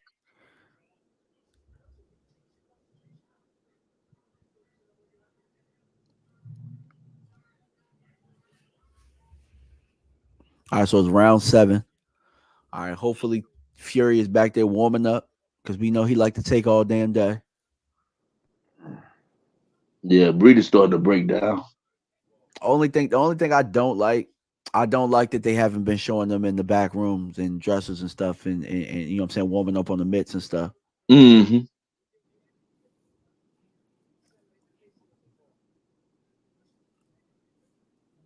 Sky Sports. I'm watching the Sky Sports feed. They got this a blowout. It is a blowout. Mm-hmm. Like the zone, the scorecards, I don't think they gave around to Briedis yet. Let me go see if I have a DAZN feed. Hold on a second. Let's see. Got to love my IPTV. Hold on. I about to say, look, that the Sky Sports joint going to definitely have Tyson Fury winning that fight. It don't matter what the hell happened. We're gonna see if I have a DAZN feed. Let's see. That's Sky Sports. Sky.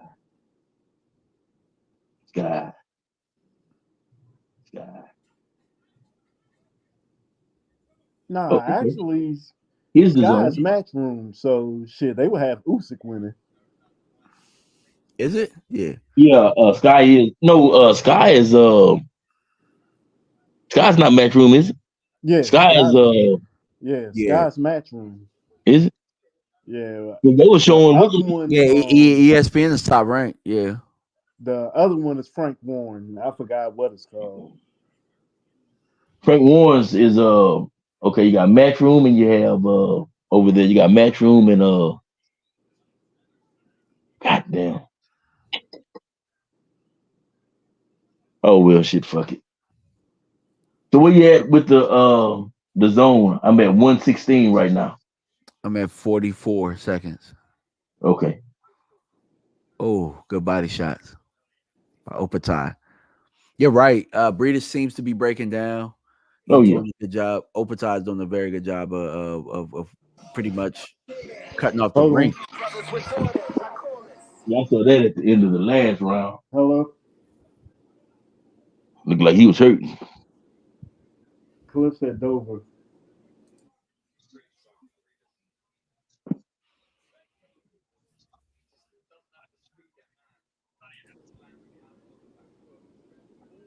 Yeah, hold on. I kind of like my Sky Sports better though. But it Is just looked Zone better. showing commercials? Because Sky Sports is showing commercials. Yeah, they showing commercials. Not Okay. during the rounds or anything like that. They showing the commercials during before, like during the middle of the fight. My guy Alex Nippert says Usyk on points and he'll drop Tyson in the fight twice in the fight. Wow. Okay. Look, I think Tyson Fury gonna win. I think Tyson Fury gonna win. I think he gonna win by stoppage. I think he'll break him down. I think he'll lay on him.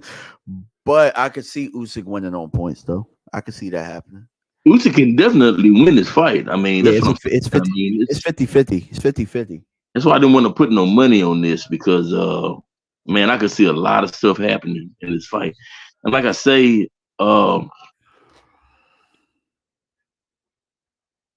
if Usyk can actually get on the inside of Tyson Fury's reach and go to work in there because as elusive as Fury is, so is Usyk. Yep. And he's very educated with his offense and defense. So I can see this. We might be looking at a boring 12 rounds of boxing. I could see that. Yeah. I've actually seen both fighters do that before. Yeah. And only because styles make fights, and sometimes styles clash to the point to where, it's just, it doesn't make for good action. Now, there'll be a lot of technical stuff going on. And see, I enjoy fights like that. Like, but you guys know that. I personally don't have to have like the knockout. I enjoy watching technicians. Yeah. That's why I like the Floyds and the Mayweather, the Floyds and the Pernell Whitakers and the Willie Peps and guys like that, man. Leonard's. I enjoy watching technicians, man. Guys go to work behind the jab. Damn, y'all said y'all didn't want this to go 12. It looked like this going 12. Yep. Neither one of them can hurt each other enough.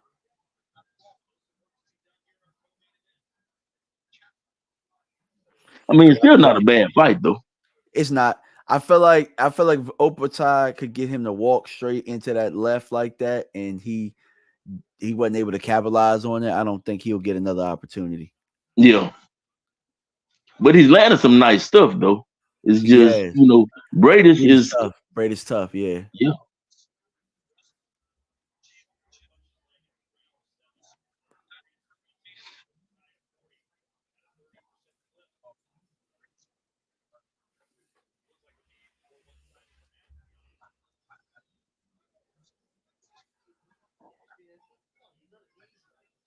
It's yeah, you was right about that bouncing. They ain't bouncing no damn more. Hmm. Nobody bouncing. It take him about 6-7 rounds. Opetai kind of still is bouncing though. But he's younger, you know what I'm saying? He's got that extra energy that he can he's got that young man strength still. But now it's a bouncing with a purpose. It's not just bouncing for the sake of bouncing. Right. That's what he was doing earlier. Now he fainting with it.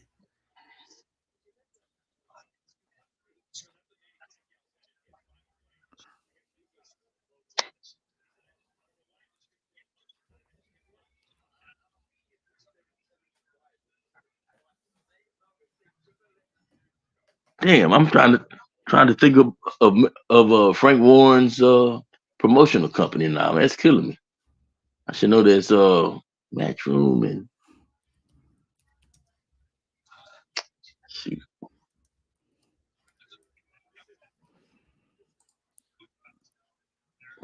Queensberry.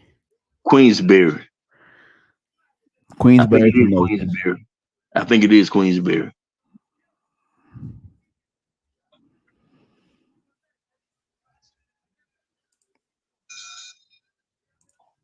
I would have never guessed that.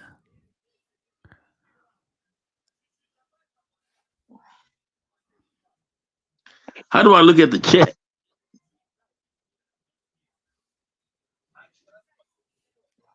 If I go out, I just come back. Oh yeah, yeah. I don't. That normally is like a chat button where you can see comments and stuff on the side. See Not a a whole chat bunch of button. people are commenting. A whole bunch of people commenting. Like I said, they'll probably like once the fight start, then it'll be like, oh, okay, the fight's about to.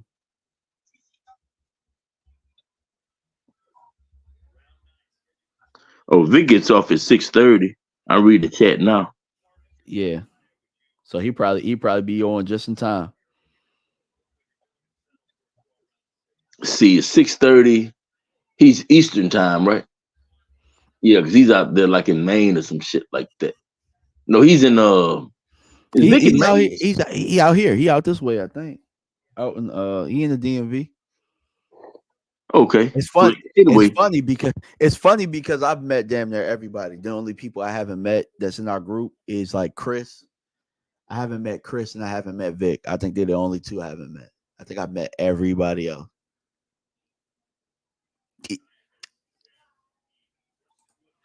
Yeah, I'm about to say I met everybody else, even LaMarcus. Oh, wait, I haven't met you in person yet. So yeah, you, Chris, and Vic.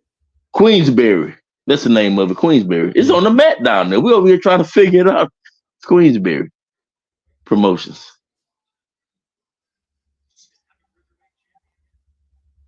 Now we're gonna meet up one of these days. Yep.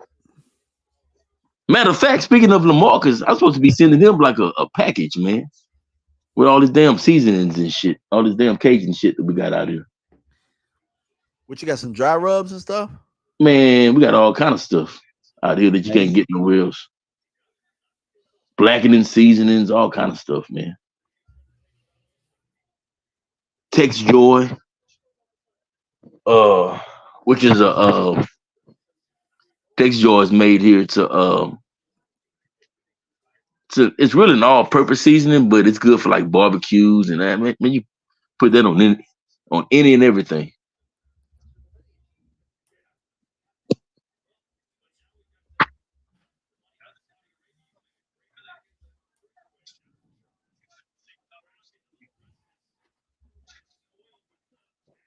Come on, Opetai. Land something, please. I know, facts. Take us out of this damn misery. And it's not that it's a bad fight, it's just we know what's next. And I'm ready to get to it. Exactly.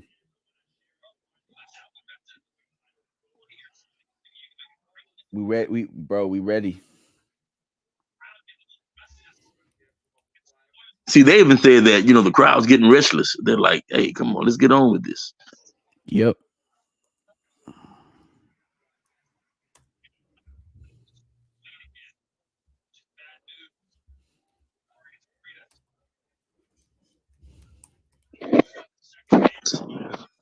Send me a friend request.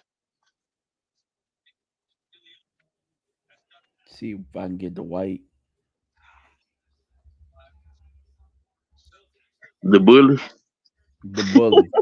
I might call him the white the bully. That's my boy.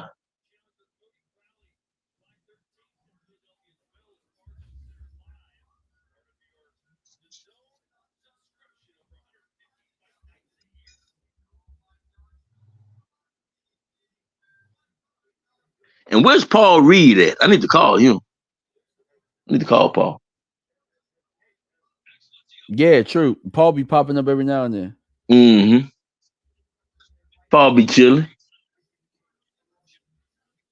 in his own little world.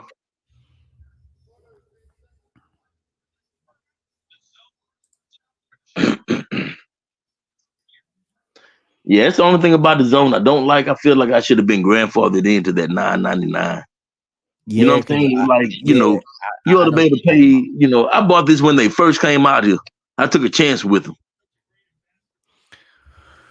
Yeah, because I know PFF, like the Pro Football Focus, Mhm. or not Pro Football, but the group where you do all the analytics and stuff for football. Shoot, Right. I got grandfathered in over there, and I came in late, but the grandfather price that I got in because I've stuck with them for so long has been $10 a month.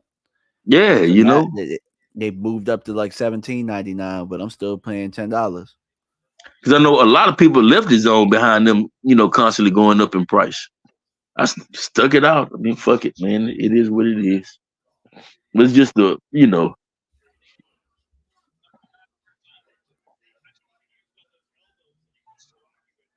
the thing is that the zone isn't as big here in the States as it is everywhere else, especially overseas in Europe.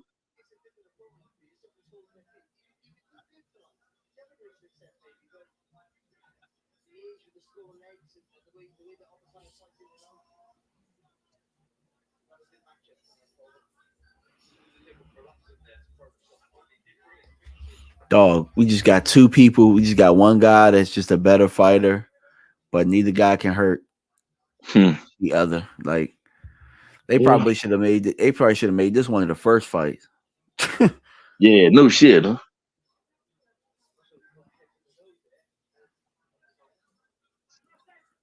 Actually, you're right because the Kabayel and Sanchez fight should have came before the actual heavyweight championship. It should have because they were number 5 and number 9 ranked Yeah. or whatever, or they had all these high rankings within. Yeah, if they were trying to eventually sell one of those guys to be your mandatory, that should have been your fight right before that fight, in my opinion. Kovalev looked slow. I don't know who decided to make this fight. This should have been the last. This should have been that we should be watching Sanchez and them right now. Yeah, it's the Opetai, and well, he's starting to grow a name with the hardcore boxing fans. Is what it is, man. Being in Tyson Fury's camp and all that kind of stuff. Opetai, and he's not a bad fighter. See, like I said, bro, he just hit him with a straight left that, like, bro, it should have put him down, but it didn't. And it's like that leads me to believe he ain't gonna knock this dude out. You'll see it in about 10 seconds. Shit, now he hurt. God dang. Hurt Opetai? from what? Yeah, I don't know what the hell he hurt from. I must have missed something.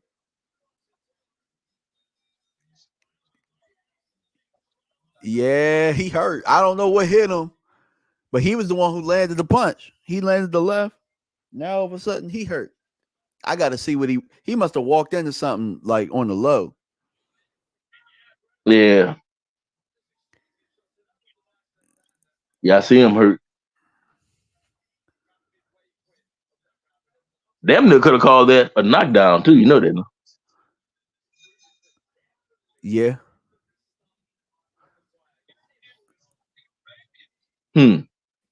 He must have great. Oh, okay. It's an uppercut. It was an uppercut. Yeah, that was a He yeah. walked into an uppercut, huh? Yeah, that was a knockdown.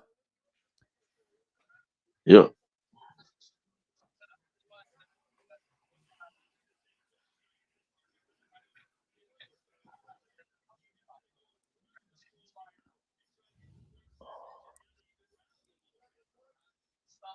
Yeah, that was a knockdown, man. It sure was. Mm-hmm. Yep. Ref didn't call it. It was grazing, but I mean, it landed. He still buzzed too.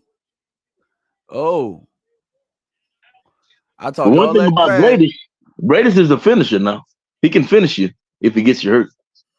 So we'll see. Oh. Opetai getting open season on Opetai right now. Uh-oh. My 11th round just starting right now. Was about going on 10 seconds in. Yeah, 220 right now. He following him around. About time, some Oh. damn fireworks.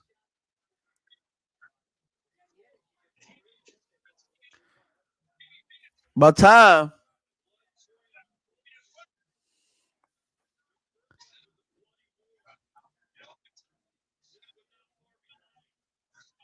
Ooh. Opetai's on the defensive for sure. But if Briedis don't knock him out, shit, he done lost every other round since. I know. He out here looking like Mickey Ward. He looking like Mickey Ward for real. Yeah. That's his only problem is that he done lost every other round. Yeah. So, I mean, if you can't stop him, shit, game over for him. And he probably won't be getting no other title shots. I think they were talking about him possibly retiring after this.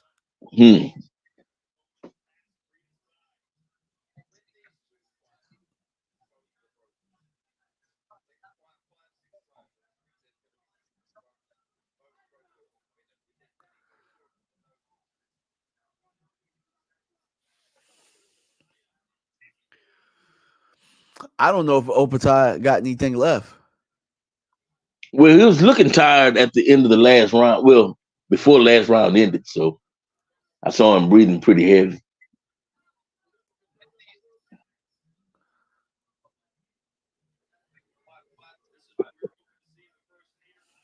Damn, boy, this motherfucker. Talk to you later. Enjoy my fights.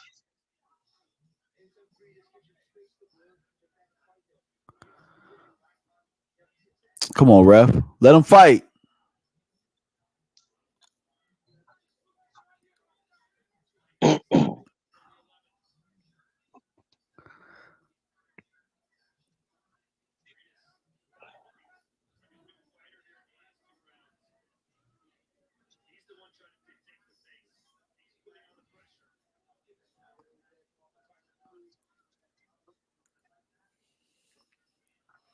The round looks like it's about to end. He got out of it. The ref is doing too much at this late in the fight, man. Let these two motherfuckers fight. That's what I was saying. Let them fight, bro. 20 seconds left in the 11th round. I need to talk to you guys. Come on, man. we got bigger fish to fry. I know. Turk need to go up on the apron and say, hey, man, what you doing? Hey, you wouldn't want me to be the ref. I let them go out there and maul the shit out of each other. I gouge. Come on. I'm ready to get to the main event like everybody else. I ain't stopping. That's it. Trying to mess up the ref parlay, Jeff. Huh? I said you was trying to mess up the ref parlay. Hey, man. I'm trying to get the Usyk and Fury. Today. I'm trying to get the Usyk and Fury, man. The ref like I got Opetai and then 12.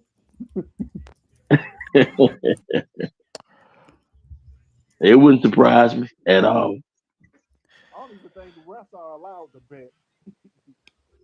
No, they probably not allowed to bet, but I'm pretty sure he could have his wife go make a bet or his homeboy. Yeah, you almost would have to have your homeboy because if your wife betting, they like what you know. Hmm. Have a homeboy go do it.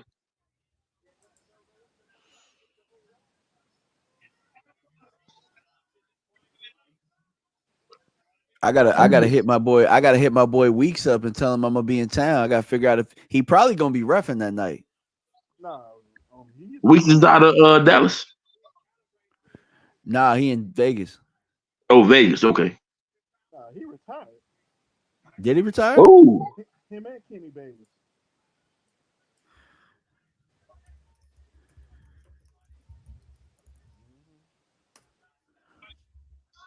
It's the new breed of Vegas main event ref. I gotta ask him. Yeah, I texted him the other day. and I and I think what's his name, the one who's married to a judge. I think he's retired too. You ain't gonna see none of them anymore. what y'all say? Tony Weeks. What Yeah, he said Tony Weeks retired. The Tony Weeks retired. after that last fight, huh? What was the controversy? The Rolly fight. Yeah. Rolly fight was his last fight. And I think You know, refs can have a an off night sometimes, though, man. I Yeah, mean, I think he had two. It was another fight too. it's like Richard nah, Steele, West man. Richard Kenny Steele got a Bayless. bad rep off of that Chavez and Taylor fight, but I don't know, man. Who And then of course, the Tyson Ruddock first fight, who still Richard Steele, yeah, but he was a good ref, in my opinion. actually you can say still is why Floyd's technically still undefeated. Based off of which fight? The Zab Judah fight because Yeah, I okay. forgot on that I just Monday. want to see what you're gonna say. Yeah, I know why you Yeah, say this. Yeah. It Because ain't really technically, you can Floyd say losing. He you can Floyd say should have Rod. been Yeah, disqualified in that DQ. fight. Yeah, Yeah, yeah. I I just want to think say, yeah, okay, I think everything else is why he didn't DQ him. yeah, damn. Briedis was whooping his ass that 12th round. yep. On him like white on rice. Absolutely. I'll be back, man. I gotta go to the restroom. Been sitting here for three and a half hours. Y'all Handle your fellas business, man. talk it up. Be right back. All right. Yeah, this has been a good fight, Yeah, if this is going 15, over a tie might be in trouble. man. Look, you need to. I'm gonna inbox you the information. What you do with it is on you, Elton. But well, I don't want to discuss it on YouTube. But Okay. $8 a month. That's it. Yeah, I might use it. $8. Well, $8 per device per month. 16 if you want video on demand and all another kind of bullshit. So we about 30 minutes from probably ring walk.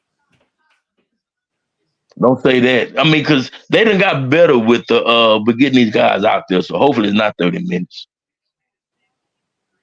I sure don't want to hear that, man. 30 minutes, God.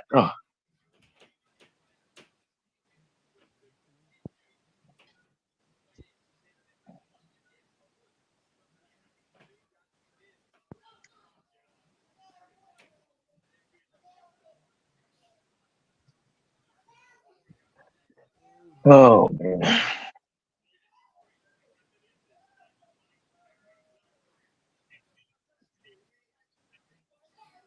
busting this dude up. They should have had more heavyweights on this card, in my opinion. Like the Zane and Wilder fight card is a bunch of heavyweights. Huh? I said that should be like the way the Zane and Wilder fight card. Uh-huh. Even though the main event would have been Better Bees and Beaver. When is that fight? Ain't that like in August or something like that? I know it's postponed because it's supposed to be in 2 weeks. It's postponed? Yeah, Why is that? Better Bees got hurt. Well, that's what it I said. thought they just postponed that one fight. Yeah. They postponed the whole card? No, nah, Wilder and Zane's the main event now. Oh, okay, yeah. Better Bees Yeah. and Beaver. I was about to say, I know they didn't go and postpone the whole card, man. That ain't gonna, hell no. Because it seemed like there was another fight on that card. To me, that was a better fight than that.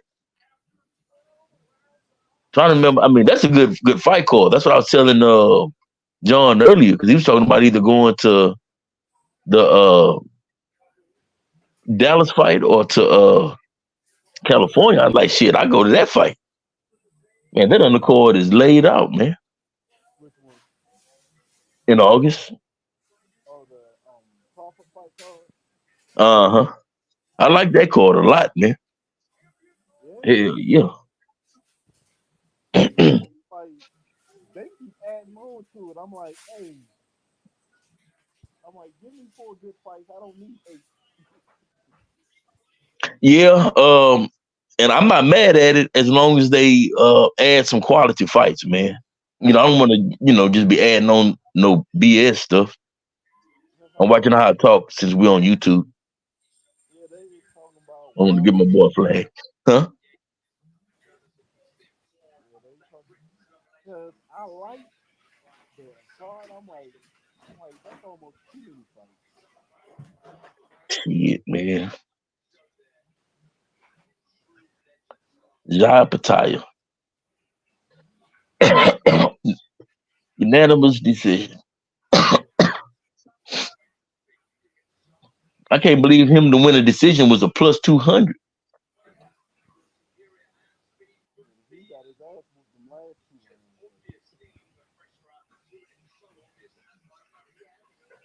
2 rounds. I could actually do good betting on these damn fights, but I be putting my money on some bullshit like draws. And although there was a time where shit, the draw was the place to put your money on. Shit, you remember that some years back? It's like, man, the draw, bet the draw. That's what you're gonna get. All the big fights is ending in draws. Yeah. That actually used to be the case, but well, he's gonna have the first fight as Raw to come back to get the rematch. Yeah. Might get one tonight too, though. I'm thinking. I started to put a little bit on that draw too. For Fury and Usyk.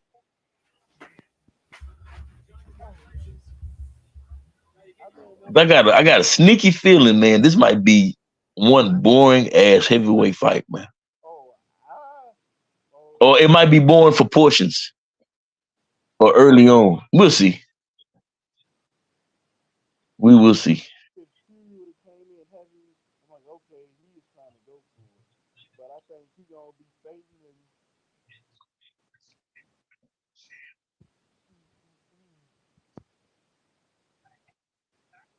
the thing is, I think if Usyk can not get hit by Joshua, Fury's power shouldn't bother him.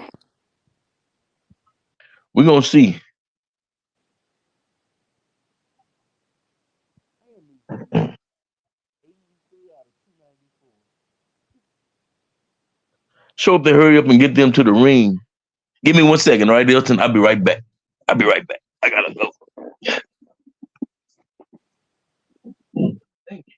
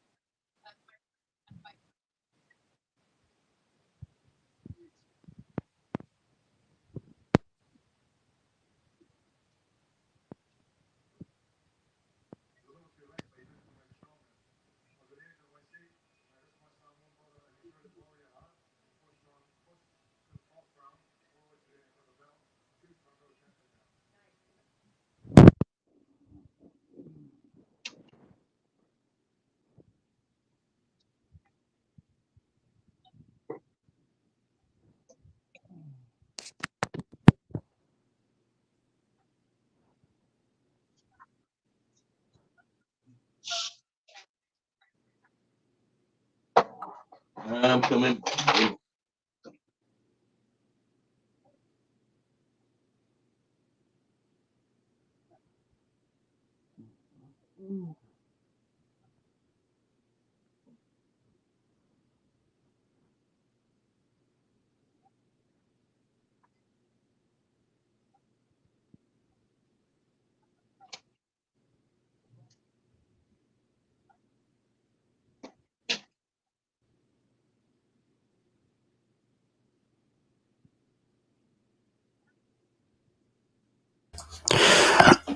All right, I am back.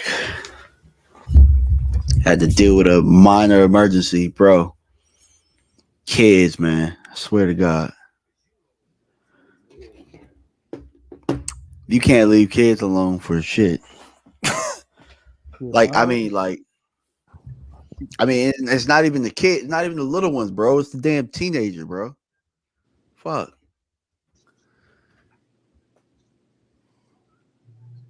All right, so now we just waiting on the main event. yeah. Ola said who winning? Heavyweight division sucks. I mean, and it's just that we were spoiled by the '90s, bro. We were spoiled by the '90s. So compared to what the '90s was, what the '80s was, it just seems like with the, I guess the I guess the Europeans being introduced into boxing. I think since then the heavyweight division has been a lot more trash. Not to say that it's their fault, but a lot more. There are a lot more basketball players today. There's a lot more football players. There's a lot more opportunity elsewhere in the United States. And with that being said, what I'm saying, the heavyweight champion is probably playing football somewhere. He's probably a tight end or some shit. Probably a tight end or a power forward or something. Or he's a banker. You said a banker? He could be a lot of things these days. Yeah. Because there's a lot of people that don't want to put up with the hustle and bustle and what it takes to get to that point. Yeah. Because if you think about And it, I say wasn't that. Well, check this out though. I say that because me and a partner of mine. I'm 48.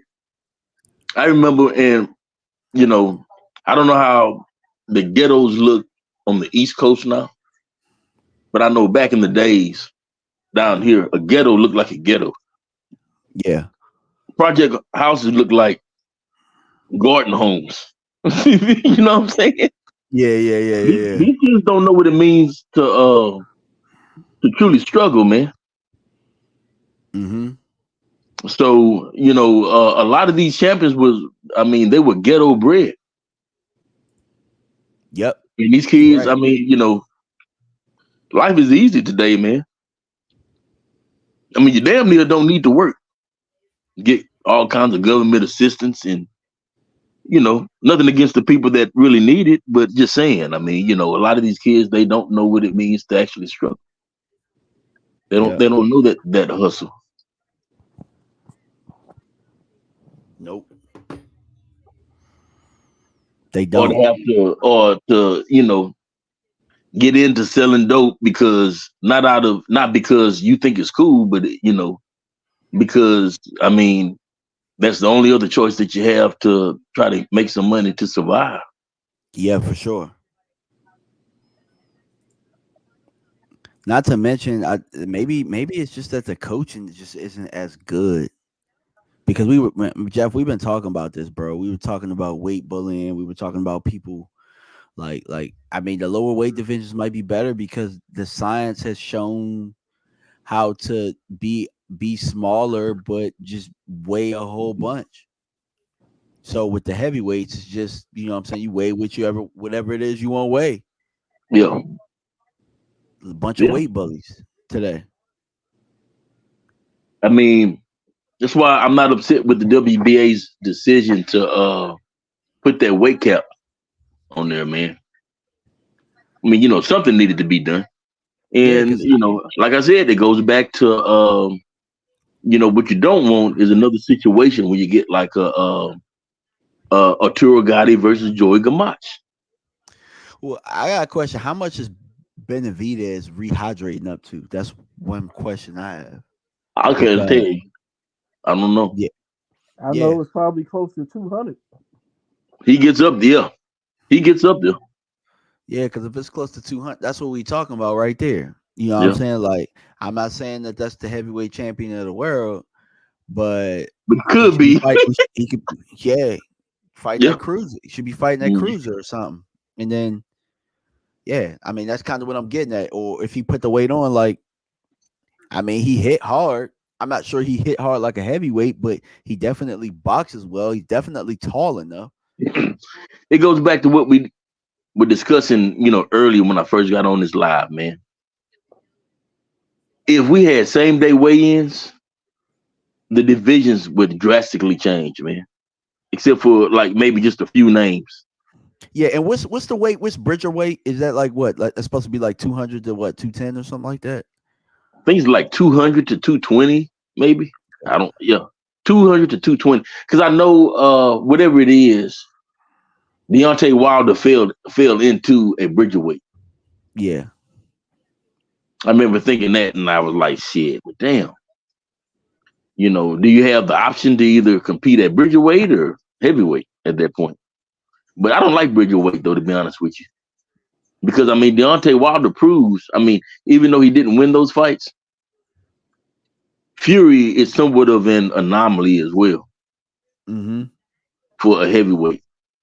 Yep, Six for sure. nine, 6'9". I'm not gonna say very highly skilled, but highly skilled Mm-hmm. that can move. Man, that's very rare that you get a guy like that can maneuver the way that he does. Because normally those tall guys like that, the big tall heavyweights, are bumbling, can't take a punch type of guys, and Fury is just an anomaly when it comes to that. When he's 6'9" and can move the way that he does, he's dangerous for sure. At his very best, we'll see which Fury we get today. Yep, we will. So I can tell you this: he better be firing on all cylinders to win this fight, though, because um, Usyk is coming to win this damn fight for shizzle. Mm-hmm. He's coming to win this. Yep. I don't think Usyk is intimidated. He's not. I think that's the best thing. No, he's not intimidated at all. Usyk is coming to win this fight. And you know what the And thing is? that's Usyk believes he can win this fight. and that's the biggest thing That's the biggest thing. between Usyk and Wilder. Wilder wasn't scared, but the trash talk got in his head, and he was intimidated. He'll never tell you, but he was intimidated. Uh, I Usyk think don't care Wilder about lost that none of fight a that shit, long time ago. huh? I said I believe Wilder lost that fight a long time ago, and I'm gonna tell you why I say that. Because and me and John actually spoke on it earlier. Um, you look at the Wilder that fought Stavern the first time. He worked behind the jab.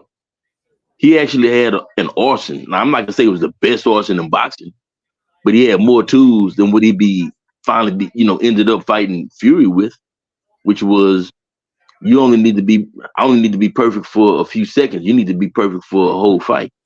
That's not gonna win you the fight because that eventually somebody's gonna be able to avoid you for the whole fight. Yeah. You know what I'm saying? So so that was my issue with Joshua. I mean with Wilder. You know, he abandoned the few tools that he had that could have kept him, if not on top, close to it.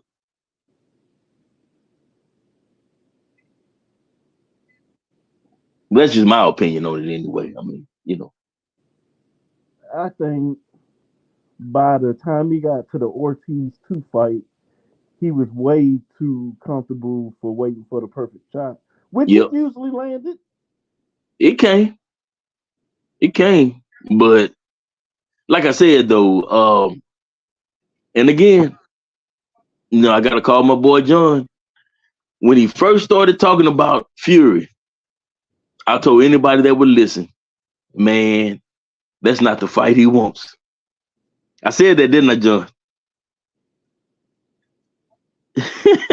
Before the first fight, I said that.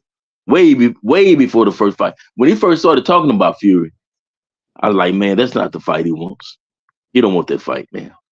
He thinks he wants it, but that's not a good fight for him. Bad style match. Very bad style matchup for him. Very bad.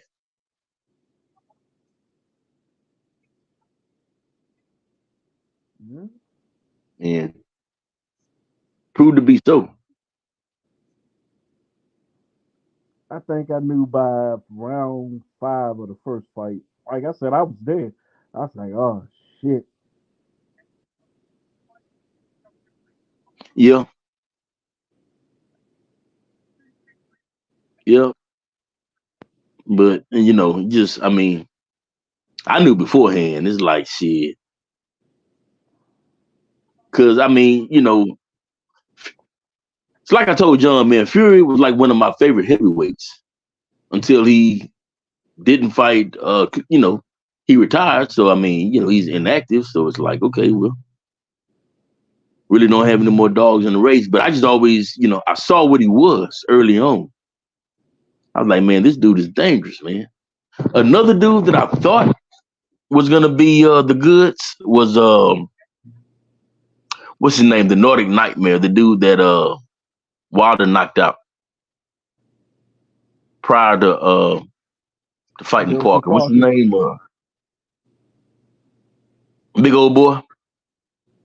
But I'm talking about the young version of him though, because if you remember, he he left the sport for about 2 or 3 years and then came back, and he came back that big old heavy lumbering thing that we see today. I'm talking about the young version of him. He was highly skilled, young man, quick, could punch. That was a bad dude. Yeah, because he retired the Polish dude. Um, yeah, the bald headed dude that he Yeah, knocked out bad. yeah. Yeah. Then he's supposed to have fought, but you know what? That would have been an interesting fight had he got his hands on Povetkin. But you remember he Povetkin popped dirty, Yeah. and they were supposed to have fought in Russia. Mm-hmm. Boy turned around, and I kind of wonder had he left, would he have left Russia with his belt? Because Povetkin was a good fighter, still. Shit, a lot of people wanted him to lose to Povetkin. Povetkin was very capable, man. Mm. Yeah, Shit, I remember people was mad at him because he left. I'm right. like, Yeah, shit, I'm not there was a fighting lot of nobody people, on man. PEDs. Yeah, I'd have left too, though.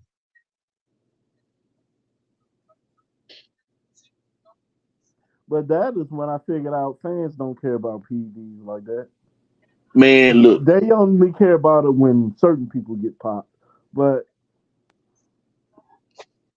we're the only people, Elton. Well, not we as us, but just as a whole. American fans got to be the worst fans on the face of this planet, man. We're the only people that have our American boxer go, either fight here or abroad, and a lot of our fans will be rooting for the cheering foreign fighter. for the foreign fighter, man. Yep. You don't see that nowhere else, really. Not unless they just don't like the dude. Yeah.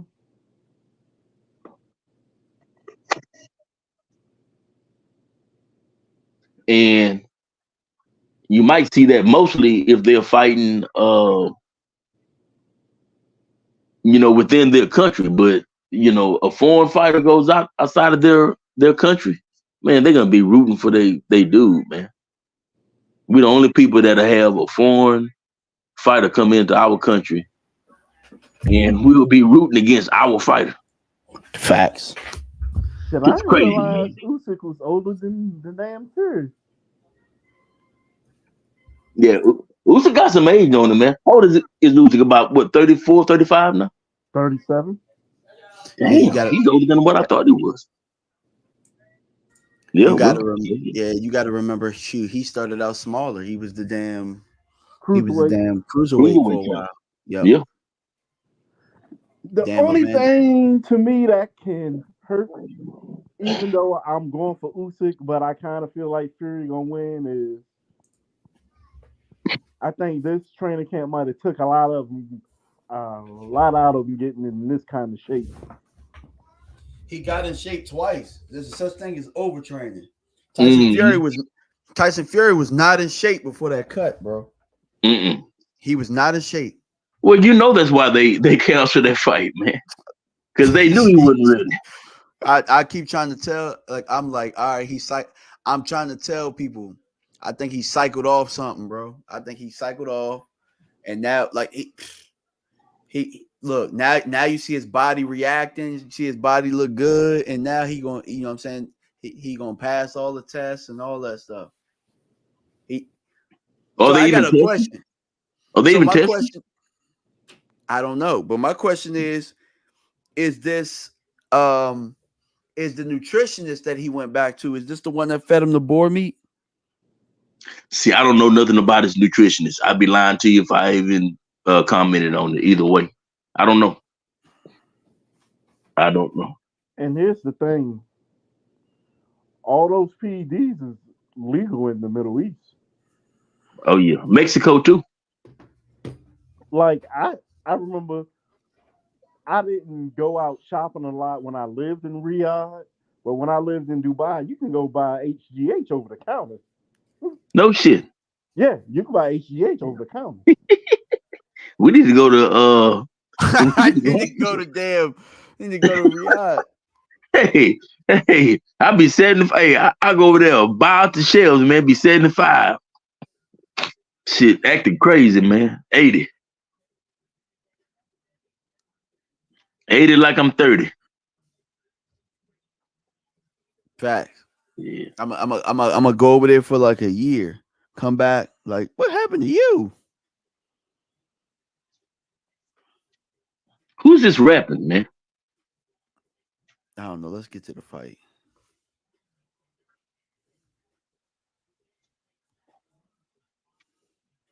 They got a rapper up there rapping. Probably one of them British rappers messing up a good beat. Probably so. Yeah, look at them shoes, man. Look like some shit Devin Haney would wear. Let me tell Speaking you of something, Haney, though. man, his shoes in the ring for that Ryan fight, man. That threw me for a Trunks, loop, man. the trunks too, bro. He had on sweat trunks. Man, they look like some Uggs. You know them boots, them Uggs. What the boots look like, man? I was like, man, this boy got on some Uggs, man. The hell? Yeah.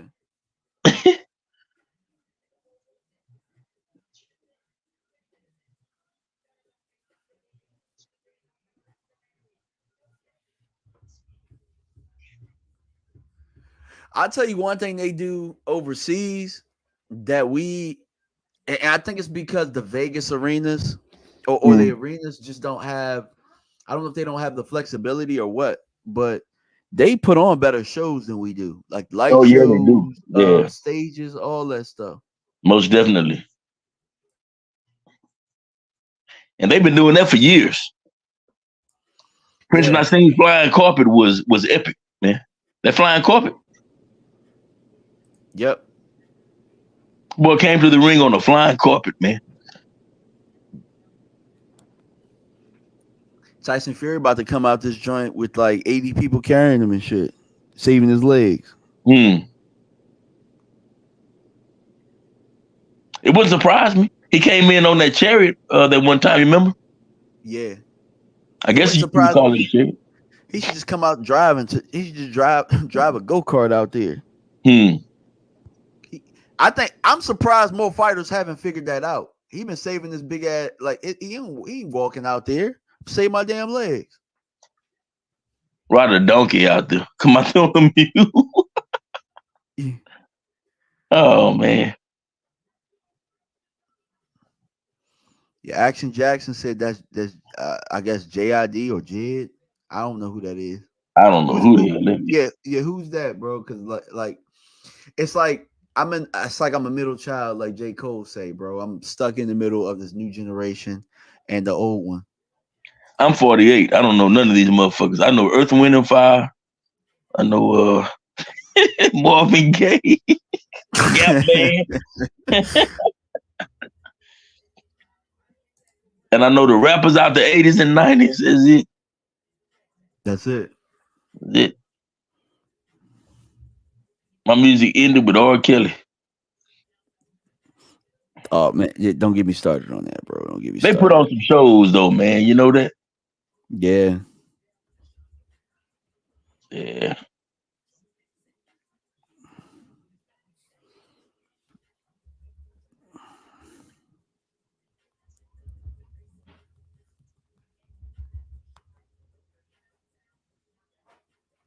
Hurry up I and mean, get these guys out, man. yeah. I was about to say this is cool and all, but man, motherfuckers like, man, get this nigga off this damn stage, man.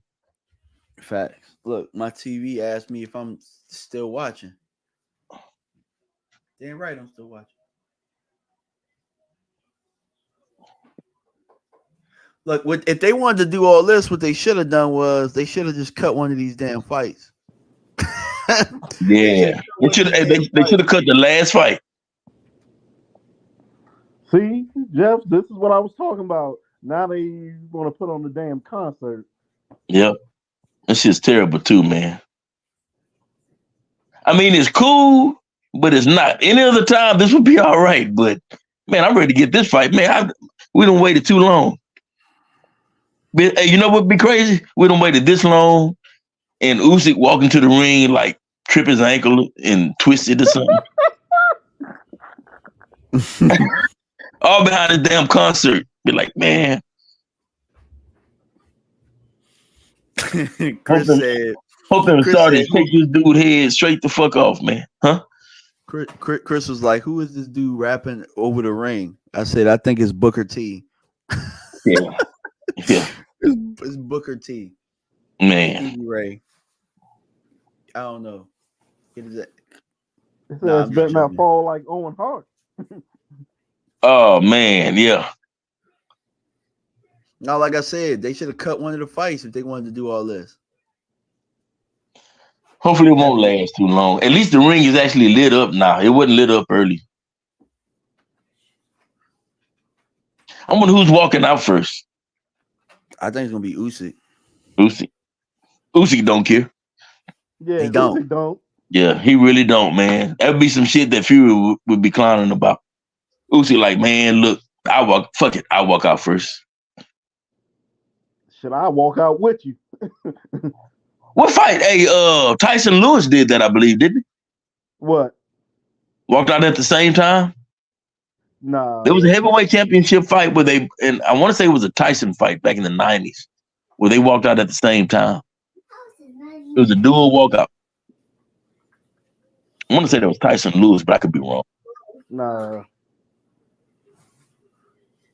because Tyson had the security with him. Well, security crossed the ring. Yep. Separated them, but I want to say they walked out at the same time. I could be wrong. I'll look it up later. Because Tyson walked out the DMX and Lewis came out to some Jamaican music. Okay. All right. Well, what fight was it then? There was a fight, though, where both fighters walked out at the same time. You might be thinking about right here. Oh, Usyk coming out this joint like one of them guards. He got the hat on and everything. Let me turn my sound up. See, I want to turn the sound on, but it'll be too loud on my TV. Yeah, well, I got mine real low, so I can at least hear what's going on.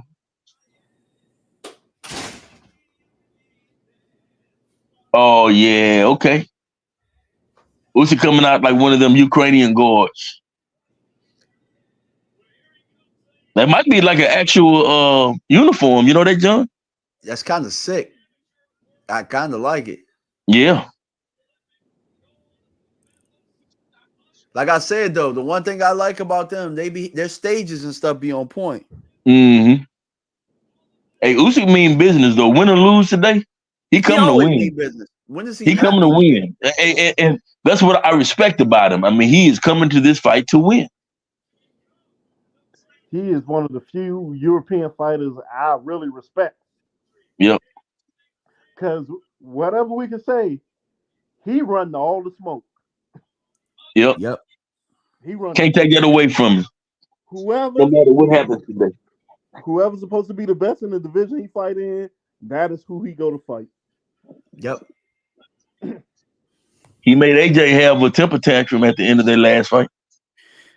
Oh my God. Because I mean, that couldn't have been me. AJ stood up in the middle of the ring and was like, how does a guy your size do this to me? What the fuck? It was like, oh, come on, man. give him the No, mic, sir. AJ. Oh, They thought AJ was gonna fight him. I'm like, he already beat him in the fight, so Yep. and that is my thing. I'm like, we all know Fury don't hit like AJ, so I don't think punching power should be the issue. Well, but the thing is, though, when you Tyson Fury size, he punched you have down. punching power. It's Oh, gonna yeah, hurt to get hit by. But Yeah, it don't look like it hurt, but it do. Like, you know what I'm saying? Like he somehow knocked people out. And Because that uppercut that he hit Dillian White with, man, that shit was sick, man. That was a sick uppercut, man. Well, that right hand he hit Wilder with in that third fight to knock him out. That joint was like, man, Wilder's whole body just went limp. Like, man. Well, he was already hurt and tired, but I understand what you're saying, though. man, I thought Wilder was dead, bro. I thought Wilder was. Y'all ain't think Wilder was dead? I didn't think he was dead. I just thought he got knocked out. I know he was tired as hell. I think half of that was fatigue. Oh man. Homeboy arms was like this, and his whole body just turned like. Oh yeah, he did the 360. He turned all the way around. I was like, oh, here we go. Here come Fury. I'm sure they're gonna show it. Oh, they always show it.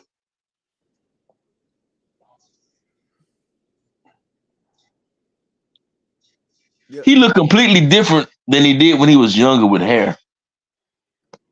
He still look like Uncle Fester. He looked like Uncle Fester in shape right now. My man got a jawline and everything. Mm-hmm.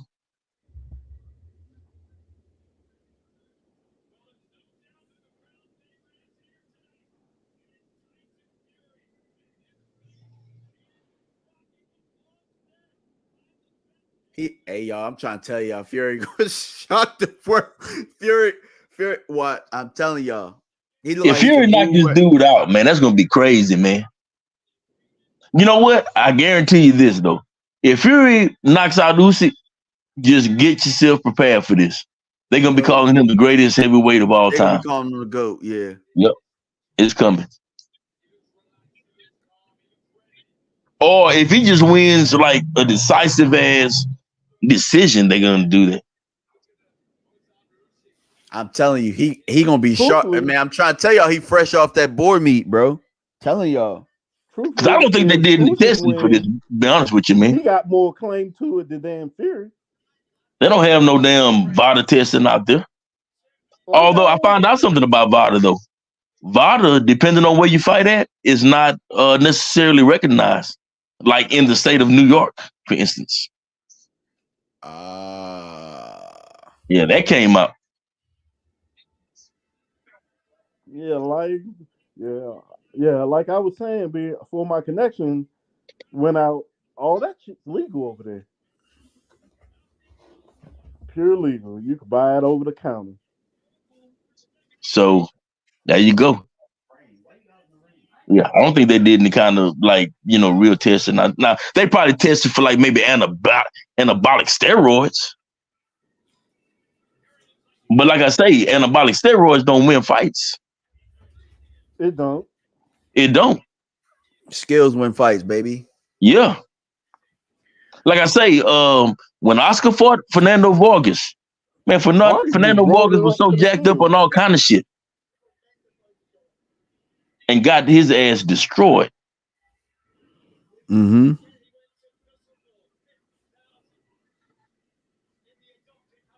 You Look right. what Fury coming into the ring with. This dude is a trip, man. I'm surprised he walked into the ring. I need a He got that hero. real energy tonight. This dude is funny as hell to me, man. He is. But you know what though? Be honest with you though, I remember when I give Tyson Fury this much. Back in the days, you remember Periscope? The Yeah, it's like a social media called Periscope. I yeah. do remember that. I wasn't part of it, but I remember it. Well, Fury used to be on there, and he would literally talk to all the fans, man. He'd be like on a jog or whatever, and he was champion. I want to say at the time, he had just beaten Klitschko or was going into the Klitschko fight, or before he went into, man. He used to talk to. I talked to him a few times on there, man. I don't think he's never not been fan Yeah, friendly. cool as shit. Periscope. Yeah, I think he's gonna win. But we'll see. I mean, hey, Usyk ain't nobody to play with neither though.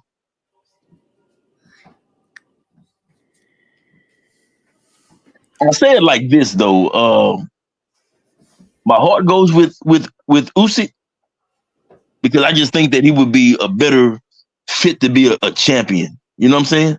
He's a Yes, champion. for sure. But when it just comes down to who do I think is actually going to win, it's Fury. Yeah. You know what I'm saying? It's like But it's like it it's changed for like me. It changed after the cut. When you yeah. start seeing him getting in shape and you see Sugar back in his corner, Mm-hmm. man, watch. You watch. I think he's gonna be sharp as hell. Oh You're gonna be yeah, like, yo. You're gonna be like, yeah, yo, like what yeah. the hell? We're about to see a marksman. And he probably juiced up HGH and all I'm kind of stuff. bruh, The thing I've is been though, telling y'all this. Yeah. yeah.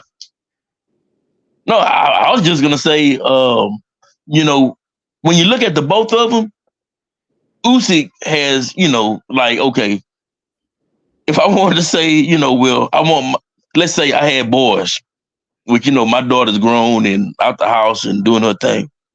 But let's say I had some little boys that aspiring to be some young boxers. You know what I'm saying? Yeah. I'd rather see Fury as Usyk as champ. You know what I mean? Me too. Because Usyk gonna fight any and everybody, anytime. Not gonna care about money. Not gonna care Ain't about gonna mercy. duck He no fight. He smoke, fight. man. Yeah, he fighting for anything. He fighting for. He fighting for the sport. He fighting for the glory. He fighting for his country. But when it comes down to it, 6'9", 260 pounds, crazy reach, athletic for the size, can move, decent Shoot. feet for a man of that size, Yeah. punching power. Man, Coordinated that's like a mug. Yeah. coordinated, man. That's an uphill battle, man. That's why it's like I could understand why people of the generation would think that Tyson Fury is the GOAT, but we saw 90s. If you rewind them 90s guys, they was Oh all man, like they was all that fluid. They just wasn't that tall. And they hit harder than him too. the dudes in the '90s that I think uh contend with Fury today: Lennox Lewis, Riddick Bowe before he went to Africa, Holyfield. Holyfield. Hey, Holyfield would have been on his ass. Pause. Yep, Holyfield would have been on him yep. for sure. I don't put Tyson in that group because I don't like the Tyson of the 90s. I like Tyson, which we discussed that earlier. I like the 80s Tyson, not the 90s. Yeah. I'm with you on that. The Yeah, Tyson the who fought 80s Ray Tyson. Roddick could be Fury. Maybe. I mean, I'm gonna give Fury his credit. Fury is a hard job to deal with. Yeah, and if he lay on Tyson, bro, Yeah, Fury's a hard he lay job to on him. deal with. Yeah, he Can is. Tyson even reach him? Tyson, he's listed at 5'11 and a half, man. Tyson is He more would like 5'10. He would have to punch him in his chest. Tyson's short. But Tyson wouldn't have stopped the body work Wilder did in the third fight. Well, that's true too. But I'm not talking about the 90s Tyson. It would have to be like Tyson from like 86 to 88 to get that job done. Guys, we getting ready, and I know John's fight's gonna start before mine. I think y'all. I think both y'all might be a little bit in front of me. Cause Michael Buff is over here. He just sent out Turkey Alashika shout out.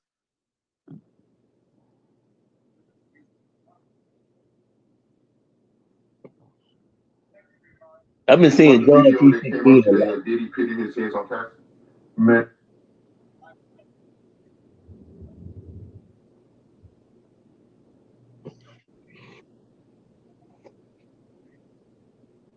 God damn it.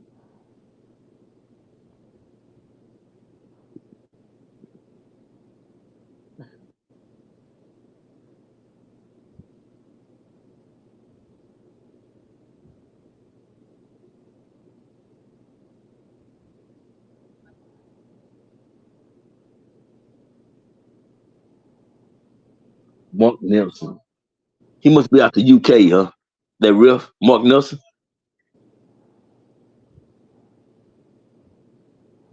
I think you muted, John.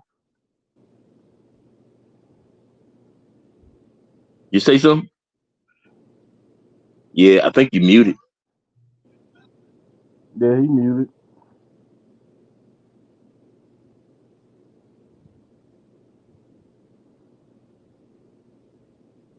Ooh, I'm excited. Hey, John, say something.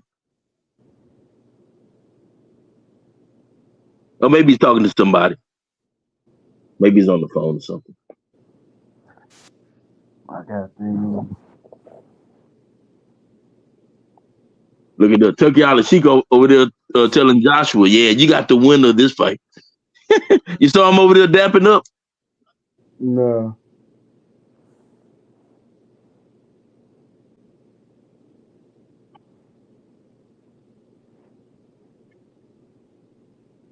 Ooh, it's gonna be good, man. I'm excited.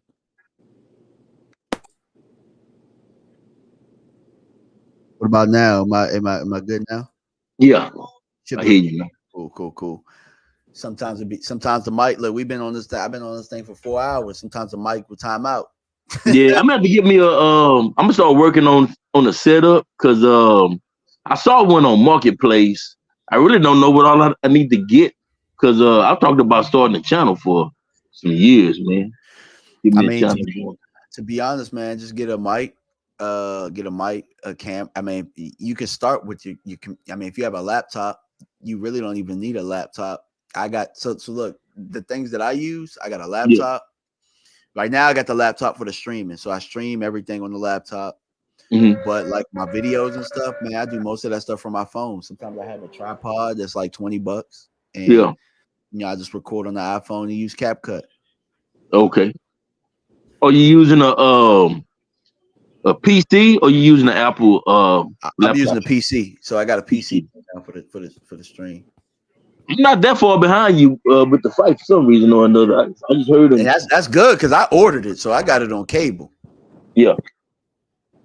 All right, so they're going in for the final instructions from the referee. Yep. Yeah, you You in front of me because I am just getting Fury getting announced. Turkey out of sheep. Dude, they're a cold joker, man, making these fights. You know what the rumor about him is right now, right? No. What's up? That he's about to buy PBC. He need to. He needs to. Because I'm telling you, man, I hope he does. I ain't gonna lie to you. I hope he does. Did this man And I think I change did his hear name to something They like that Not a Like while Us? back. I heard that like a few weeks ago, I want to say. But I want to see what they look like next to each other. How Tyson looking at him. Looking at him and everything. Mhm.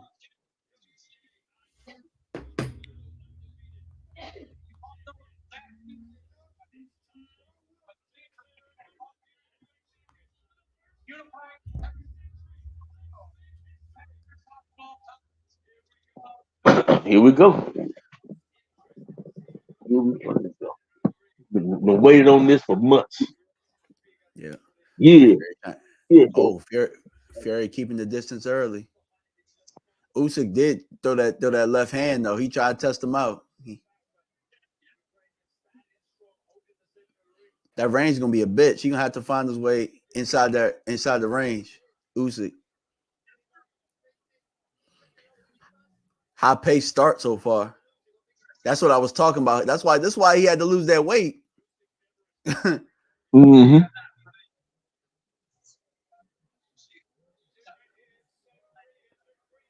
But you see it early though. Fury jab gonna play a role in this.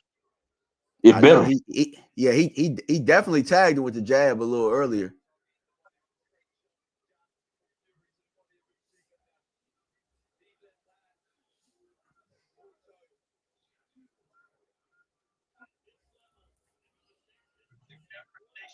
Man, that jab quick tonight, boy.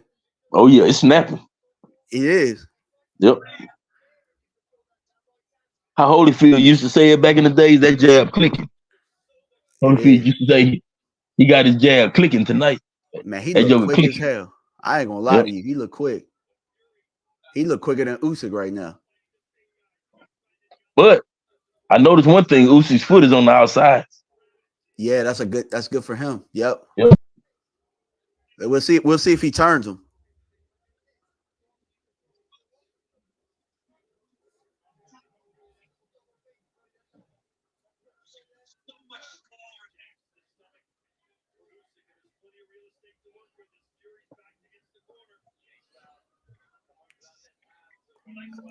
Fury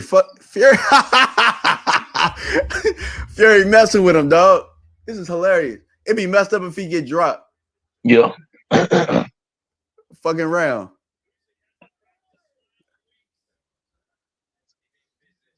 Fury landing some nice stuff though. He I mean, is. it's not telling, but it's some nice scoring overhands and some You jabs. at the pace of this fight and how it's going, you like that stuff will start landing later. Hey, Fury a clown, man. He is. That range is a bitch, bro. Them faint. Yeah. He better stop playing with this dude. I can tell you that one right Yo, now. He needs Usyk to landed an go out overhand here. left. Usyk landed an overhand left.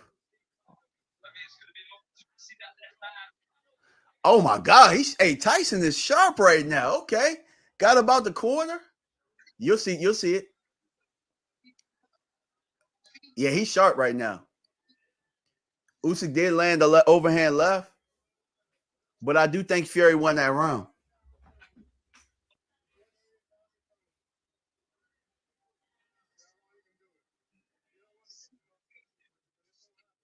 Yeah, I saw the overhand left. I don't think that was as. It didn't Oh do yeah, very oh much. yeah. Fury, hey, he Yeah, firing on all cylinders today. yeah. Yeah, that's all cylinders. All cylinders.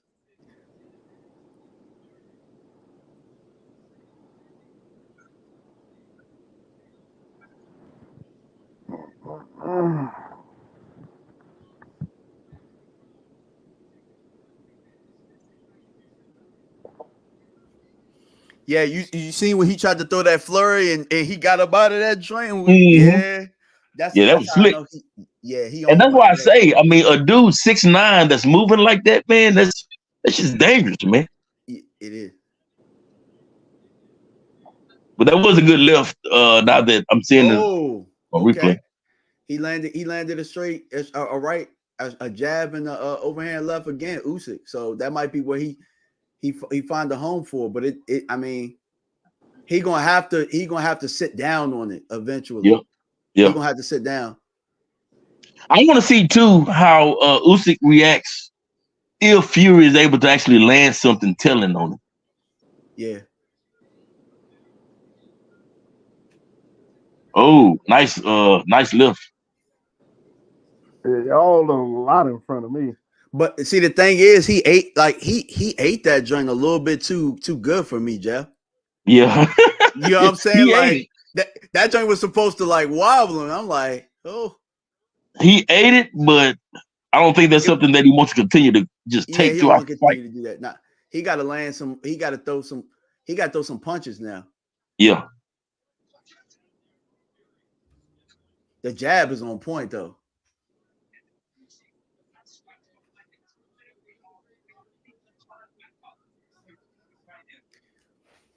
And and thing is, Usyk can't overcommit to keep throwing that straight because he'll give up. He'll give up what it is he's trying to do. Yep.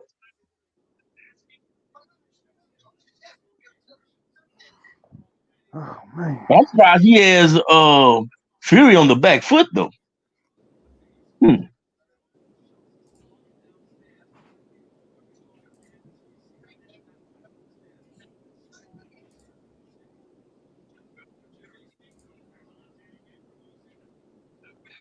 Usyk footwork is on point though. Yep. Both fighters came with their A games today. Yep.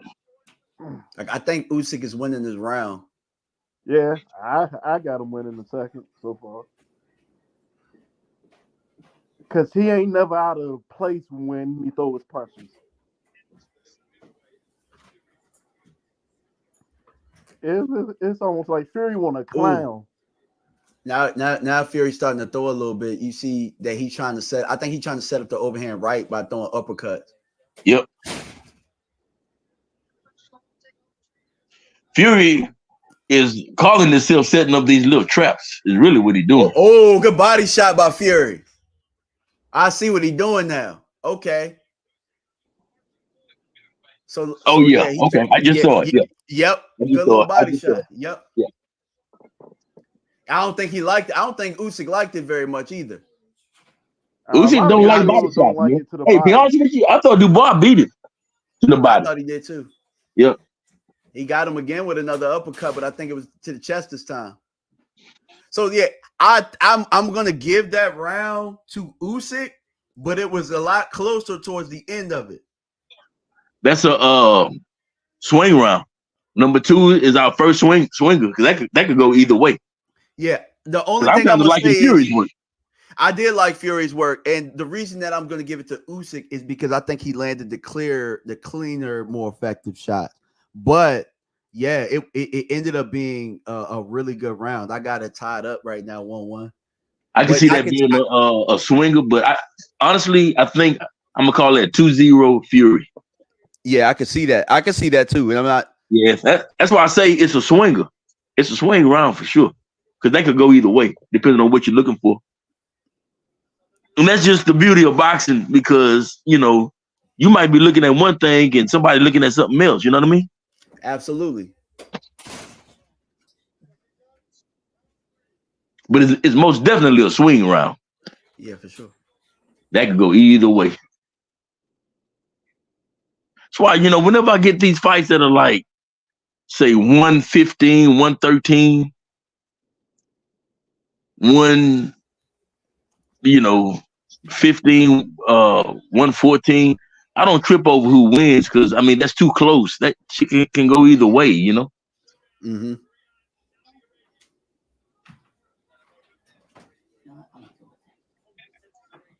All right.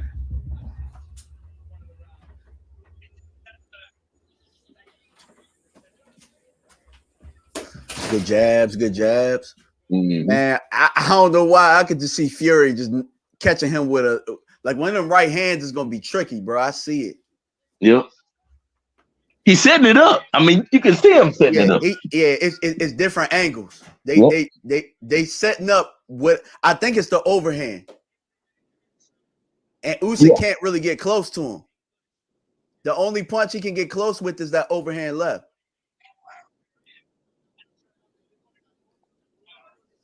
If Fury can keep this up, all 12, he wins this. I mean, this is I don't just think it's going 12. I think he's gonna knock Usyk out. I think so. just see it. Yeah, I see It'll it. be a right hand too, huh? It's gonna be a right hand, bro. Yeah, I see it. Yeah, we see the same thing. It's just I don't know if he can't. You know what I'm saying? Now, Usyk eventually is gonna have to. He's gonna have to be aggressive, and when he's aggressive, he's gonna get caught. He's gonna get caught with an uppercut or something. That jab is fucking him up right now. Yep.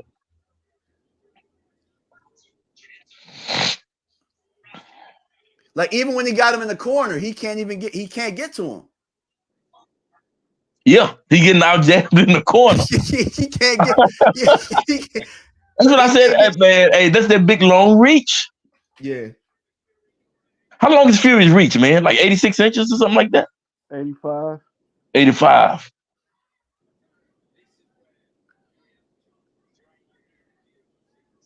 This is what he doing. Look, he gonna drain. He gonna hold on to him, drain. Surprisingly, he hit him with no body shots. Usyk did a very good job in that clinch. Oh, man, he outboxing Usyk right now. He outboxing him. Yep. Look, off the break, hit him with a 1-2.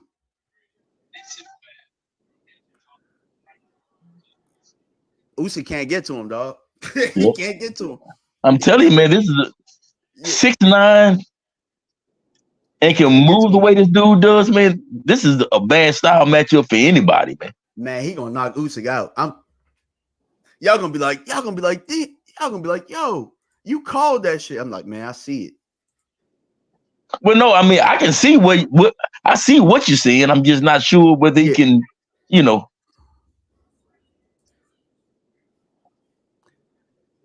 If he does it, it'll be down the stretch.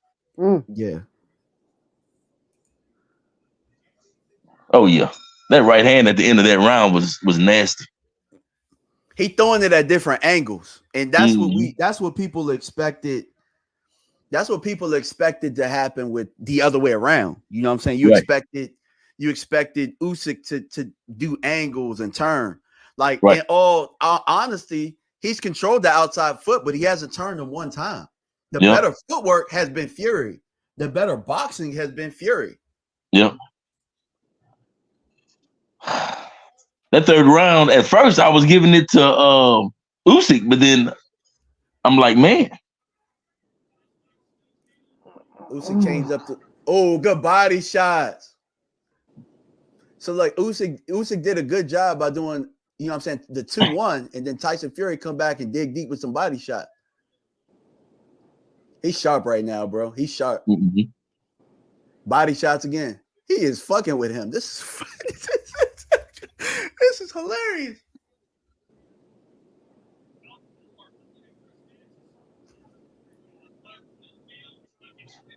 Look, I can laugh because it's white on white crime right now. Oh man. I don't have a dog in the fight. Yeah, he ahead of everything, bro. Usyk tried to throw an overhand left, and he just blocked that shit like it was nothing. Oh yeah, Fury clowning him. Thing is though, it almost looks like if Fury really wanted to, he could turn the engines like really on and just start really beating on him. Like if I'm being honest, right? And again, it's heavyweight. Usyk. Usyk misstep with a left hook by Fury. That left hook hurt him a little bit. You'll see what I'm talking about. But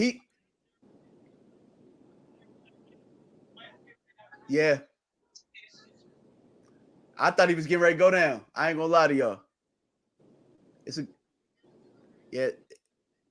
Tyson is just outclassing him. All right. So what I was gonna say is, Oh, I just saw you it. saw Yeah. it. Yep. Yeah. I He think he's buckled doing a Usyk. good job playing possum. Yeah. Yeah. That left hook almost dropped him, bro. Yeah. I was gonna say he making this look easier than Wilder. Yeah. Andy laughing at, oh man, this ain't He fucking with him right now. This shit is good, funny. man. But he better keep it serious though, because Usyk can clip him. He gonna knock Usyk ass out. Yep. Dog, he is. Oh, that right uppercut was nice too. Oh man. Yo, this fight is easy. He is fucking with him. And Anthony Joshua he ringside, like sitting right next to the sheet. He got to be looking at this like, man.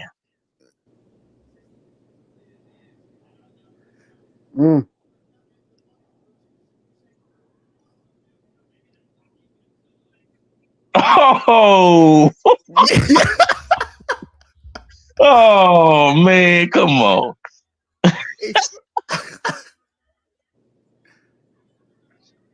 Usyk can't get range. He can't get the range. And Fury bringing out his inner Ali is funny as hell, man. I'm dying. I'm dying. Oh man, this is. I got it 3 rounds to 1 right now. And they can very easily be 4-0, but yeah, I'm gonna go 3-1 with you though, because that last round for me could have been a Usyk round.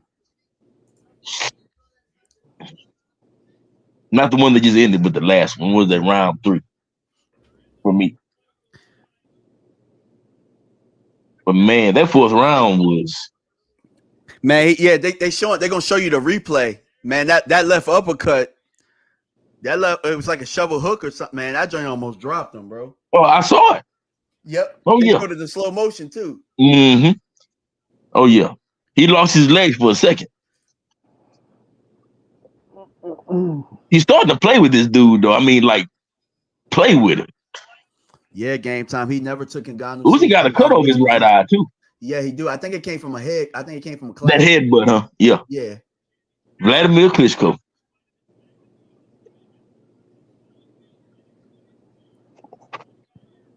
Yeah, y'all like a minute in front of me. Good job. Yeah, they call him.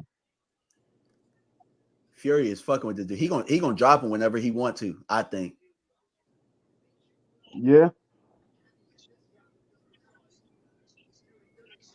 Almost makes you wonder if somebody don't have no money on this fight and Fury just saving it at this point. I mean, because he's playing with this dude. I mean, he went southpaw. He went to the bot, man, dog. This is the sharpest. Barring him getting clipped. Oh, that jab was nice. Do it now? Barring him getting clipped, this is the sharpest I've ever seen him look, bro. Yeah, he on point. Sharp. He looks sharp.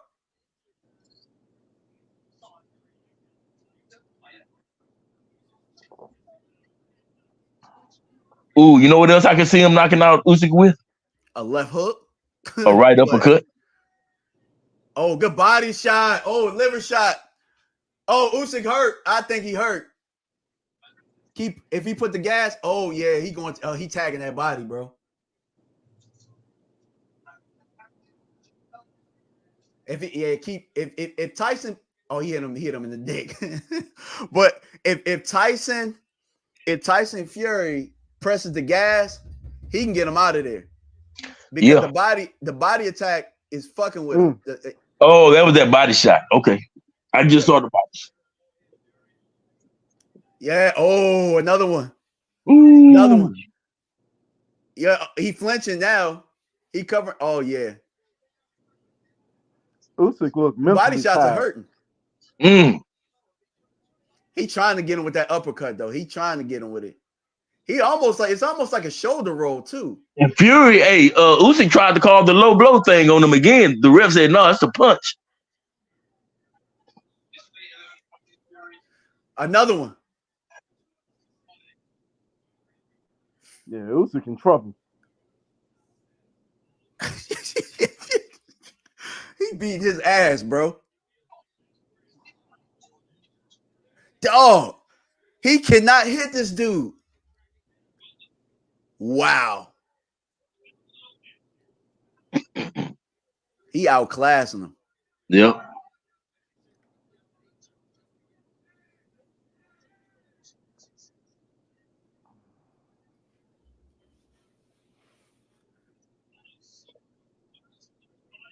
Man, Usyk, you when somebody just don't have answers, he hit him with a left at the end, but like, bro, this shit is he playing with him, dog. You know, like he making a world-class fighter, a unified champion look like he wasn't doing like And a great amateur at that as well. Don't forget he's a gold medalist. Great amateur. Yeah.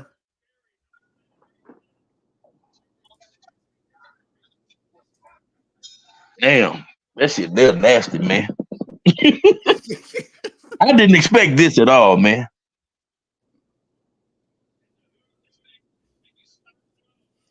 What is it? You know, I mean, you know they want to make the Anthony Joshua fight. What do you think Anthony Joshua is saying right now?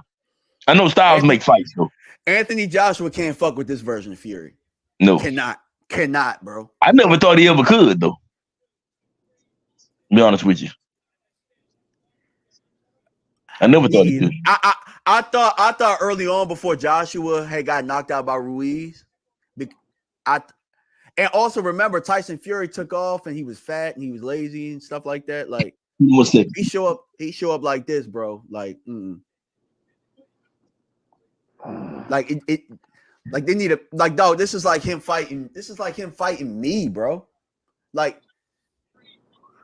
it just looked like he's just so much bigger. He just can't like Usyk, but Usyk is like he just can't touch him, bro. Can't touch him. I mean, he hitting with the lead hook, with the jab. He doing anything he want there for the most part. They gonna throw in, and then the jab. Now he going to the body.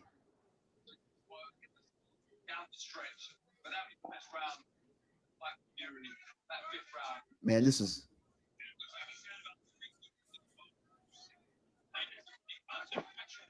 I mean, it's just skill, bro. Skills pay the bills. Skill. Yeah. I mean, he's ahead of everything Usyk want to do. He's ahead of everything. And not only that, it's just, man, a 6'9" frame, 260, 80-pound dude coming at you like that, man. That's hard to deal with, man. Eventually, he gonna lay on Usyk, and he gonna probably stop him, bro, because Usyk is now breathing out his mouth. Yeah. Mm-hmm. I don't even think he's physically tired. Oh, uppercut. That joint had to hurt him. Body shot. I think Usyk might be hurt. Oh, another uppercut. Oh, he hurt. Oh, he on the ropes. He on the ropes. Another body shot. Usyk on the run. And I'm almost to it. Let's see. Oh, that's that body shot. Okay. That's the body shot. Usyk gonna retreat. Man. Oh.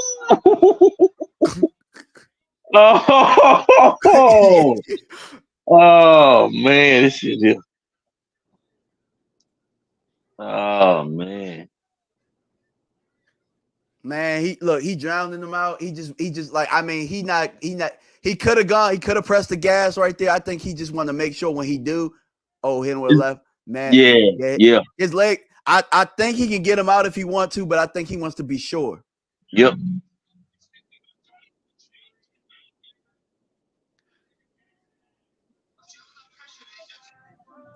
This is an ass whooping.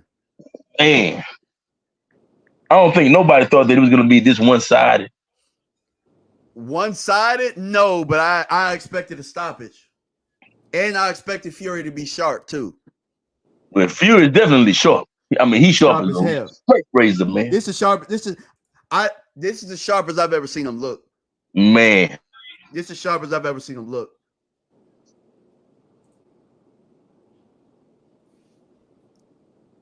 Well, I say, as long as Fury is fighting, he better stay with Sugar Hill, man.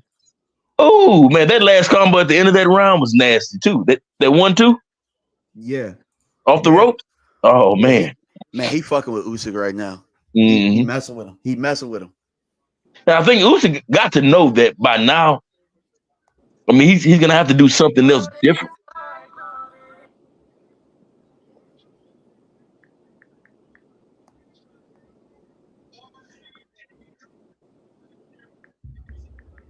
Oh, that uppercut was nasty. Mm. I just think he wanna. I think he just wanna take. He want to take all of his gas tank out, and then I think he gonna press the gas, and I think it's gonna be it. Yeah. I mean, dog, he making this look like I a think walk in the park. This is a walk in the park, man. Another day in the office. This is the corner gonna stop it in about round 10. You think so? Corner stop? Yeah, I think the corner. This is looking like his easiest fight so far.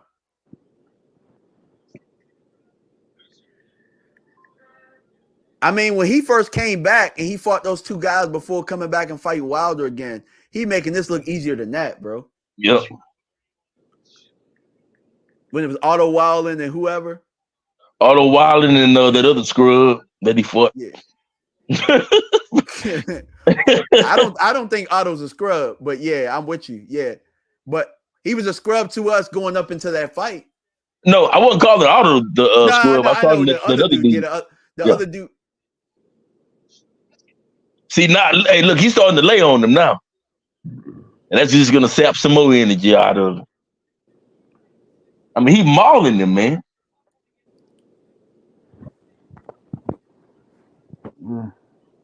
And he is putting more behind the punches now. Like, I think he's starting to take off. Like, I got Usyk winning this round so far. Yeah, but I think it's because Tyson is like, I think taking him like a little breather. You think? Possibly, he's setting a trap. Yeah. Oh, like this uppercut he just landed. Oh God, he might be hurt. Usyk might be hurt. If not, he landed a straight left on Tyson. No, he landed a nice little straight left that got his attention.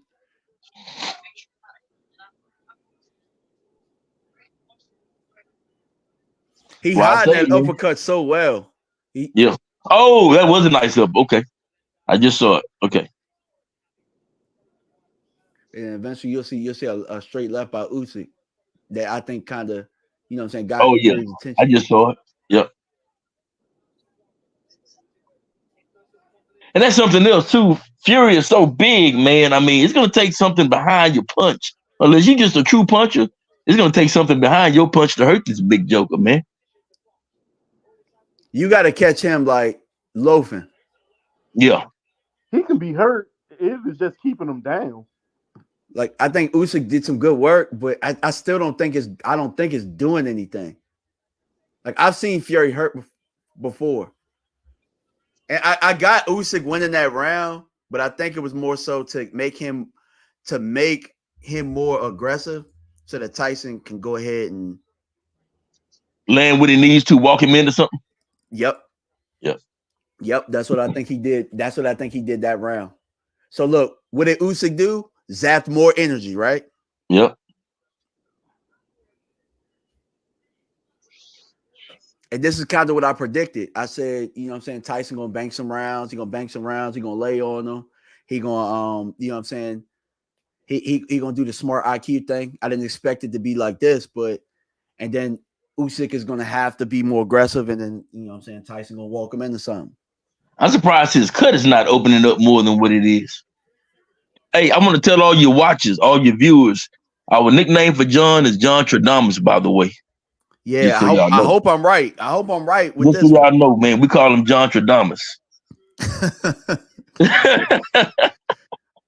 Now Fury come out guns blazing and then start the round. Oh, Usyk landed a nice little uppercut in there. All right. Ooh.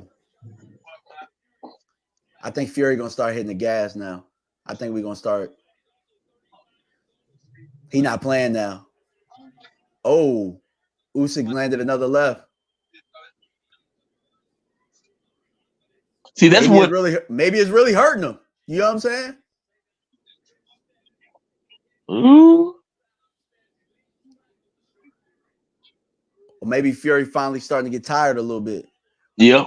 But I really think he's trying to let him build his confidence up. And then, you know what I'm saying, take that gas tank. Because he stopped going to the body. Now he just went to the body now.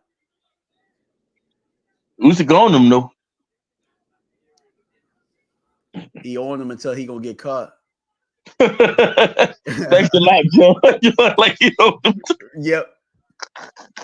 He on him until he about to get caught. Oh, man. Good little straight left to the body by Usyk. Oh, good body shot by Fury. Oh, Usyk with a left. It ain't do shit, though. Dog, that joint should have landed flush, and it didn't do anything. He's scoring points, though. Tell you what, Usyk lucky that right hand didn't land. That skimmed it. Yeah. You'll see that left hand I'm talking about. Like, Usyk, I think, hit him with everything he had. And Oh, yeah. Shit. He just landed it. Yep.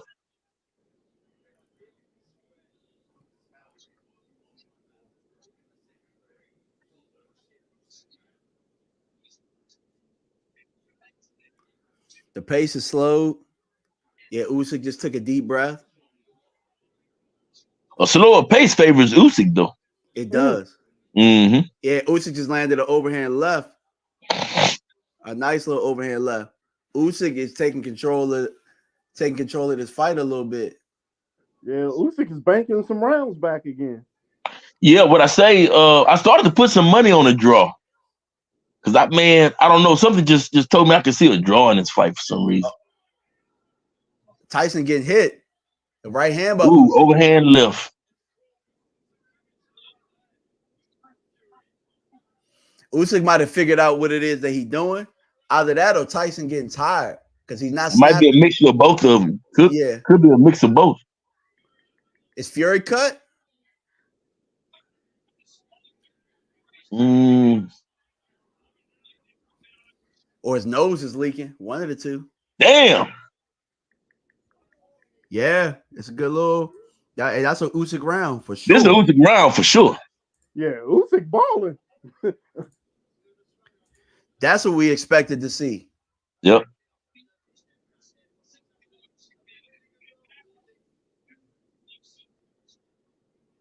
That's what we expected. Oh shit! Yep. I think he broke his nose. Man, you do. I think he broke his nose. Fury's nose. Yeah. Yep. His eyes start watering. Yeah. I was about to say, man, the way his eyes are swelling up and way all that's his sinus shit, man. All them sinuses is swelling. Look at his eyes started to swell now too. Fury. He got Fury. He broke his nose for sure. Yep. It was that left hand. Yeah, I seen it. Bam! Right on that joker. Yep. Oh Fury yeah. He hit his nose too. Oh yeah. Fury keep poking his damn eye. That left hand. You better stop playing. I'm telling you. Yeah, he keeps sneezing that. He keeps sneezing, or you know what I'm saying, like putting that. Make your eyes water, and then swell up. Yeah, he caught him. Yeah. Now we in the fight now. Yep. Fury snaps the jab. Snaps the jab again. Fury gonna have to press. Fury gonna have to press him because Usyk done got some momentum. Yeah, that's what he gonna have to do. I think he missed the opportunity. I think he missed the opportunity to press him. So he got to try and get him. He got to try and score points. Like that uppercut he was trying to set up earlier, like that's not there no more. It's not there no more. He got to go back to the body attack that he was doing. Because I don't know why he stopped. Yeah, Usyk about to fuck around and roll around 3 in a row. Well, I think And it Fury started depends on how you got them first 2 scored. This Fury, might I be think, tight winning this call. round. Huh? Fury, I think, winning this. I'm at 125. Oh, double left hands from Usyk. Good jab. I like what Usyk is doing. Yeah. And it's Oh, like good body depends on how shot. you got them first 2. Shit. Usyk is a dog, though. I got to give him that. Win or Oh, lose, good right that hand. motherfucker's a dog, man. Yeah, Fury taking control of this round. Again, Usyk, deep breath. It's a body shot that kind of stopped the momentum of Usyk for real. Oh yeah, I just called it. Good jab. Oh, good left hand by Usyk. You actually know what Usyk is doing good. His hands is going. So even if he ain't landing, it damn look like he's busier. Yeah. And we know judges are dumb. Oh, they like activity more than landing punches. He hurt. Tyson Fury hurt. Oh, he on Queer Street. Oh, he's hurt. He hurt. He hurt. Oh, he got to stop this fight. Oh no, he didn't stop it. He just made it's a knockdown. Oh my God. Oh my God. Oh shit. The ref is saving him, bro. The ref saving him. Oh, the ref saved him. Oh my God. Yo. Oh my God. What? Yo. Oh. What? Oh shit. Oh my God. I'm there. That's a 10-8. That's a 10-8. Go, my boy. Oh my God. Wow. Wow. He kept playing with him. Woo! I told y'all earlier, I said he better stop playing with this dude, man. Hey, I'm gonna be honest with you. That should have been a stoppage. That should have been a stoppage. Boy. That should have been a stoppage. I don't even know why the refs jumped in there. Why he jump in? Because he was on the ropes. And they could have, anytime you fall into the ropes, most rules that can be ruled as a knockdown because the ropes save you. Oh my God. Yeah, the rope saved him. Because he was going down except for the ropes. Yeah. He's going for the stop. He going for the stoppy. Damn. Usyk gonna fuck around and win this bitch, man. Excuse me. I don't want to get you demonetized. No, it's He's okay. gonna win this joker. I've been cussing like crazy, and I already turned it off for not child. So. Wow.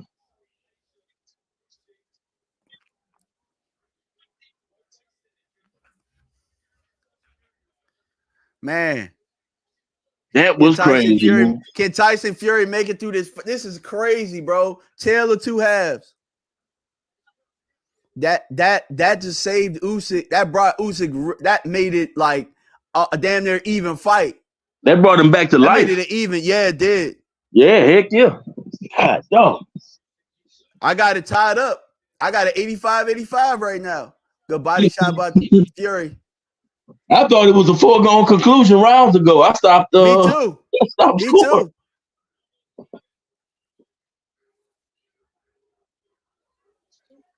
Yeah, Fury gonna have to hurt him now. He needs to do something to. He's got to do something in these championship rounds. Oh, left hand from Usyk. He kept playing with him. Yep. Another left hand from Usyk. Usyk is doing a very good job of calculated approach. Good calculated approach. It's crazy. Oh, he playing with Tyson now.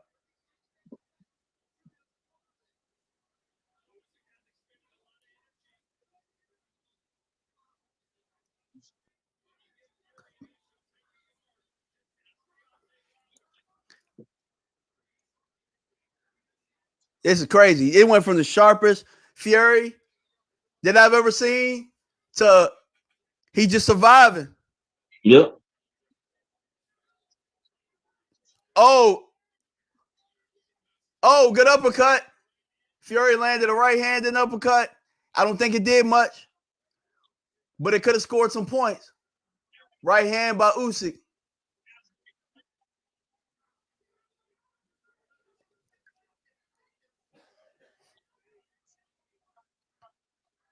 It's like, One thing is, left Fury, hand from Usyk. I tell you what, Usyk better not. he's See, not hurt. I think Usyk might have messed up, yo. I'm gonna tell you why I think he messed up, and I think he's winning this round, and I'm gonna have him up at the end of it. He let him recover. Well, I saw that when Fury did that little dance in the corner again. So I think Usyk won that round, but Tyson has recovered. Yep. And that's something else about Fury. His recovery is so crazy, man. He's like Larry Holmes when it comes to that, man. The only person to really sleep Larry was Tyson. Yep. That was an out of shape Holmes. This is why Tyson Fury can't be the GOAT to me. He been hurt too many times. Do what? See what Sugar's saying to him. He just telling them to be ready to punch. You know what I'm saying? Like don't just sit there, I guess. Think about that. He telling them to stop pulling back and getting caught. That's exactly what he's doing. Yep. He pulling back, playing, and the pulling back is what was getting him in trouble. Every time. He did it again almost. He got to win these next 2 rounds, though. He got to win these next 2 rounds. Has to for Fury. Usyk just got to get one of these joints. Unless he get dropped.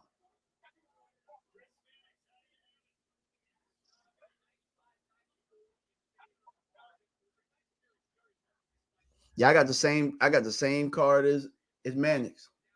Almost. What he got? 95, 94 for Usyk. Usyk. Yeah.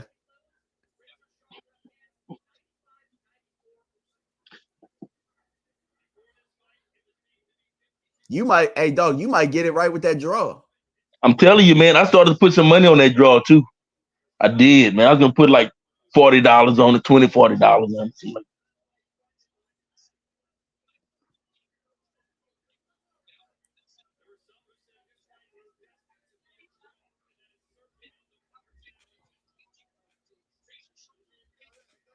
Good jab good little left hand to the body by Usyk. Fury doing a good job keeping the range for now. Fury trying to lay on him just a little bit too late now. You should have laid on him in like round 6. Yep. Good body shot by Fury. And I started to put money on a draw. I'm gonna be kicking myself. A draw was like a plus 1,400, John. Oh, Usyk landed a right hand. I think Usyk winning this round. Usyk coming very close to landing some mean shit on him too.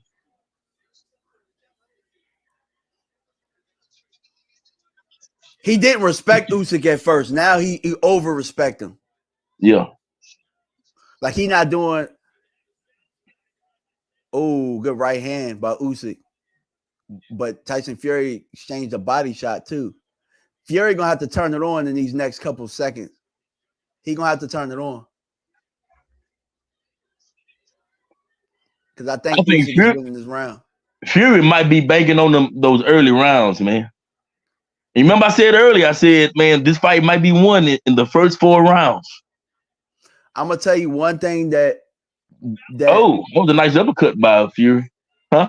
Yeah, he landed another nice little body shot too. He got to stop pulling back. Because him pulling back looks like Usyk is landing punches too. Like Elton was saying, Usyk doing a good job of you know what I'm saying, keeping his hands moving to where it looks like he's doing something. I mean, that's a major flaw that he has. That's how Wilder was hurting him, pulling back. Really, to be honest with you. Left hand at the end of the round. Usyk, I got Usyk winning that round too.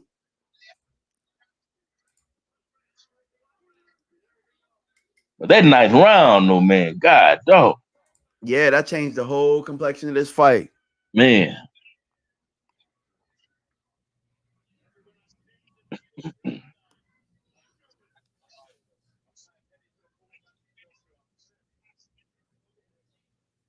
I got a 105, 103 for Usyk.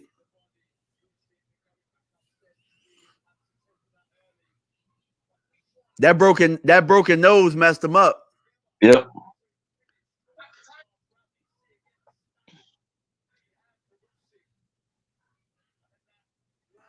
Yeah, to pull him back because the punches ain't even hurting him that bad. But when he pulling back, you're automatically going, you know what I'm saying? Your momentum is going to drag it back and look like it's worse than what it is. What's going on, everybody? For the new people in the chat, man, y'all make sure y'all hit that like button, man. Let's get this algorithm up a little bit. We in the 12th round right now.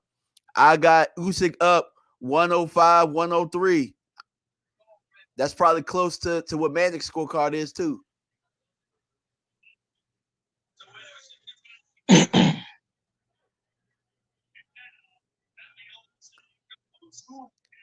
we go. The live update, Tyson Fury plus 700, Usyk minus 1,200.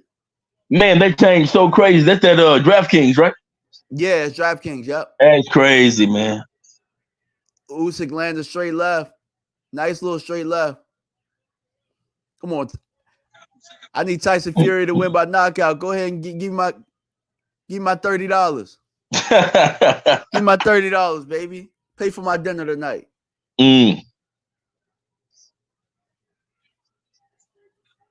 Oh, nice little left hand. Nice little jab hook. Yeah, Fury banking on them early rounds. Yeah, but if you bank on, you got to win this round. Yeah. You got to win this round. Especially with the knockdown now. The knockdown hurt things. Yeah. I don't think he's still hurt, but good left hand. No, I'm talking about the scoring. That knockdown hurt the scoring. It did. I'm saying Usyk did something where that punch scared the bejesus out of him.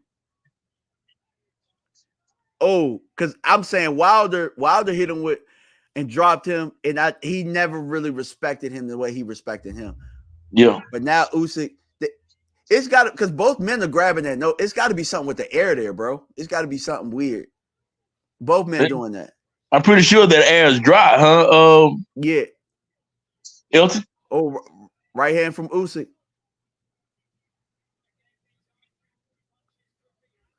Oh, right hand from Fury. I don't think it did too. It was a nice little right hand. I know he felt it. I thought he was going to drop him.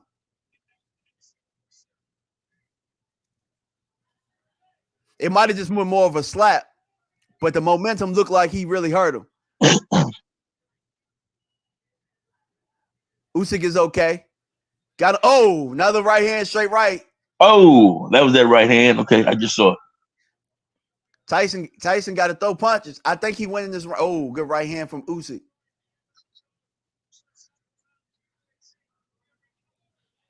So your fight's just about over with. Almost. It's 12 seconds left. Oh, good right hand to the body. Good jab from Fury. He puts his hand behind his back. But, dog, you lose. He was trying to set the trap. I think Fury won that last round. But, man, what a fight. I got Usyk winning that fight. It's going to be close.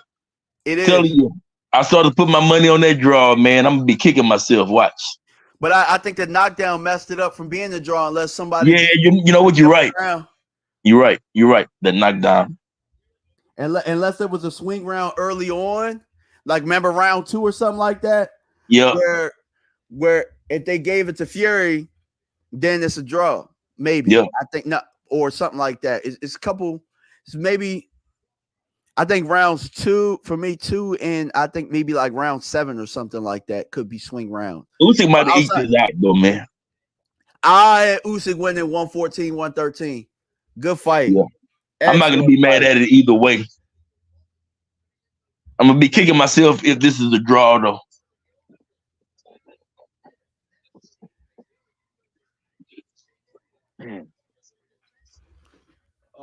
That was a good fight, though. Excellent fight. That was a damn good fight. Regardless, rematch. Yes. Well, I don't know. You know what? I wouldn't mind seeing the winner move on, fight somebody else, man. let the loser. There was some I'm getting punches tired of that I these. thought there were some punches that I thought landed from Usyk, and you'll see it in the replay. He rolled the shit out of all them joints. Oh yeah. But the ones that really landed, you could see. Yeah. Man, this is about to be an interesting decision. I hope it is a draw. But Yeah. I think Usyk won. I think if he eked it out, he eked it out. You know what I'm saying? I wouldn't be mad I either tell you way. this though, if it is a draw, it's probably gonna dictate an immediate rematch. And I think Fury's gonna go into the rematch even more serious, yeah. you know. Yeah. But then again, I don't know because Usyk is that damn good of a fighter too. So I don't know. If Fury gets away with this one, he better leave this dude alone. I know that. Nah, he got to run it back. They got to run that back. He should. They got to run that back. Usyk wins, he probably run it back. Fury wins, he probably won't. You know how that dude rolls, man. Yeah. In my opinion, this could be close to fight of the year so far because we haven't had that many fights. But this could be. There was a lot of swing moments, a lot of back and forth. Wilder versus Zhang. We keep calling him Zhang. His name's Zhang. Zhang. I don't give a damn. Zhang. Bang, bang. Zhang. We sure got that wrong, huh? Yeah. Zhang. Zhang. Zhang. Chinese power. That's how you say it. Chinese power.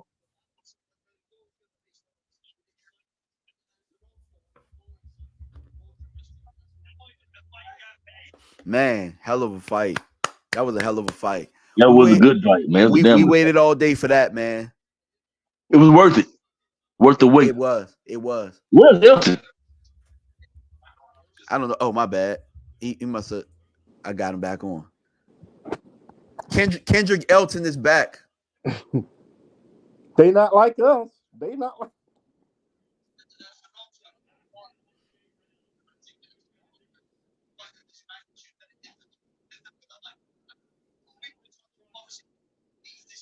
An honor to call this fight. It really was. Okay, here's the decision. Absolute honor. I know where I was 25 years ago when I watched Lewis Holyfield battle at home with my dad and my granddad watching. And then it must be close because they're taking a long time with the scores. For me personally, they're taking a long time with the scores, man.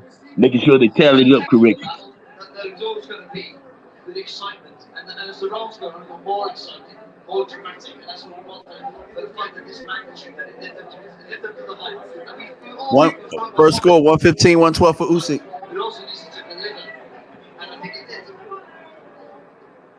Okay, 114, 113 for Fury. Nervous energy throughout this building as we await the final score totals.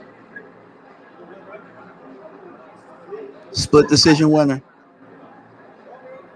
Oh, Usyk. Oh.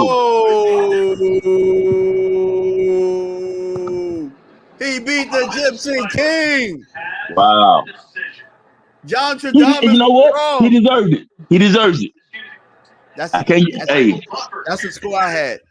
I'll show you guys. That's the exact score. For the people out there talking about me scoring these fights, man.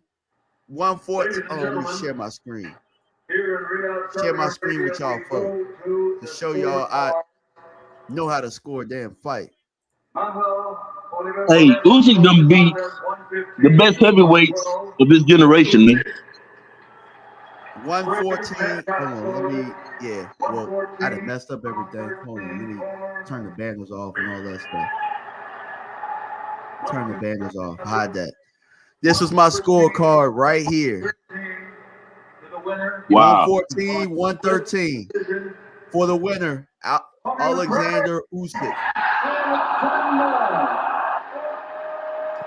I wonder if we might have some people in the comment section talk trash today. But Hey, two of the Usyk, hey, scorecards, he deserves it, man. he does. Run it back. Run that back. Run that back. I mean, because you know what? I mean, I'm kind of with you on running it back because where does he go next? There's nowhere to go next. You know, he beat the best of this generation. He just beat Fury. He's the beat Joshua twice. Nobody left. You know what I'm saying? Yeah. Yeah. Really, nobody left. Nobody left.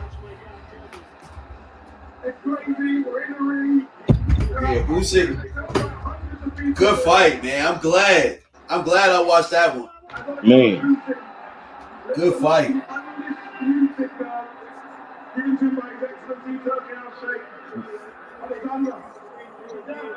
I know who he can fight next. There's only one other guy, maybe, if you consider him. You talking about And he's Wilder? earned it. Joseph Parker. What do you think, John? Yeah. Yeah. And That's that would it. be a good fight too. That'd be a good scrap too. Yep. Who? Joseph Parker. The only other guy that's really left, I mean, that's like actually earned a shot. Ain't nobody else really doing nothing. Usyk, an all-time great. Hell yeah, he's an all-time great. You got to give it to him now. First ballot Hall of Famer, all-time great. He beat everybody. Everybody from cruiserweight to heavyweight. Yeah, dog. Yeah. This is like when Evander Holyfield won it all. You know what I'm saying? You look like you had him in big trouble in the early rounds. What went wrong in there for you tonight, Tyson? First of all, I want to thank the Lord and Savior Jesus Christ for his fantastic fight with Alexander. I believe I won that fight. I believe he won. Well, at least Tyson is being I believe it was classy in defeat. one of the things, decisions in boxing.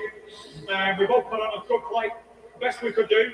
And you know, his country's at war, so people are siding with the country at war. But make no mistake, I won that fight in my opinion, and I'll be back. I've got a rematch clause. You know, I thank Jesus for all the victories he's given me. I've got a split decision loss to the good little man, and I thank him again. In the mighty name of Jesus, we go back home to our families and running back in October. Good luck to all. I'm gonna be honest with you. Be honest with y'all. While Fury says that he feels like he won the fight, and he can rightfully feel that way, I think Usyk won. I think he edged it out. I think Tyson Fury got stopped again. He got stopped in round 9. He got stopped. That ninth round was nasty, man. Yeah, that ninth round turned nasty quick too. Yeah. Yeah. And you know what? He's lucky that happened at the end of the round. Yeah. Because it would have been a ninth round knockout. And you know what Usyk showed me in this fight? Even at his worst, he actually stayed the same. He ain't panicked. He didn't change up nothing. All right, I'm gonna get him. Do we do this again straight away, Alexander? Alexander, do we do a rematch again straight away? They're asking him if he want a rematch straight away. Yes, of course. He said, of course. Man, I fuck with this dude, bro. I fuck with this dude. God, we got us a good champion, yo. I'm telling you, man. Yeah. We got us a good champion, bro. Before the fight, what did I say? I said my heart is with Usyk, but I saw Fury winning. But I mean, I'm glad Usyk won, man, because he's a fighting champion, man. Yep. It's what it is.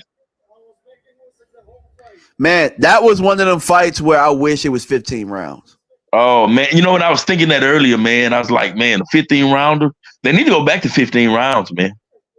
I love 15 rounds. I'm about to say, you trying to get people killed out here. You know what? That's not what was killing them fighters, man. Let me tell you something, man. That Ray Mancini Dooku Kim fight happened, and they used that as an excuse You want to know what the real deal was behind them going from 15 rounds to 12? What's that? It fit into an hour's station, programming better than 15 rounds, man. Gotcha.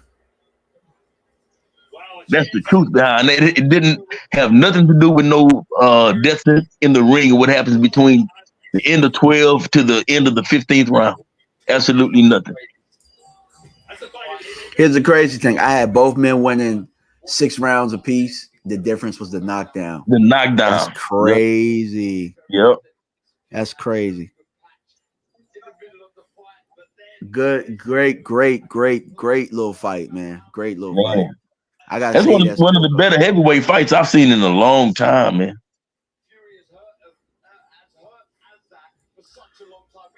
Go ahead and tweet that. Fight. It was. It was. I think I want to go ahead and I want to rewatch that too. I would definitely love to rewatch that. I'm gonna get with y'all in our chat later on. I'm about to make some phone calls in a little bit. But back to what we were talking about before you got on, Elton, we were discussing us all getting together and starting up a similar kind of chat to what we have, but for bets.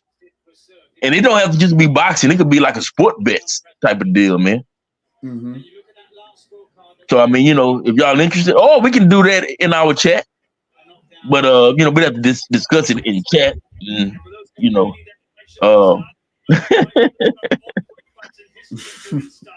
we discuss it in chat. Yeah, I got you, bro. Yeah. But yeah, man. Hey, look, everybody, this is going to conclude the live stream. Might do a show this week to kind of recap all of the stuff that happened. Got to get my guy John Herndon on. We were talking yesterday. I knew Fury was going to come out here sharp. Usyk in the round 9 really just changed tides on everything. Changed the game. Rightfully so. He showed that he was a true champion tonight. So what I'm gonna do is I'm gonna give everybody a final, I guess a final thought before heading out. So I'll start with you, Jeff. Hey man, great fight card, great main event. Hey, all praise to the Sheik. Hope he continues to bring us these mega fight cards because today was beautiful. Absolutely. And do you plan on covering the Navarrete fight later?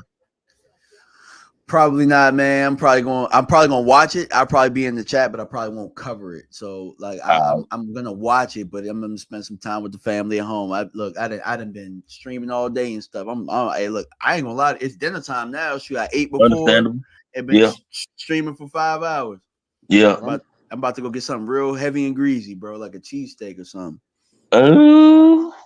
Well, I'm down here in Southeast Texas, so I might go get me some crawfish. Oh, nice. Yes, sir. Yes, sir. What about I you, can still get them. Elton, your final thoughts on what we saw or what you saw, because normally you don't watch the zone cards, but we're gonna give you a mulligan today. Technically, this was an ESPN. That's a fact. Elton watching the zone. What? This is on ESPN Plus too. So. Oh man. Oh yeah, but it was a great fight. Usyk showed all-time great heart and all-time great adjustments. You can't take nothing from him. You can't take nothing from him because he looked dead in the water earlier. And for him to come back and do what he did, that is all-time great. That was impressive. Oh man, that was a signature win. You know how we're looking for our great fighters to have a signature win. Yeah. That was a signature win right there. That's even better than the Joshua fights. Even better because of how he came back. Yeah, because he was at certain points it looked easier than Wilder. Yeah, Fury, and he all of a sudden, you know what I'm saying? He won a round, maybe won another round, got the knockdown. That's how you get back into a fight, man. He took it one round at a time.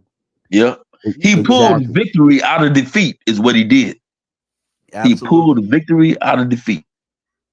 Because Fury took off round 8, and that was the start of it. It actually gave Usyk some, okay, all right. Yeah. And that damn kept him in it. He took off. I think he took off round 7 and 8 because I had Round, Usyk yeah, winning yeah. round I was about to say yeah. actually it was round 7. Yeah, Yeah. you're right. It was round 7. I was like, okay, he got that one. Then damn 8. Usyk really won the round. You're like, okay, he is grabbing a little momentum back. And 9 is when he took it over. Yep. Yep. That ninth round Yep. was nasty. That Yeah, ninth round got real nasty. That was a hell of a maneuver by him on these cards and being able to manage this fight. So big ups to the champ. Well, Big hey, ups to and the champ. real quick, speaking of round 9, Fury's lucky that happened when it did, and not even 10, 15, 20 seconds earlier. Or that fight very well could have been over with in round 9. I Because thought Usyk the broke ref his should have nose in stopped round it. 8. Could have. Yeah, I think Usyk broke his nose in 8, and he But he just did. Yep. Yeah. Yep, that's what happened. And that's why you can't play. That's why you can't play around with fighters, bro. Yep. Even if you're superior. And I think that Tyson's superior. I think Tyson is superior to him, but I think that Usyk's heart was why he won the night. You know what I'm saying? I think his heart. His heart Usyk was and gonna make him determination. stop him. Usyk was gonna. I'm like, Usyk's like, if you're gonna stop me, stop me. But if you playing around, okay. I think Usyk. I think it was a stoppage. I think the ref. Like I don't want to hear nothing about no ref saving nobody because the ref saved damn Fury in round 9. He saved him because not only did he like, it was like the end of the round. Like it was just weird. Like are you gonna grab his hands? You gonna grab his hands and then give him? Are you gonna give a count? Like I didn't even see a count. Well, the reason why, again, I do want to explain this part. The reason why it was actually called a knockdown was because the ropes held him up. Yeah, but what about the 4 or 5 unanswered haymakers that happened before that? Yeah. I mean, he was bouncing a 6'9", 260-pound man around the ring from pillar to post like it was nothing, and he was not missing no punches, and Tyson was not even in a position to throw anything back. Yeah. So I think when people look back on it, they'll say that should have been a stoppage. But it was a judgment call, one of those judgment call type things. I'm glad it wasn't. I mean, I'm glad it wasn't. They could have gone either way. Yeah. But let's stop trolling Devin now, I guess, because look, Fury was doing all this shit and looking at the crowd like he got doing that Ali shuffle off the ropes. Yeah, you can't do all that shit and lose, bro. Yeah, I mean, but he was doing that after he got knocked down. I was like, man, what's he doing?